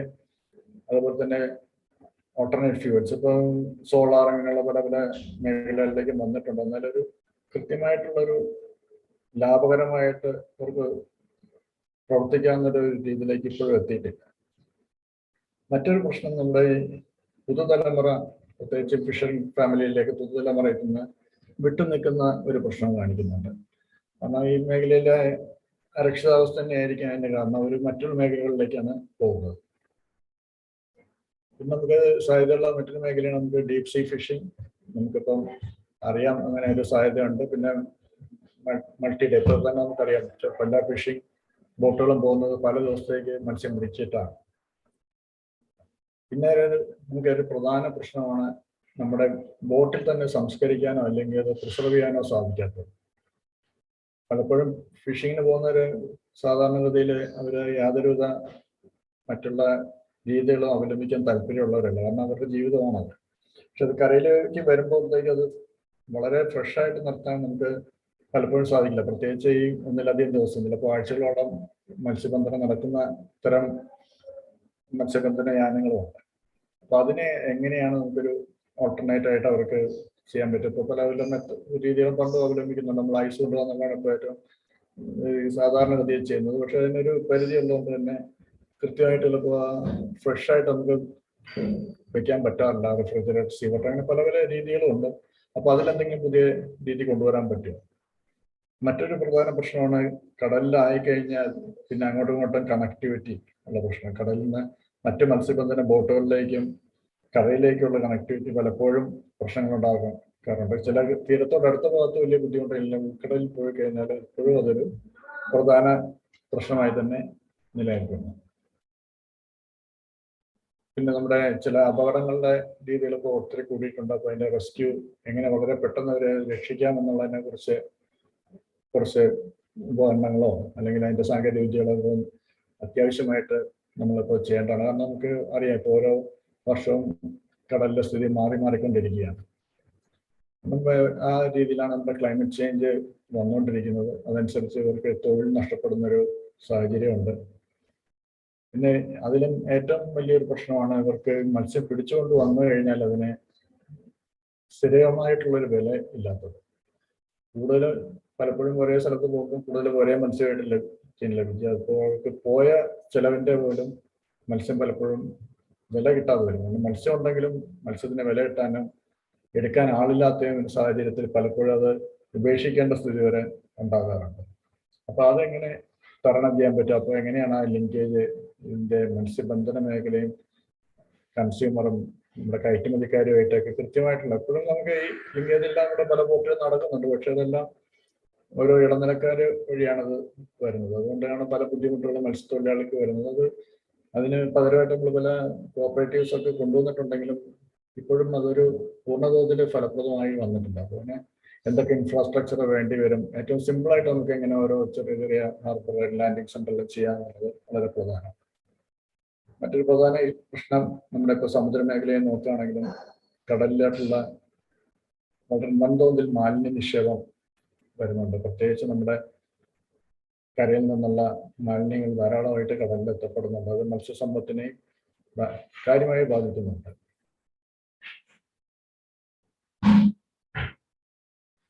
അപ്പോൾ ഇത് മത്സ്യമേഖല പ്രധാനമായിട്ടും മത്സ്യബന്ധന മേഖലയുടെ പ്രശ്നങ്ങളാണ് നമ്മളിപ്പോൾ ചർച്ച ചെയ്തത്. ഇനി ഇതുപോലെ തന്നെ നമുക്ക് മത്സ്യകൃഷി മേഖല നമുക്ക് അറിയാം. ഇപ്പം ഇന്ത്യയിലെ മത്സ്യോത്പാദനത്തിൽ ഇന്ത്യ ലോകത്തെ ഏതാണ്ട് മത്സ്യമേഖല മാത്രം നോക്കുകയാണെങ്കിൽ 2ാം സ്ഥാനത്താണ്.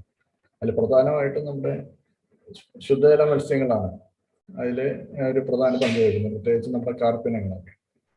അപ്പോൾ അത് ആ മേഖലയിൽ നമ്മുടെ കേരളത്തിൽ മറ്റുള്ള പ്രദേശങ്ങളില്ലാത്തേക്കാളും ബുദ്ധിമുട്ടുകൾ വളരെയധികം ഉണ്ട്. പ്രധാന പ്രശ്നം നമ്മുടെ മത്സ്യകർഷകർ നേരിടുന്നത് അവശ്യ സാധനങ്ങളുടെ വില കൂടുതലാണ്. പ്രത്യേകിച്ച് അതിൻ്റെ തീറ്റ, അതിൻ്റെ ആക്സസറീസ്, അതിൻ്റെ ലേബർ, നമ്മുടെ തൊഴിലാളികളുടെ കൂലി കൂടുതൽ, അങ്ങനെയുള്ള കുറേ കാര്യങ്ങളിൽ ഇതൊരു കൃത്യമായിട്ട് നടത്തിക്കൊണ്ടുപോകാൻ പലരും ബുദ്ധിമുട്ടുന്നുണ്ട്.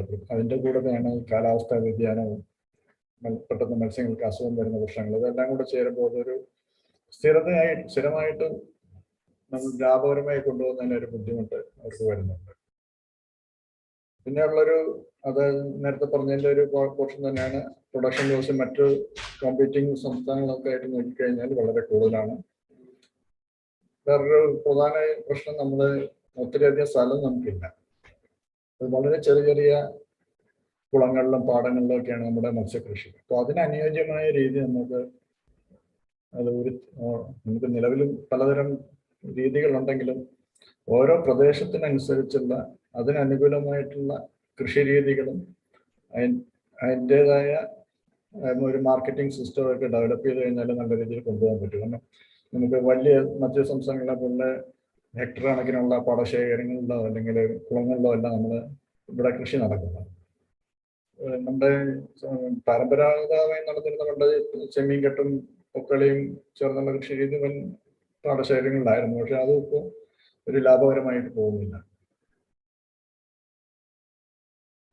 പിന്നെ ഏറ്റവും പ്രധാന ഒരു പ്രശ്നം കർഷകർ ഉന്നയിക്കുന്നവർക്ക് ഒരു ഓൺ ഫാം സപ്പോർട്ട്, എന്തെങ്കിലും ഒരു പ്രശ്നം ഉണ്ടായി കഴിഞ്ഞാൽ നമുക്ക് ഉടൻ വേണ്ട ഒരു എന്തൊക്കെയാണ് ഇനി അടുത്ത് ചെയ്യേണ്ടതെന്നുള്ളൊരു സപ്പോർട്ട് ഫാം ലെവലിൽ കിട്ടാൻ വളരെ ബുദ്ധിമുട്ടാണ്.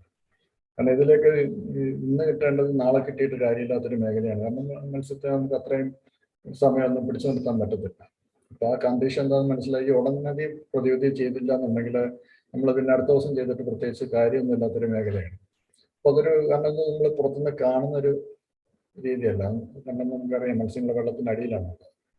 അപ്പോൾ അങ്ങനെ ഒരു സിസ്റ്റം, അതായത് ഒരു സപ്പോർട്ട് സിസ്റ്റം നമ്മുടെ സർവീസ് സെക്ടർ പോലെ ഡെവലപ്പ് ചെയ്ത് വന്നാൽ നമുക്ക് കൃത്യമായിട്ടത് മുന്നോട്ട് കൊണ്ടുപോകാൻ സാധിക്കും. അതിലെങ്ങനെ കർഷകരുമായിട്ട് ലിങ്ക് ചെയ്ത് പോകാം, പിന്നെ എങ്ങനെ എവിടെയാണ് മാർക്കറ്റ്, കാരണം നമ്മൾ മാർക്കറ്റിംഗ് എന്ന് പറഞ്ഞാൽ പ്രത്യേകിച്ചും ഇത് ഉൽപ്പാദിപ്പിക്കുന്ന സ്ഥലത്തിന്റെ ചുറ്റുവട്ടം ആയിട്ടാണ് വരിക. അതേസമയം ഇന്ത്യയുടെ മറ്റു സ്ഥലങ്ങളിലേക്കും പോകാനുള്ള എല്ലാ സംവിധാനവും കേരളത്തിലുണ്ട്. അപ്പോൾ അതെങ്ങനെ ലിങ്ക് ചെയ്ത് പോകും, അതെങ്ങനെ സൊസൈറ്റികളായിട്ടോ മറ്റോ ഡെവലപ്പ് ചെയ്ത് വരും, അതിനെ പറ്റി എന്തെങ്കിലും ഒരു രീതി, ഒരു ആപ്ലിക്കേഷനോ അങ്ങനെ എന്തെങ്കിലും ഡെവലപ്പ് ചെയ്യുന്നത് കർഷകർക്കും ഈ കയറ്റുമതിക്കാർക്കും മത്സ്യവിൽപ്പനക്കാർക്കും ഉപഭോക്താക്കൾക്കും സഹായമായിരുന്നു. ഇതൊക്കെയാണ് ഒരു പ്രധാന പ്രശ്നങ്ങളായിട്ടുള്ളത്.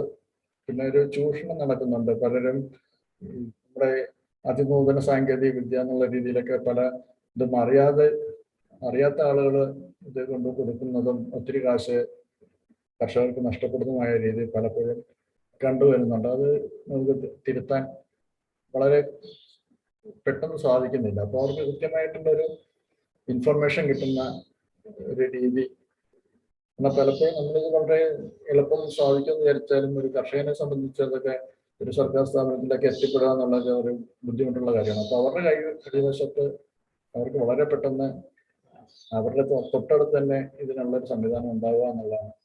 അപ്പോൾ അതിനെ എന്തൊക്കെ നമുക്ക് ചെയ്യാൻ പറ്റും എന്നുള്ള ഒരു പ്രധാന മേഖലയാണ്. ഇനി ഫിഷിങ്ങിനെ കുറിച്ച് ഒരു ജനറലായിട്ടൊന്ന് ഒരു ഇന്നോവേഷൻ വേണ്ടത് നമുക്കറിയാം. എനർജി, നമ്മുടെ പെട്രോളും നമ്മുടെ മണ്ണെണ്ണയൊക്കെ ആയിരുന്നു ആദ്യം. മണ്ണെണ്ണ അങ്ങനെയുള്ള ഫ്യൂവലൊക്കെ ഉപയോഗിച്ചപ്പോൾ നമ്മുടെ ബോട്ടുകൾ വളരെ ബുദ്ധിമുട്ടുണ്ടാണ്. കിട്ടാനുള്ള ബുദ്ധിമുട്ട്, കിട്ടുന്നതിന് വില കൂടുതൽ. അപ്പം അതിൻ്റെ ഫോസിൽ ഫ്യൂവലിൻ്റെ ഉപയോഗം കുറച്ച് മറ്റുള്ള എനർജി എഫിഷ്യൻ്റ് ആയിട്ടുള്ള ഡിസൈൻ കൊണ്ടുവന്നു കഴിഞ്ഞാൽ ക്രാഫ്റ്റും ഗിയറും അത് ഒത്തിരി നമ്മുടെ പല സ്ഥാപനങ്ങളും നടത്തുന്നുണ്ട്. അതിൽ ചെറിയ എന്തെങ്കിലും വ്യത്യാസം വരുത്താൻ സാധിക്കുകയാണെങ്കിൽ നല്ലതായിരിക്കും. അതുപോലെ തന്നെ നമ്മുടെ നോൺ കൺവെൻഷണൽ ആയിട്ടുള്ള എനർജി സോഴ്സ് ഉപയോഗിക്കുക. ഫിഷ് ഫൈൻഡേഴ്സ്, നമ്മുടെ മത്സ്യത്തൊഴിലാളികളുടെ കൂടെ അനുഭവ സമ്പത്ത് ഉൾപ്പെടുത്തിക്കൊണ്ടുള്ള ഫിഷ് ഫൈൻഡേഴ്സ്, നമുക്കിപ്പോൾ അറിയാം ഫിഷ് ഫൈൻഡേഴ്സ് ഉണ്ട്. അതൊന്നും നമ്മൾ വിചാരിക്കുന്ന ഫലമായിരിക്കത്തില്ല കിട്ടുന്നത്. നമ്മുടെ ഈ ഒരു ലിങ്കേജസിന്റെ ഒരു അഭാവം, അതായത് മത്സ്യത്തൊഴിലാളികളുടെ ഫീൽഡിലുള്ളവരും നമ്മുടെ ടെക്നിക്കൽ ആപ്ലിക്കേഷൻ ഡെവലപ്പ് ചെയ്യുന്നവരും ബയോളജിസ്റ്റും എഞ്ചിനീയറും തമ്മിലുള്ള വ്യത്യാസം പോലെ തന്നെ അത് ഒരു മത്സ്യത്തൊഴിലാളിക്കാണെങ്കിൽ കൃത്യമായിട്ട് അറിയാം. ഒരു വർഷങ്ങളുടെ അനുഭവത്തിൽ നിന്നാണ് അവർക്ക് ഏകദേശം എവിടെ ഉണ്ടാവും, അത് ഏത് മത്സ്യം ഇനമായിരിക്കുന്നവരെ അവർക്ക് തിരിച്ചറിയാം. പക്ഷെ നമുക്ക് ഫിഷ് ഫൈൻഡറിൽ നമുക്ക് വളരെ അത്ര വില കൂടിയ ഫൈൻഡേഴ്സിൽ മാത്രമേ നമുക്കത് അറിയാൻ പറ്റും. അപ്പോൾ ഇവരുടെ അനുഭവം കൂടെ ഉൾപ്പെടുത്തി എന്തെങ്കിലും ചെയ്യാൻ പറ്റുകയാണെങ്കിൽ അതൊരു നല്ല രീതിയായിരിക്കും. പിന്നെ ബൈക്കാച്ച് കുറയ്ക്കുക, ഒത്തിരിയധികം മത്സ്യങ്ങൾ നഷ്ടപ്പെട്ട് പോകുന്നുണ്ട്. കാരണം നമുക്ക് വിലയില്ലാത്ത അല്ലെങ്കിൽ ചെറു മത്സ്യങ്ങൾ ഇതൊക്കെ ധാരാളമായിട്ട് കടലിൽ തന്നെ ഉപേക്ഷിച്ച് പോകുന്നുണ്ട്. പ്രത്യേകിച്ച് അത് നമ്മുടെ ട്രോളിങ്, നമ്മുടെ ചെമ്മീനൊക്കെയുള്ള നമ്മൾ അതിൻ്റെ ചെമ്മീൻ പിടിക്കുന്നതിൽ നമ്മുടെ ട്രോളറുകളുടെയിലൊക്കെ വളരെ വൻതോതിൽ ബൈക്കാച്ച് ഉണ്ടാകുന്നുണ്ട്. മറ്റ് മത്സ്യങ്ങൾ, മറ്റു കക്ക, ചിപ്പി വർഗ്ഗങ്ങൾ, ഞണ്ട് അങ്ങനെയുള്ള പലതും നമ്മൾ ഉപേക്ഷിക്കപ്പെടുന്നുണ്ട്. പിന്നെ സേഫ്റ്റി സർവൈലൻസ്, എങ്ങനെയാണ് അവർക്ക് 24 hours ട്രാക്കിംഗ് കൊടുക്കാൻ പറ്റും. മത്സ്യബന്ധന യാനത്തിന് എവിടെയാണ്, എങ്ങനെയാണെന്നുള്ള കൃത്യമായിട്ട് കരയിൽ നിന്ന് മോണിറ്റർ ചെയ്യാന്നുള്ളൊരു സംവിധാനത്തിലും പല സംവിധാനങ്ങളും ഉണ്ട്. അത് കുറച്ചും കൂടെ എഫിഷ്യൻ്റ് ആയിട്ടും കുറച്ച് ചെലവ് കുറഞ്ഞ രീതിയിലും എങ്ങനെ കൊണ്ടുവരാമെന്നുള്ളത് ഒരു പ്രധാന വിഷയമാണ്. നമുക്കറിയാം ആധുനിക സാങ്കേതിക വിദ്യകൾ പലതിലും നമ്മൾ ഉപയോഗിക്കുന്നുണ്ട്. പല വിദേശ രാജ്യങ്ങളിലും വളരെ കാര്യമായി തന്നെ അതിലിപ്പോൾ ശ്രദ്ധിക്കുന്നുണ്ട്. അതിൽ കുറച്ച് നമ്മുടെ മത്സ്യകൃഷിയിലൊക്കെ ചെറിയ തോതിലൊക്കെ നമ്മളിവിടെ അത് ഉപയോഗിക്കാൻ ശ്രമിക്കുന്നുണ്ട്. പക്ഷെ അതിൻ്റെ ചെലവുമായിട്ട് ബന്ധപ്പെടുത്തി നമുക്ക് ചെറുകിട കർഷകർക്കൊന്നും ഇപ്പോൾ ഉപയോഗിക്കാൻ പറ്റുന്ന രീതിയിലല്ല ടെക്നോളജികളൊക്കെ ഉള്ളത്. അപ്പോൾ അത് കുറച്ചും കൂടെ ഒരു പൊതുജനത്തിനും കൂടെ, അതായത് ചെറുകിട കർഷകർക്കും കൂടെ ഉപയോഗിക്കാൻ പറ്റുന്നത്, അല്ലെങ്കിൽ മത്സ്യബന്ധന തൊഴിലാളിക്കും കൂടെ ഉപയോഗിക്കുന്ന രീതിയിൽ എങ്ങനെ കൊണ്ടുവരാമെന്നുള്ളത് ഒരു പ്രധാന മേഖലയാണ്. അപ്പോൾ ഇതിൽ അതേസമയം തന്നെ നല്ലൊരു ആയിട്ട് വലിയ വലിയ ഫാമുകളിലൊക്കെ ഉപയോഗിക്കുന്ന ടെക്നോളജി ആവശ്യമാണ്. കാരണം ഉൽപ്പാദനം ഉണ്ടെങ്കിൽ രണ്ട് മേഖലയും ഒന്നിച്ച് പോകണം. അപ്പം അതിന് നമ്മൾ ഈ പല പല മേഖലകളിൽ നമുക്കറിയാം ആർട്ടിഫിഷ്യൽ ഇൻ്റലിജൻസ് മേഖലയിൽ ഉപയോഗിക്കുന്നുണ്ട്. ഇപ്പോൾ തന്നെ പല മേഖലകളിലും അവർ ഉപയോഗിച്ച് തുടങ്ങി. അതിൻ്റെ മത്സ്യത്തിൻ്റെ വളർച്ചയെക്കുറിച്ച് അറിയാൻ, അതിൻ്റെ അസുഖം വരുമോ ഇല്ലയോ എന്നുള്ള അറിയാം, അതിൻ്റെ വളർച്ച കൃത്യമാണോ എന്ന് അറിയാം. ബ്ലോക്ക് ചെയിൻ ട്രേസബിലിറ്റിക്ക് വേണ്ടി ബ്ലോക്ക് ചെയിൻ മെത്തഡ് ഇപ്പോൾ ഉപയോഗിച്ച് തുടങ്ങിയിട്ടുണ്ട്. ഇപ്പോൾ എവിടെയെങ്കിലും ഈ ചീഞ്ഞ മത്സ്യങ്ങൾ എങ്ങനെയൊക്കെയാണ് വരുന്നത്, അല്ലെങ്കിൽ മറ്റ് പല സ്ഥലങ്ങളിൽ നിന്നുള്ള മത്സ്യം വരുമ്പോൾ എവിടുത്തെ മത്സ്യത്തിൽ നിന്നാണ് പ്രശ്നങ്ങൾ ഉണ്ടാക്കുന്നതൊക്കെ ഇപ്പോൾ അറിയാൻ വേണ്ടി ഒരു ട്രേസബിലിറ്റി കൊണ്ടുവരുന്നുണ്ട് മിക്കവാറും എല്ലാം, പ്രത്യേകിച്ച് കയറ്റുമതിയുമായിട്ട് ബന്ധപ്പെട്ട ഇനങ്ങളിൽ. ഡ്രോണുകൾ ഉപയോഗിക്കുന്നുണ്ട് കൃഷിയിൽ, നമ്മുടെ അഗ്രികൾച്ചറിലെ പോലെ തന്നെ ഇപ്പോൾ മത്സ്യകൃഷിയിലും ഫിഷിങ്ങിൻ്റെ മോണിറ്ററിങ്ങിനെല്ലാം ഉപയോഗിച്ച് തുടങ്ങിയിട്ടുണ്ട്. അപ്പോൾ ഇതിലെല്ലാം നമുക്ക് ചെറിയ ചെറിയ വ്യത്യാസങ്ങൾ വരുത്തുകയാണെങ്കിൽ നല്ലതായിരിക്കും. അതുപോലെ തന്നെയാണ് വെയിങ് ആൻഡ് കൗണ്ടിങ്. നമ്മുടെ വെള്ളത്തിനടിയിൽ തന്നെയുള്ള സമയത്ത് അതിനെ എങ്ങനെ കൗണ്ട് ചെയ്യാം, അങ്ങനെ ഓരോ മത്സ്യക്കുഞ്ഞുങ്ങളെ എണ്ണി കൊടുക്കുക, അതല്ലെങ്കിൽ വളരെ മാനുവൽ ലേബറാണ്, മത്സ്യത്തിന് വളരെ ബുദ്ധിമുട്ടുണ്ടാക്കുന്ന കാര്യമാണ്. അപ്പോൾ അത് ഓട്ടോമേറ്റഡ് ആയിട്ട് ചെയ്യാൻ പറ്റുകയാണ്. അങ്ങനത്തെ മെഷീൻസ് ഉണ്ട്, അത് കുറച്ചും കൂടെ ചിലവ് കുറച്ച് ഉണ്ടാക്കാൻ പറ്റുകയാണെങ്കിൽ നല്ലതായിരിക്കും. ഓഷ്യൻ സയൻസ് മേഖല എല്ലാവർക്കും അറിയാം. നമുക്കിപ്പോൾ ബ്ലൂ എക്കോണമി എന്നുള്ളൊരു മേഖലയുണ്ട്. വളരെയധികം ഡെവലപ്മെന്റ് സാധ്യതയുള്ളതും അതുപോലെ തന്നെ പ്രശ്നങ്ങളും നടന്നൊരു മേഖലയാണത്. അത് നമ്മളിപ്പോഴും ആ ഒരു ഭാഗത്ത് അതെങ്ങനെ ഉപയോഗിക്കണം എന്നുള്ളതിലൊരു നമുക്കിപ്പോൾ പോളിസി ഉണ്ട്. അപ്പോൾ അത് എങ്ങനെ നമുക്ക് റിസോഴ്സിനും ആളുകൾക്കും ഫിഷർമാനും ഒന്നും ബുദ്ധിമുട്ടില്ലാത്ത രീതിയിൽ ഇങ്ങനെ നടപ്പാക്കാം. പ്രത്യേകിച്ച് അതിൻ്റെ നോൺ ലിവിങ് റിസോഴ്സ് മിനറൽസും അങ്ങനെയുള്ള കാര്യങ്ങളൊക്കെ എക്സ്പ്ലോയിറ്റ് ചെയ്യുന്ന കാര്യങ്ങളിലൊക്കെ വരുമ്പോൾ അങ്ങനത്തെ കുറേ അധികം സാധ്യതകളുണ്ട്. അതെങ്ങനെ കണ്ടുപിടിക്കാം, എത്രത്തോളം എടുക്കാൻ പറ്റും, അതിൻ്റെയൊക്കെ മേഖലയിൽ ധാരാളം പഠനങ്ങൾക്കും ഇന്നോവേഷനൊക്കെ സാധ്യതയുണ്ട്. അതുപോലെ തന്നെയാണ് നമ്മുടെ മൈക്രോ ക്ലൈമറ്റ്. നമുക്കിപ്പോൾ പണ്ടത്തെ രീതിയിൽ നമുക്കിപ്പോൾ ഒരു പ്രൊഡിക്ഷൻ വളരെ ബുദ്ധിമുട്ടാണ്. അപ്പോൾ അത് വളരെ പെട്ടെന്ന് വ്യത്യാസം വരുന്നുണ്ട്. അപ്പോൾ ആ ഒരു ഇത് കൃത്യമായിട്ട് കർഷകർക്കും മത്സ്യത്തൊഴിലാളികൾക്കും കിട്ടുന്ന രീതി കൊണ്ടുവരാൻ. മറ്റൊരു പ്രധാന പ്രശ്നം കോസ്റ്റൽ എറോഷൻ, നമ്മുടെ തീരശോഷണം. അത് എല്ലാ വർഷവും കൂടിക്കൂടി വരുന്നുണ്ട്. പല ഭാഗത്തും നമുക്ക് തീരം നഷ്ടപ്പെടുത്തുന്നുണ്ട്. അത് തീരം മാത്രമല്ല പോകുന്നത്, അതോടുകൂടെ നമ്മുടെ മത്സ്യത്തൊഴിലാളികളെല്ലാം ആ മേഖലയുടെ ചേർന്നായിരിക്കും താമസിക്കുന്നത്, ഒരു മത്സ്യബന്ധനത്തിൻ്റെ സൗകര്യപ്രമാണിച്ച്. അപ്പോൾ ധാരാളം വീടുകൾ നഷ്ടപ്പെട്ടു പോകുന്നു, വളരെയധികം ബുദ്ധിമുട്ടുകൾ ഉണ്ടാകുന്നു, ഉപ്പുവെള്ളം കയറി പല മേഖലയും ഉപയോഗശൂന്യമായി മാറുന്നുണ്ട്. അപ്പോൾ അത് എങ്ങനെ നമുക്ക് കുറയ്ക്കാൻ സാധിക്കും, അതിനെ തരണം ചെയ്യാനുള്ള പല രീതികൾ. ഇപ്പോൾ നമുക്കറിയാം പല പല മെത്തേഡ് നമ്മൾ ഉപയോഗിക്കുന്നുണ്ട്.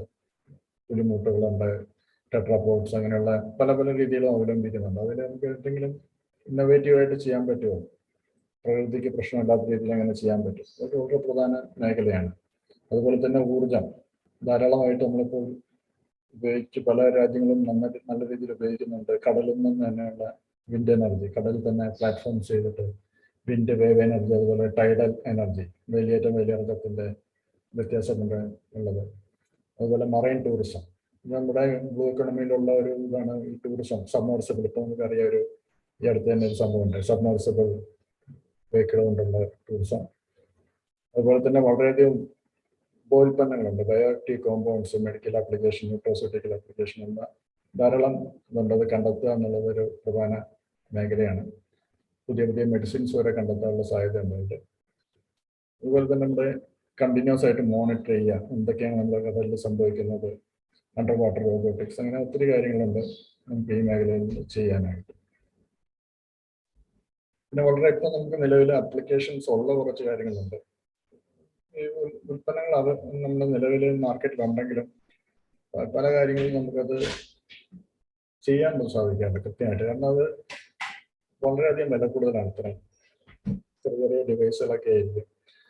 അതേസമയം അത് നമുക്ക് കൃത്യമായിട്ട് കാലിബ്രേറ്റ് ചെയ്തുകൊണ്ടിരുന്നില്ല എന്നുണ്ടെങ്കിൽ കിട്ടുന്ന റീഡിംഗ് ഒന്നും ശരിയാകത്തില്ല. അപ്പോൾ ഏറ്റവും സിമ്പിളായിട്ട് നമുക്ക് അതെങ്ങനെ ചെയ്യാൻ പറ്റും, വാട്ടർ ക്വാളിറ്റി, പ്രധാനപ്പെട്ട ഈ മത്സ്യത്തിന് വളരാൻ വേണ്ട ജലഗുണനിലവാരങ്ങളെല്ലാം കൃത്യമായിട്ട് മോണിറ്റർ ചെയ്യാൻ പറ്റുന്ന ഒരു സംവിധാനം, കണ്ടിന്യൂസ് ആയിട്ട് മോണിറ്റർ ചെയ്യാൻ പറ്റും, ചിലവ് കുറഞ്ഞ സംവിധാനങ്ങൾ. അതിനെപ്പോഴും ഡിമാൻഡ് ഉണ്ടാവും. അതുപോലെ തന്നെ വെള്ളത്തിൻ്റെ ലെവലനുസരിച്ച് പമ്പ് ഓപ്പറേറ്റ് ചെയ്യുക, ഫ്ലഡ് ഒഴിവാക്കാനുള്ള സംവിധാനങ്ങൾ, പിന്നെ ഡിസീസ് അസുഖം വരാൻ സാധ്യതയുള്ള സാഹചര്യങ്ങൾ ഒഴിവാക്കുക, ഫീഡിങ്. ഇപ്പോൾ ഓട്ടോമാറ്റിക് ഫീഡിംഗ് ഉണ്ട്. അതിൻ്റെ ഫിഷിൻ്റെ സ്വഭാവം ആർട്ടിഫിഷ്യൽ ഇൻ്റലിജൻസ് എല്ലാം ഉപയോഗിച്ചിട്ട് ഇൻ്റലിജൻറ്റ് ഫീഡിംഗ് സിസ്റ്റംസ് ഡെവലപ്പ് ചെയ്യാൻ പറ്റും. ഓരോ ഇനങ്ങൾക്കും ഓരോ സാഹചര്യം അനുസരിച്ച് ഡെവലപ്പ് ചെയ്യുകയാണെങ്കിൽ നമുക്ക് ഏറ്റവും അറിയാം, നമ്മുടെ തീറ്റയാണ് മത്സ്യ കൃഷിയിലെ ഏറ്റവും വലിയ ചിലവ്. അത് കുറയ്ക്കുകയാണെങ്കിൽ നമ്മുടെ ലാഭം അതനുസരിച്ച് കൂടും. അപ്പോൾ അതിനെന്തൊക്കെ ചെയ്യാൻ പറ്റും എന്നുള്ളത് പ്രധാനമാണ്. അതുപോലെ എത്രത്തോളം ബയോമാസ് ഉണ്ട്, കുളത്തിൽ എത്ര മത്സ്യങ്ങൾ, എത്ര കിലോ മത്സ്യങ്ങളുണ്ടെന്നുള്ളത് നമ്മൾ അറിയുകയാണെങ്കിൽ അതനുസരിച്ചാണ് നമ്മൾ തീറ്റ മാനേജ് ചെയ്യുക. പലപ്പോഴും നമ്മൾ അവസാനം പിടിച്ചെടുക്കുക, അതിനിടയ്ക്ക് നമ്മൾ സാമ്പിൾ ചെയ്യുകയാണെങ്കിലും കൃത്യമായിട്ടുള്ള ഒരു എസ്റ്റിമേറ്റ് നമ്മൾ കിട്ടാൻ കുറച്ച് ബുദ്ധിമുട്ടുണ്ട്. അപ്പോൾ അതൊരു മേഖലയാണ്. നേരത്തെ പറഞ്ഞ പോലെ സീഡ് കൗണ്ടിങ്, മത്സ്യങ്ങളുടെ ആൺ പെൺ എണ്ണങ്ങളെ നേരത്തെ തിരിച്ചറിഞ്ഞ് സെപ്പറേറ്റ് ചെയ്ത് വളർത്തുക എന്നുള്ളത്, ട്രാൻസ്പോർട്ട് ചെയ്യുക, ജീവനോടെ മത്സ്യങ്ങളെ ട്രാൻസ്പോർട്ട് ചെയ്യുക നമ്മളൊരു സ്ഥലത്ത് മറ്റൊരു സ്ഥലത്തേക്ക്. ഇപ്പോൾ നമുക്ക് പല സാങ്കേതിക വിദ്യകളുണ്ട്. വെള്ളമില്ലാതെ തന്നെ വലിയ മീനുകളെ ട്രാൻസ്പോർട്ട് ചെയ്യുന്ന രീതി വരെ പുറം രാജ്യങ്ങളിലൊക്കെ പേറ്റന്റ് ചെയ്യപ്പെട്ടിട്ടുണ്ട്. അപ്പോൾ നമുക്ക് അങ്ങനെ എന്തെങ്കിലും ഒരു രീതിയിൽ നമുക്ക് വലിയ മത്സ്യങ്ങളെ ഫാമിൽ നിന്ന് കടലിൽ നിന്ന്, ഇപ്പം നമുക്കറിയാം മത്സ്യം പിടിച്ചെടുത്ത മത്സ്യങ്ങളെ ജീവനോടെ കൊണ്ടുവരാണെങ്കിൽ അതിൻ്റെ വില പല മടങ്ങ് കിട്ടും. അപ്പോൾ അതിൻ്റെ വളരെ സിമ്പിളായിട്ടുള്ള കാര്യങ്ങൾ വെച്ചിട്ട് നമുക്ക് ചെയ്യാൻ സാധിക്കുകയാണെങ്കിൽ നല്ലതായിരിക്കും. റിന്യൂവബിൾ എനർജി നമ്മുടെ ജലകൃഷി മേഖലയിൽ ഉപയോഗിക്കുക, വേസ്റ്റ് മാനേജ് ചെയ്യുക. കാരണം വേസ്റ്റ് ഒരു പ്രധാന പ്രശ്നമാണ്. അസുഖം വരാതിരുന്നാൽ തന്നെ നമുക്ക് ആൻറ്റിബയോട്ടിക്സിൻ്റെ ഉപയോഗമൊക്കെ വളരെ ബുദ്ധിമുട്ടുണ്ടാകുന്നുണ്ട്. പലപ്പോഴും നമ്മുടെ ഉൽപ്പന്നങ്ങളെ പുറം രാജ്യങ്ങളിൽ നിന്ന് റിജക്ട് ചെയ്ത് വരാറുമുണ്ട്. അപ്പം അങ്ങനെ പല കൃഷി രീതികളും ഈ മേഖലയിലുണ്ട്. ധാരാളം മാറ്റങ്ങൾ നമുക്കിത് വരുത്താൻ സാധിക്കും. പൊല്യൂഷൻ നേരത്തെ പറഞ്ഞ് വളരെ വലിയൊരു പ്രശ്നമായിട്ട് മാറുകയാണ്. നമുക്കറിയാം പ്ലാസ്റ്റിക് 8 മില്യണോളം പ്ലാസ്റ്റിക് എല്ലാ വർഷം കടലിൽ എത്തപ്പെടുന്നുണ്ടെന്നാണ് ഒരു കണക്ക്. ഏതാണ്ട് 400 മില്യണോളം ഉൽപ്പാദനം 2025 ഉണ്ടാകുമെന്നാണ് കണക്കാക്കപ്പെടുന്നത്. അതിൻ്റെ ഒരു നല്ലൊരു ഭാഗവും കടലിലേക്ക് വന്ന് കടലിൽ ഇപ്പോൾ വളരെയധികം പ്ലാസ്റ്റിക് വരുന്നുണ്ട്. ഈ പ്ലാസ്റ്റിക് മത്സ്യങ്ങളിലും കണ്ടെത്തിയിട്ടുണ്ട്. അപ്പോൾ അത് മത്സ്യങ്ങൾ മാത്രമല്ല മറ്റ് ജീവജാലങ്ങളിലും വരുന്നുണ്ട്. അത് ഭാവിയിൽ അത് വലിയൊരു പ്രശ്നമായി മാറാനുള്ള സാധ്യത ശാസ്ത്രലോകം കാണുന്നുണ്ട്. അതുപോലെയാണ് ഓയിൽ പൊല്യൂഷൻ. അതെങ്ങനെ നമുക്ക് കുറയ്ക്കാം? അത് ഓയില് കുറേ കാലങ്ങളായി നമ്മൾ ചെയ്യുന്നുണ്ടെങ്കിലും കൃത്യമായിട്ട് അതിൽ നമ്മുടെ പലപ്പോഴും ഷിപ്പുകൾ തകർന്നതിനൊക്കെ ധാരാളം വരാം. അപ്പോൾ അതെങ്ങനെ നമുക്ക് കൺട്രോൾ ചെയ്യാന്നുള്ളൊരു പ്രധാന മേഖലയാണ്. പിന്നെ കെമിക്കൽ പൊല്യൂഷൻ ധാരാളമായിട്ട് നമ്മുടെ പുഴകളിലും കായലുകളിലും ഒക്കെ നമ്മുടെ കൃഷിയിടങ്ങളിൽ നിന്നുള്ള വളങ്ങളും പെസ്റ്റിസൈഡ്സും ഒക്കെ എത്തിപ്പെടുന്നുണ്ട്. അപ്പോൾ അത് എങ്ങനെ കൺട്രോൾ ചെയ്യാൻ പറ്റും, എങ്ങനെ കുറയ്ക്കാൻ പറ്റും, എങ്ങനെ ഡിറ്റക്ട് ചെയ്യാൻ പറ്റും, ഏറ്റവും സിമ്പിളായിട്ട്. കാരണം അത് വളരെ പ്രധാനമാണ്. കാരണം വെള്ളം എടുക്കുന്നതും പുറത്തേക്ക് വിടുന്നതൊക്കെ കൺട്രോൾ ചെയ്യാൻ പറ്റും. പിന്നെ ഇപ്പം ഇതിനൊക്കെ എല്ലാത്തിനും ഓരോരോ രീതികൾ ഉണ്ടെങ്കിലും അതൊക്കെ വളരെ ചിലവ് കൂടിയ രീതികളാണ്. ഒരു കർഷകന് ചെറുകിടക്കാർക്കും താങ്ങാവുന്ന ചിലവിൽ ചെയ്യാൻ പറ്റുന്നതാണ്. അപ്പോൾ അതിലൊക്കെയാണ് ചെറിയൊരു ഇന്നോവേഷൻ്റെ ആവശ്യം വരിക. അതുപോലെ തന്നെയാണ് നമ്മുടെ ഇത് കാരണം വരുന്ന ആൻറ്റിബയോട്ടിക് റെസിസ്റ്റൻസും അനുബന്ധ പ്രശ്നങ്ങളും. ഈ ഒരു മേഖലയാണ് നമുക്ക് ഏറ്റവും പ്രശ്നങ്ങൾ ഉണ്ടാകുന്നത്. ഫിഷ് പ്രോസസിങ്, മത്സ്യം വില കിട്ടാത്തതിന് ഒരു പ്രധാന കാരണം അത് കൃത്യമായിട്ട് നമുക്ക് ഉപോൽപ്പന്നങ്ങളാക്കാനും സ്റ്റോർ ചെയ്യാനും സാധിക്കാത്തതുകൊണ്ടാണ്. അല്ലാന്നുണ്ടെങ്കിൽ നമുക്ക് എത്ര മത്സ്യം ഉണ്ടെങ്കിലും നമുക്ക് സ്റ്റോർ ചെയ്യാൻ പറ്റുകയാണെന്നുണ്ടെങ്കിൽ, ഇപ്പോൾ നമുക്കറിയാം ഫ്രോസൺ സ്റ്റോറേജ് ഉണ്ട്, ക്ലീൻ ചെയ്യാനുള്ള ഫെസിലിറ്റി ഒക്കെ ഉണ്ടെങ്കിൽ നമുക്ക് ധാരാളമായിട്ട് സ്റ്റോർ ചെയ്യാൻ പറ്റും. അപ്പോൾ അത് എത്ര കോസ്റ്റ് എഫക്റ്റീവായിട്ട് എങ്ങനെ അത് ചെയ്യാൻ പറ്റും, അതിനെങ്ങനെ വാല്യൂ ആഡ് ചെയ്യാൻ പറ്റും. ഇപ്പം ഞാൻ നേരത്തെ ആദ്യം പറഞ്ഞു, നമുക്ക് വാല്യൂ അഡീഷൻ എന്നുള്ളൊരു പോർഷൻ വളരെ കുറവാണ്. നമ്മൾ കൂടുതലും ഫ്രോസൺ ആയിട്ട് തന്നെ ജസ്റ്റ് പിന്നെ ക്ലീൻ ചെയ്യുന്നു, ഫ്രോസൺ ആയിട്ട് അയക്കുന്നു. അതുകൊണ്ട് തന്നെ നമുക്ക് വളരെ കുറഞ്ഞ മൂല്യമാണ് നമ്മുടെ മത്സ്യങ്ങൾക്ക് ലഭിക്കുന്നത്. ഏതാണ്ട് 10% നമ്മുടെ പിടിക്കുന്ന മത്സ്യം നമ്മൾ മറ്റു രാജ്യങ്ങളിലേക്ക് കയറ്റുമതി ചെയ്തുകൊണ്ടിരിക്കുകയാണ്. പക്ഷെ അത്രയധികം മത്സ്യം നമ്മുടെ നാട്ടിൽ ഉണ്ടോ എന്ന് ചോദിച്ചാൽ ഇല്ല. അതും ആ മത്സ്യത്തിന് കടലിൽ നിന്നുള്ള ലഭ്യത കൂടാനുള്ള സാധ്യതയൊന്നുമില്ല. ഏതാണ്ട് 5 മില്യൺ ടണ്ണ് ചില മറ്റുള്ള ഇനങ്ങളും ചേർത്ത് അത്രയും നമുക്കുള്ള അവിടെ. ബാക്കിയെല്ലാം നമ്മുടെ ജലകൃഷിയിൽ നിന്ന് ശുദ്ധജല മേഖലയിൽ നിന്നൊക്കെയാണ് കിട്ടേണ്ടത്. അപ്പോൾ നമ്മൾ ഈ അയക്കുന്ന മത്സ്യത്തിന് നല്ല രീതിയിൽ മൂല്യം കിട്ടുക എന്നുള്ളത് വളരെ പ്രധാനമാണ്. അപ്പോൾ അതിനെങ്ങനെ നമ്മൾ വാല്യൂ അഡ് ചെയ്യാം, എന്തൊക്കെ രീതിയിൽ മാക്സിമം വാല്യൂ അഡീഷൻ കൊണ്ടുവരിക എന്നുള്ളത് അതിനകത്തൊരു പ്രധാനമാണ്. അപ്പോൾ അതിൻ്റെ കൂടുതൽ സമയം പ്രിസർവ് ചെയ്യാൻ, അതിൻ്റെ രുചിയും ഗന്ധമൊന്നും മാറാത്ത രീതിയിൽ എങ്ങനെ അത് പ്രിസർവ് ചെയ്യാൻ പറ്റും, നാച്ചുറൽ ആയിട്ടുള്ള എന്തൊക്കെ എഡിബിൾ പാക്കേജിങ് മെറ്റീരിയൽ ഉപയോഗിച്ച് എങ്ങനെ ചെയ്യാൻ, ഓട്ടോമേറ്റഡ് ആയിട്ട് പ്രോസസിങ് ചെയ്യുന്നത്, ഇതൊക്കെ ഇതിനകത്തൊരു പ്രധാന മേഖലയാണ്. എല്ലാ മേഖലയിലുള്ളവർക്ക് തന്നെ ക്ലൈമറ്റ് ചേഞ്ച് എന്നിപ്പോൾ ഒരു യാഥാർത്ഥ്യമാണ്.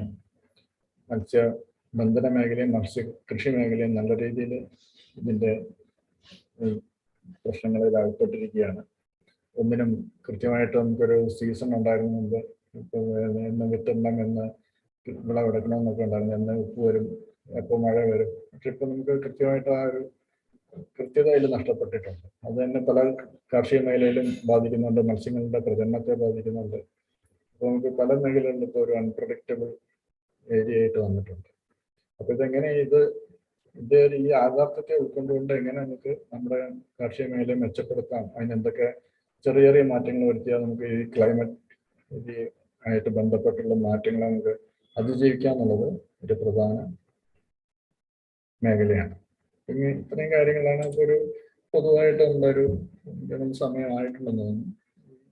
മേഖലയിൽ ധാരാളം കാര്യങ്ങളുണ്ട്. ഒരു തുടക്കക്കാർക്ക് ഇത്രയും കാര്യങ്ങൾ നമുക്കൊരു ധാരണ കിട്ടാൻ വേണ്ടി എന്ന് പറഞ്ഞു.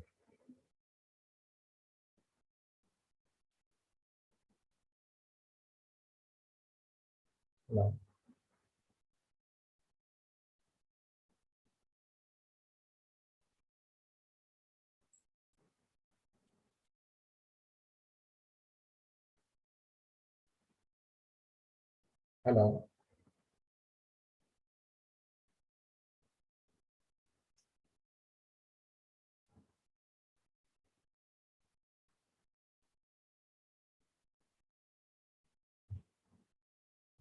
ഹലോ.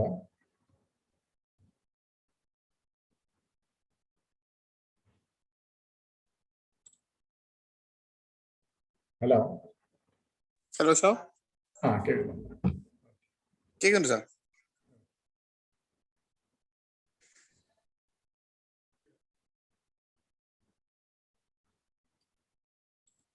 ഇതനുബന്ധിച്ച് എന്തെങ്കിലും സംശയങ്ങൾ എന്തെങ്കിലും ഉണ്ടെങ്കിൽ ചോദിക്കാം.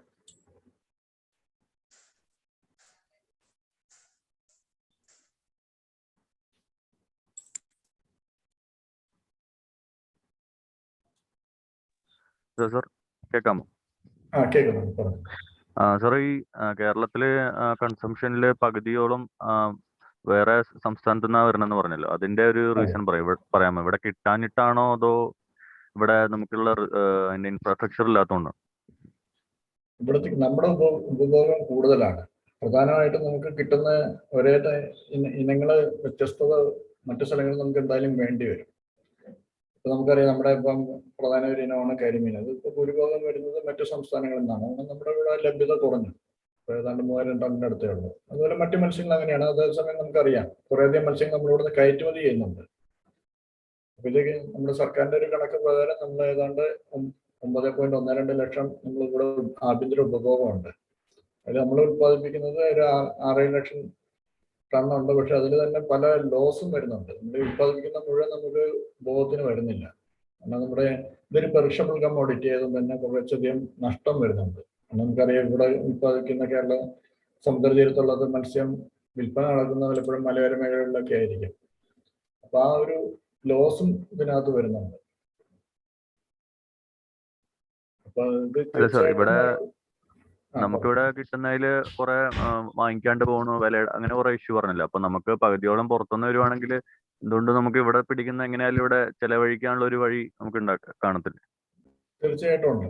കാരണം ഇവിടെ പിടിക്കുന്ന മത്സ്യങ്ങൾ മുഴുവനായിട്ടും നമുക്ക് ഇവിടെ തന്നെ വിറ്റുപോകാനുണ്ട്. പക്ഷെ അതല്ല നമ്മുടെ രീതിയായിട്ട് വരുന്നത്. നമുക്ക് മറ്റു സംസ്ഥാനങ്ങളിലേക്ക് അയക്കാൻ സാധിക്കാം. നമുക്കൊരു പ്രത്യേക ഒരു ഏരിയയിൽ കൂടുതൽ മത്സ്യം വന്നാൽ അതിന്റെ സ്വാഭാവികമായിട്ട് അതിന്റെ വില കുറയും. വില കുറയുമ്പോഴാണ് മറ്റു സ്ഥലങ്ങളിലേക്ക് പോകുന്നത്. ഇപ്പൊ നമുക്കറിയാം, അന്യ സംസ്ഥാനത്ത് ഇവിടേക്ക് മത്സ്യം വരുന്നത് അവിടെ ഉപഭോഗം കുറവാണ് ഒന്നാമത്തെ കാര്യം. അതേസമയം ഇവിടെ വില കൂടുതലാണ്. എന്തും മറ്റുള്ള കാർഷിക വിഭവങ്ങൾ നോക്കിയാൽ അതിലും അങ്ങനെ തന്നെയാണ്. നമുക്കിവിടെ ഉൽപ്പന്നത്തിന് വില കൂടുതൽ കിട്ടുന്നുണ്ട്. അതേസമയം ആഭ്യന്തരമായിട്ട് നമുക്ക് ഇത് കൂടുതലായിട്ട് വരുന്ന ഉൽപ്പന്നം നമുക്ക് സംസ്കരിക്കാനും മറ്റും ഒരു പരിമിതിയുണ്ട്. കാരണം കൂടുതൽ ഇപ്പോൾ ഒരേ ഇനങ്ങൾ മാത്രമാണ് വരുന്നതെങ്കിൽ നമുക്ക് അതിനൊരു വാണിജ്യ സാധ്യത കുറയുകയാണ് ചെയ്യുക. നമുക്ക് ഇനങ്ങൾ കൂടുതൽ വരണം. ചിലത് നമ്മുടെ ഭാഗത്ത് കിട്ടാത്തതുണ്ട്, അത് എന്തായാലും പുറത്തുനിന്ന് തന്നെ വരും. അപ്പൊ അങ്ങനെ ചെറിയ വ്യത്യാസങ്ങൾ എന്തായാലും ഉണ്ട്. തീർച്ചയായിട്ടും ഈ മത്സ്യങ്ങളെല്ലാം നമുക്ക് ഇവിടെ വിപണിയുണ്ട്. അപ്പൊ ഇപ്പൊ അറിയാം, നമുക്കിപ്പോ ഒരു 1-1.5 മാസം ഇനിയിപ്പം ട്രോളിംഗ് ഒന്നും ഇല്ല. മത്സ്യങ്ങളുടെ ലഭ്യത നല്ല രീതിയിൽ കുറയും. എല്ലാ മത്സ്യങ്ങൾക്കും വില കൂടും. അതേസമയം ഈ മത്സ്യങ്ങൾ നമുക്ക് സ്റ്റോർ ചെയ്ത് വയ്ക്കാനുള്ള സാഹചര്യമുണ്ട്. അങ്ങനെയുള്ളൊരു ഇൻഫ്രാസ്ട്രക്ചർ നല്ല രീതിയിൽ കോൾഡ് ചെയിനും മാർക്കറ്റിംഗ് ലിങ്കേജും കറക്റ്റായിട്ട് വർക്ക് ചെയ്യുകയാണെങ്കിൽ നമുക്ക് കിട്ടുന്ന സമയത്ത് നമുക്ക് കൂടുതലായിട്ട് സ്റ്റോക്ക് ചെയ്ത് വയ്ക്കാൻ സാധിക്കും.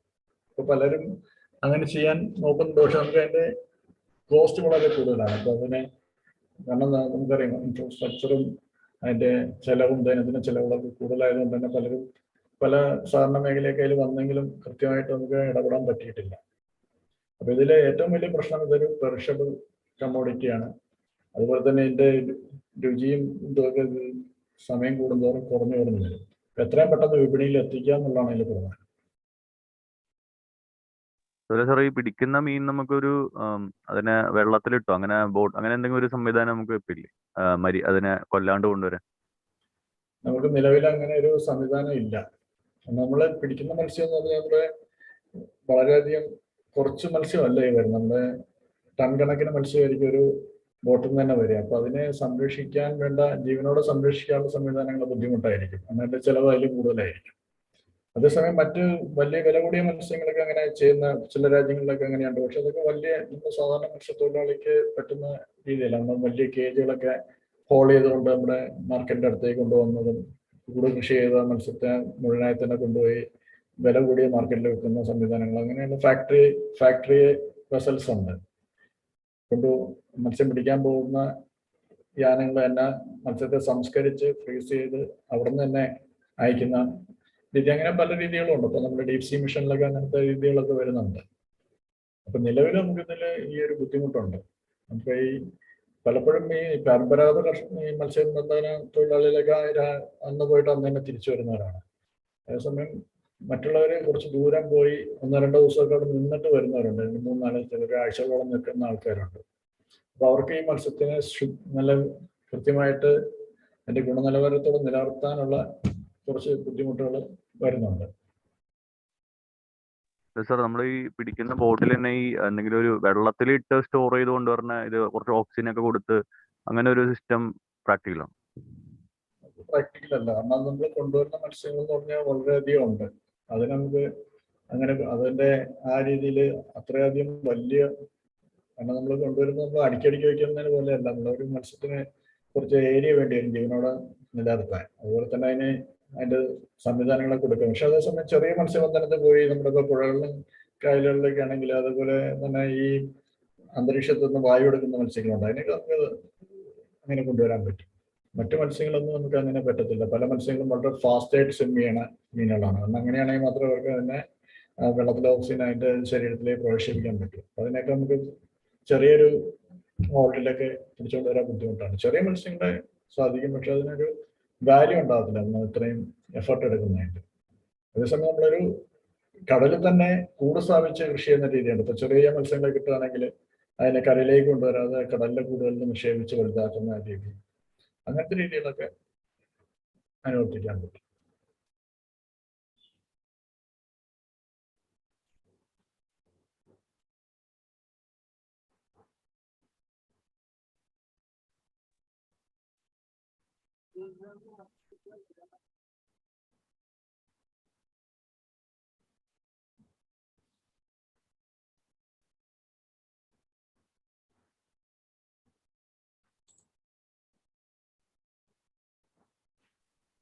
സാർ, ഈ സ്റ്റോക്ക് ചെയ്യുന്ന കാര്യം പറഞ്ഞില്ലായിരുന്നോ?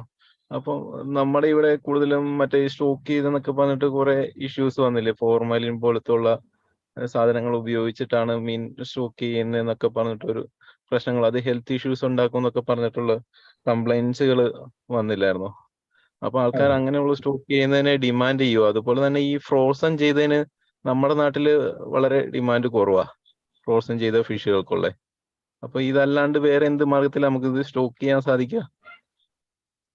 നമുക്ക് ഫ്രഷ് ആയിട്ട് വേണമെങ്കിൽ അതിനെ ലൈവായിട്ട് നിർത്താന്നുള്ളതാണ്. ചെറിയ രീതിയിലൊക്കെ നമുക്ക് ചെയ്യാൻ പറ്റും, പക്ഷെ എല്ലാ മത്സ്യങ്ങളും അങ്ങനെ നിർത്താൻ ബുദ്ധിമുട്ടാണ്. നമുക്കറിയാം, നമുക്ക് വളർത്തുന്ന മത്സ്യങ്ങൾ മിക്കവാറൊക്കെ നമുക്ക് ജീവനോടെ മാർക്കറ്റിൽ എത്തിക്കാൻ സാധിക്കും. അതിന് നമ്മൾ ആ ഒരു നമ്മുടെ വളർത്തു മത്സ്യങ്ങൾ, അല്ലാത്ത മത്സ്യങ്ങൾ ബുദ്ധിമുട്ടാണ്. കാരണം നമുക്കറിയാം ഫ്രോസൺ ആയി കഴിഞ്ഞാൽ അതിന്റെ രുചിയിൽ വ്യത്യാസം ഉണ്ടാകും. പക്ഷെ നമുക്കറിയാം പല രാജ്യങ്ങളും, ഇപ്പം നമ്മുടെ ഇപ്പോൾ യൂറോപ്യൻ രാജ്യങ്ങളോ അമേരിക്കയോ ഒക്കെ എടുത്തു കഴിഞ്ഞാൽ അവർക്ക് നമ്മളിവിടെ നയിക്കുന്ന ഈ മത്സ്യം തന്നെയാണ് അവർ കഴിച്ചുകൊണ്ടിരിക്കുന്ന വർഷങ്ങളായിട്ട്. പക്ഷെ അതിന്റെ രുചി നമുക്ക് ഫ്രഷ് ആയിട്ടുള്ള കഴിക്കുന്നവർക്ക് അത്ര ആസ്വാദ്യകരമായി തോന്നൂലെങ്കിലും അതിന്റെ ഗുണനിലവാരമൊക്കെ നല്ലതായിരിക്കും. അതിൽ വലിയ വ്യത്യാസമൊന്നും വരുന്നില്ല. അതിന്റെ ഫ്ലേവറിലുള്ള ചെറിയൊരു വേരിയേഷൻ ഉണ്ടാവും. അതേസമയം ഈ ഫോർമാലിൻ പോലുള്ളത് എന്തുകൊണ്ടാണ് നമ്മൾ ഇപ്പം പറഞ്ഞു. ഇപ്പൊ കേരളത്തെ പിടിച്ച മീനായിരിക്കത്തില്ല കർണാടകത്തിലോ മഹാരാഷ്ട്രയിലൊക്കെ പിടിച്ച മത്സ്യമായിരിക്കും നമുക്ക് വരിക. അപ്പൊ അവരെ മാക്സിമം മീനെ മിനിമം ചെലവിൽ കൊണ്ടുവരിക എന്നുള്ളതാണ് അവരുടെ ലക്ഷ്യം. പല മത്സ്യങ്ങളും നേരത്തെ പറഞ്ഞ പോലെ പല ദിവസങ്ങൾക്കിടയിൽ പോയിട്ട് പിടിച്ചുകൊണ്ട് വന്നതായിരിക്കും. അപ്പൊ അത് കേടാവാതിരിക്കാൻ വേണ്ടി അവർ ഐസിൽ ഇങ്ങനത്തെ പല കൃത്രിമങ്ങളും കാണിക്കാറുണ്ട്. ഫോർമലിൻ പോലത്തെ ഇനങ്ങൾ, അമോണിയ ചേർക്കൽ, ബെൻസോയേറ്റ്, സോഡിയം ബെൻസോയേറ്റ് ചേർക്കൽ, അങ്ങനെ പല പ്രശ്നങ്ങളും കാണാറുണ്ട്. അപ്പൊ നമ്മുടെ മറ്റുള്ള കാർഷിക രീതിയിൽ നമുക്കറിയാം. അപ്പൊ ആ പ്രശ്നം അതൊരു പ്രധാന ഇത് തന്നെയാണ്. നമുക്ക് കൃത്യമായിട്ട് അത് കണ്ടുപിടിക്കാനും ബുദ്ധിമുട്ട് വന്നിരുന്നു. ഇപ്പൊ നമുക്കറിയാം ചെറിയ ചെറിയ കിറ്റുകളുണ്ട്. എന്നാലും നമുക്ക് ആ ഒരു രീതി ഫലപ്രദമായിട്ട് നിർത്താൻ സാധിക്കും. അതിന് നമ്മുടെ ഫ്രഷ് ആയിട്ടുള്ള മത്സ്യം കിട്ടുന്ന രീതി നമുക്ക് ജീവനോടെ കിട്ടുക എന്ന് പറഞ്ഞു കഴിഞ്ഞാൽ അതിന് പ്രധാനമായിട്ടും നല്ല മാർക്കറ്റ് എപ്പോഴും ഉണ്ടാവും. ജീവനോടെ നിലനിർത്തുക എന്നുള്ളത് കടൽ മത്സ്യങ്ങളെ സംബന്ധിച്ച് വളരെ ബുദ്ധിമുട്ടാണ്. നമുക്ക് തന്നെ അറിയാം, ശുദ്ധജല അക്വേറിയം നമുക്ക് എവിടെ പോയാലും കാണാം. പക്ഷെ ഒരു കടൽ മത്സ്യത്തിന്റെ അക്വേറിയം കാണാൻ നമുക്ക് അത്ര എളുപ്പമല്ല. കാരണം അതിന്റെ സാങ്കേതിക വിദ്യ കുറച്ചും കൂടെ ചിലവേറിയതാണ്. കാരണം അതിന് ഉപ്പിന്റെ അംശം കൂടുതലാണ്, pH-ന്റെ അളവ് കൂടുതലാണ്. അതുകൊണ്ട് തന്നെ അമോണിയയുടെയൊക്കെ ടോക്സിസിറ്റി കൂടുതലാണ്. പിന്നെ ജീവനോടെ നിലനിർത്താൻ കുറച്ച് ബുദ്ധിമുട്ടാണ്. അതേസമയം നമുക്ക് വളർത്തു മത്സ്യങ്ങൾ, ഇപ്പൊ കാളാഞ്ചി പോലത്തെ ഇനങ്ങളൊക്കെ നമുക്ക് നമ്മുടെ എറണാകുളത്ത് തന്നെ പല കടകളിലും നമുക്ക് ജീവനോടെ ലഭിക്കും. അപ്പൊ അങ്ങനത്തെ ചില ഇനങ്ങളൊക്കെ നമുക്ക് അതിൽ സാധിക്കും.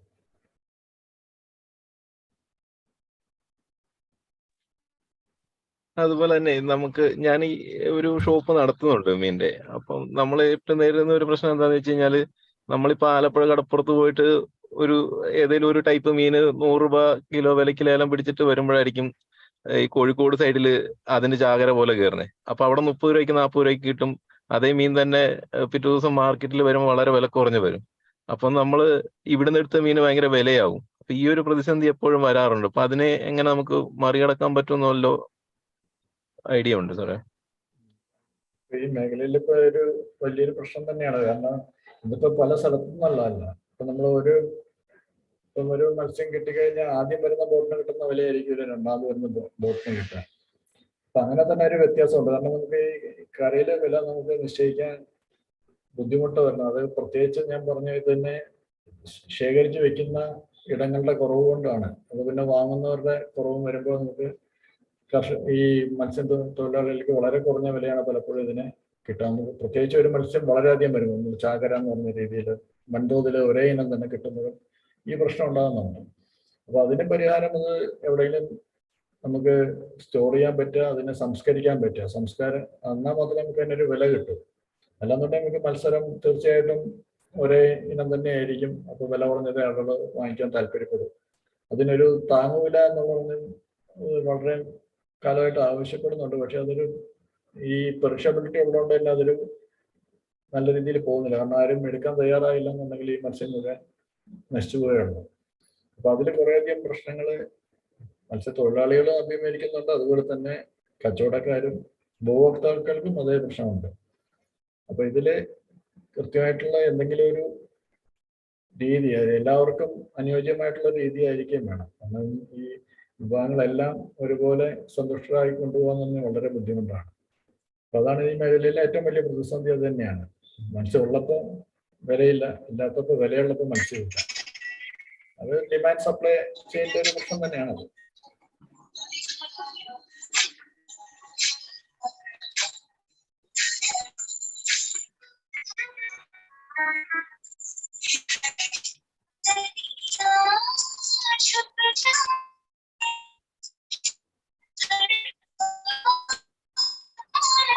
ഹലോ,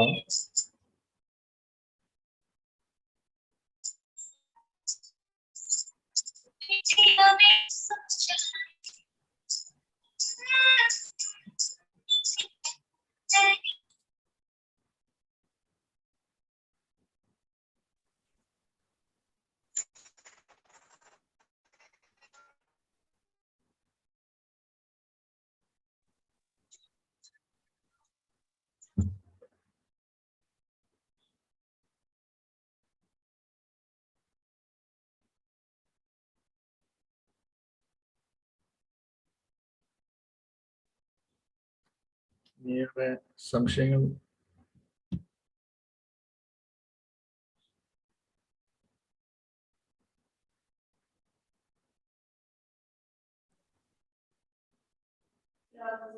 ഇനി എന്തെങ്കിലും ക്വസ്റ്റ്യൻസ് ഉള്ള ആൾക്കാർ ചോദിക്കാമോ?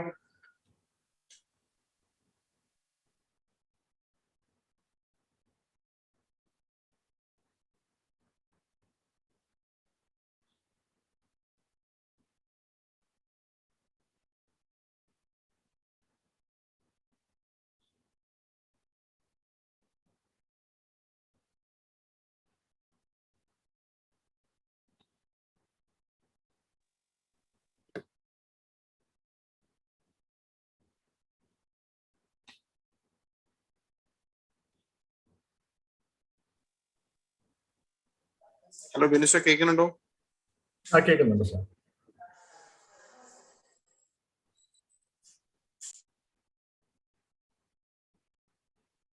Hello.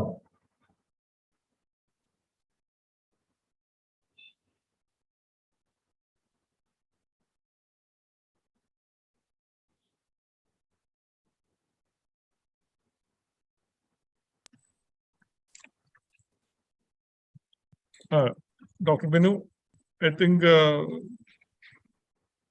we are reaching the end of the session. Any more questions, anyone? So the session we will be, we have recorded the session and we'll be putting it up in the YIP website so that those who were not able to attend today can also go take a look and will be able to get some insights.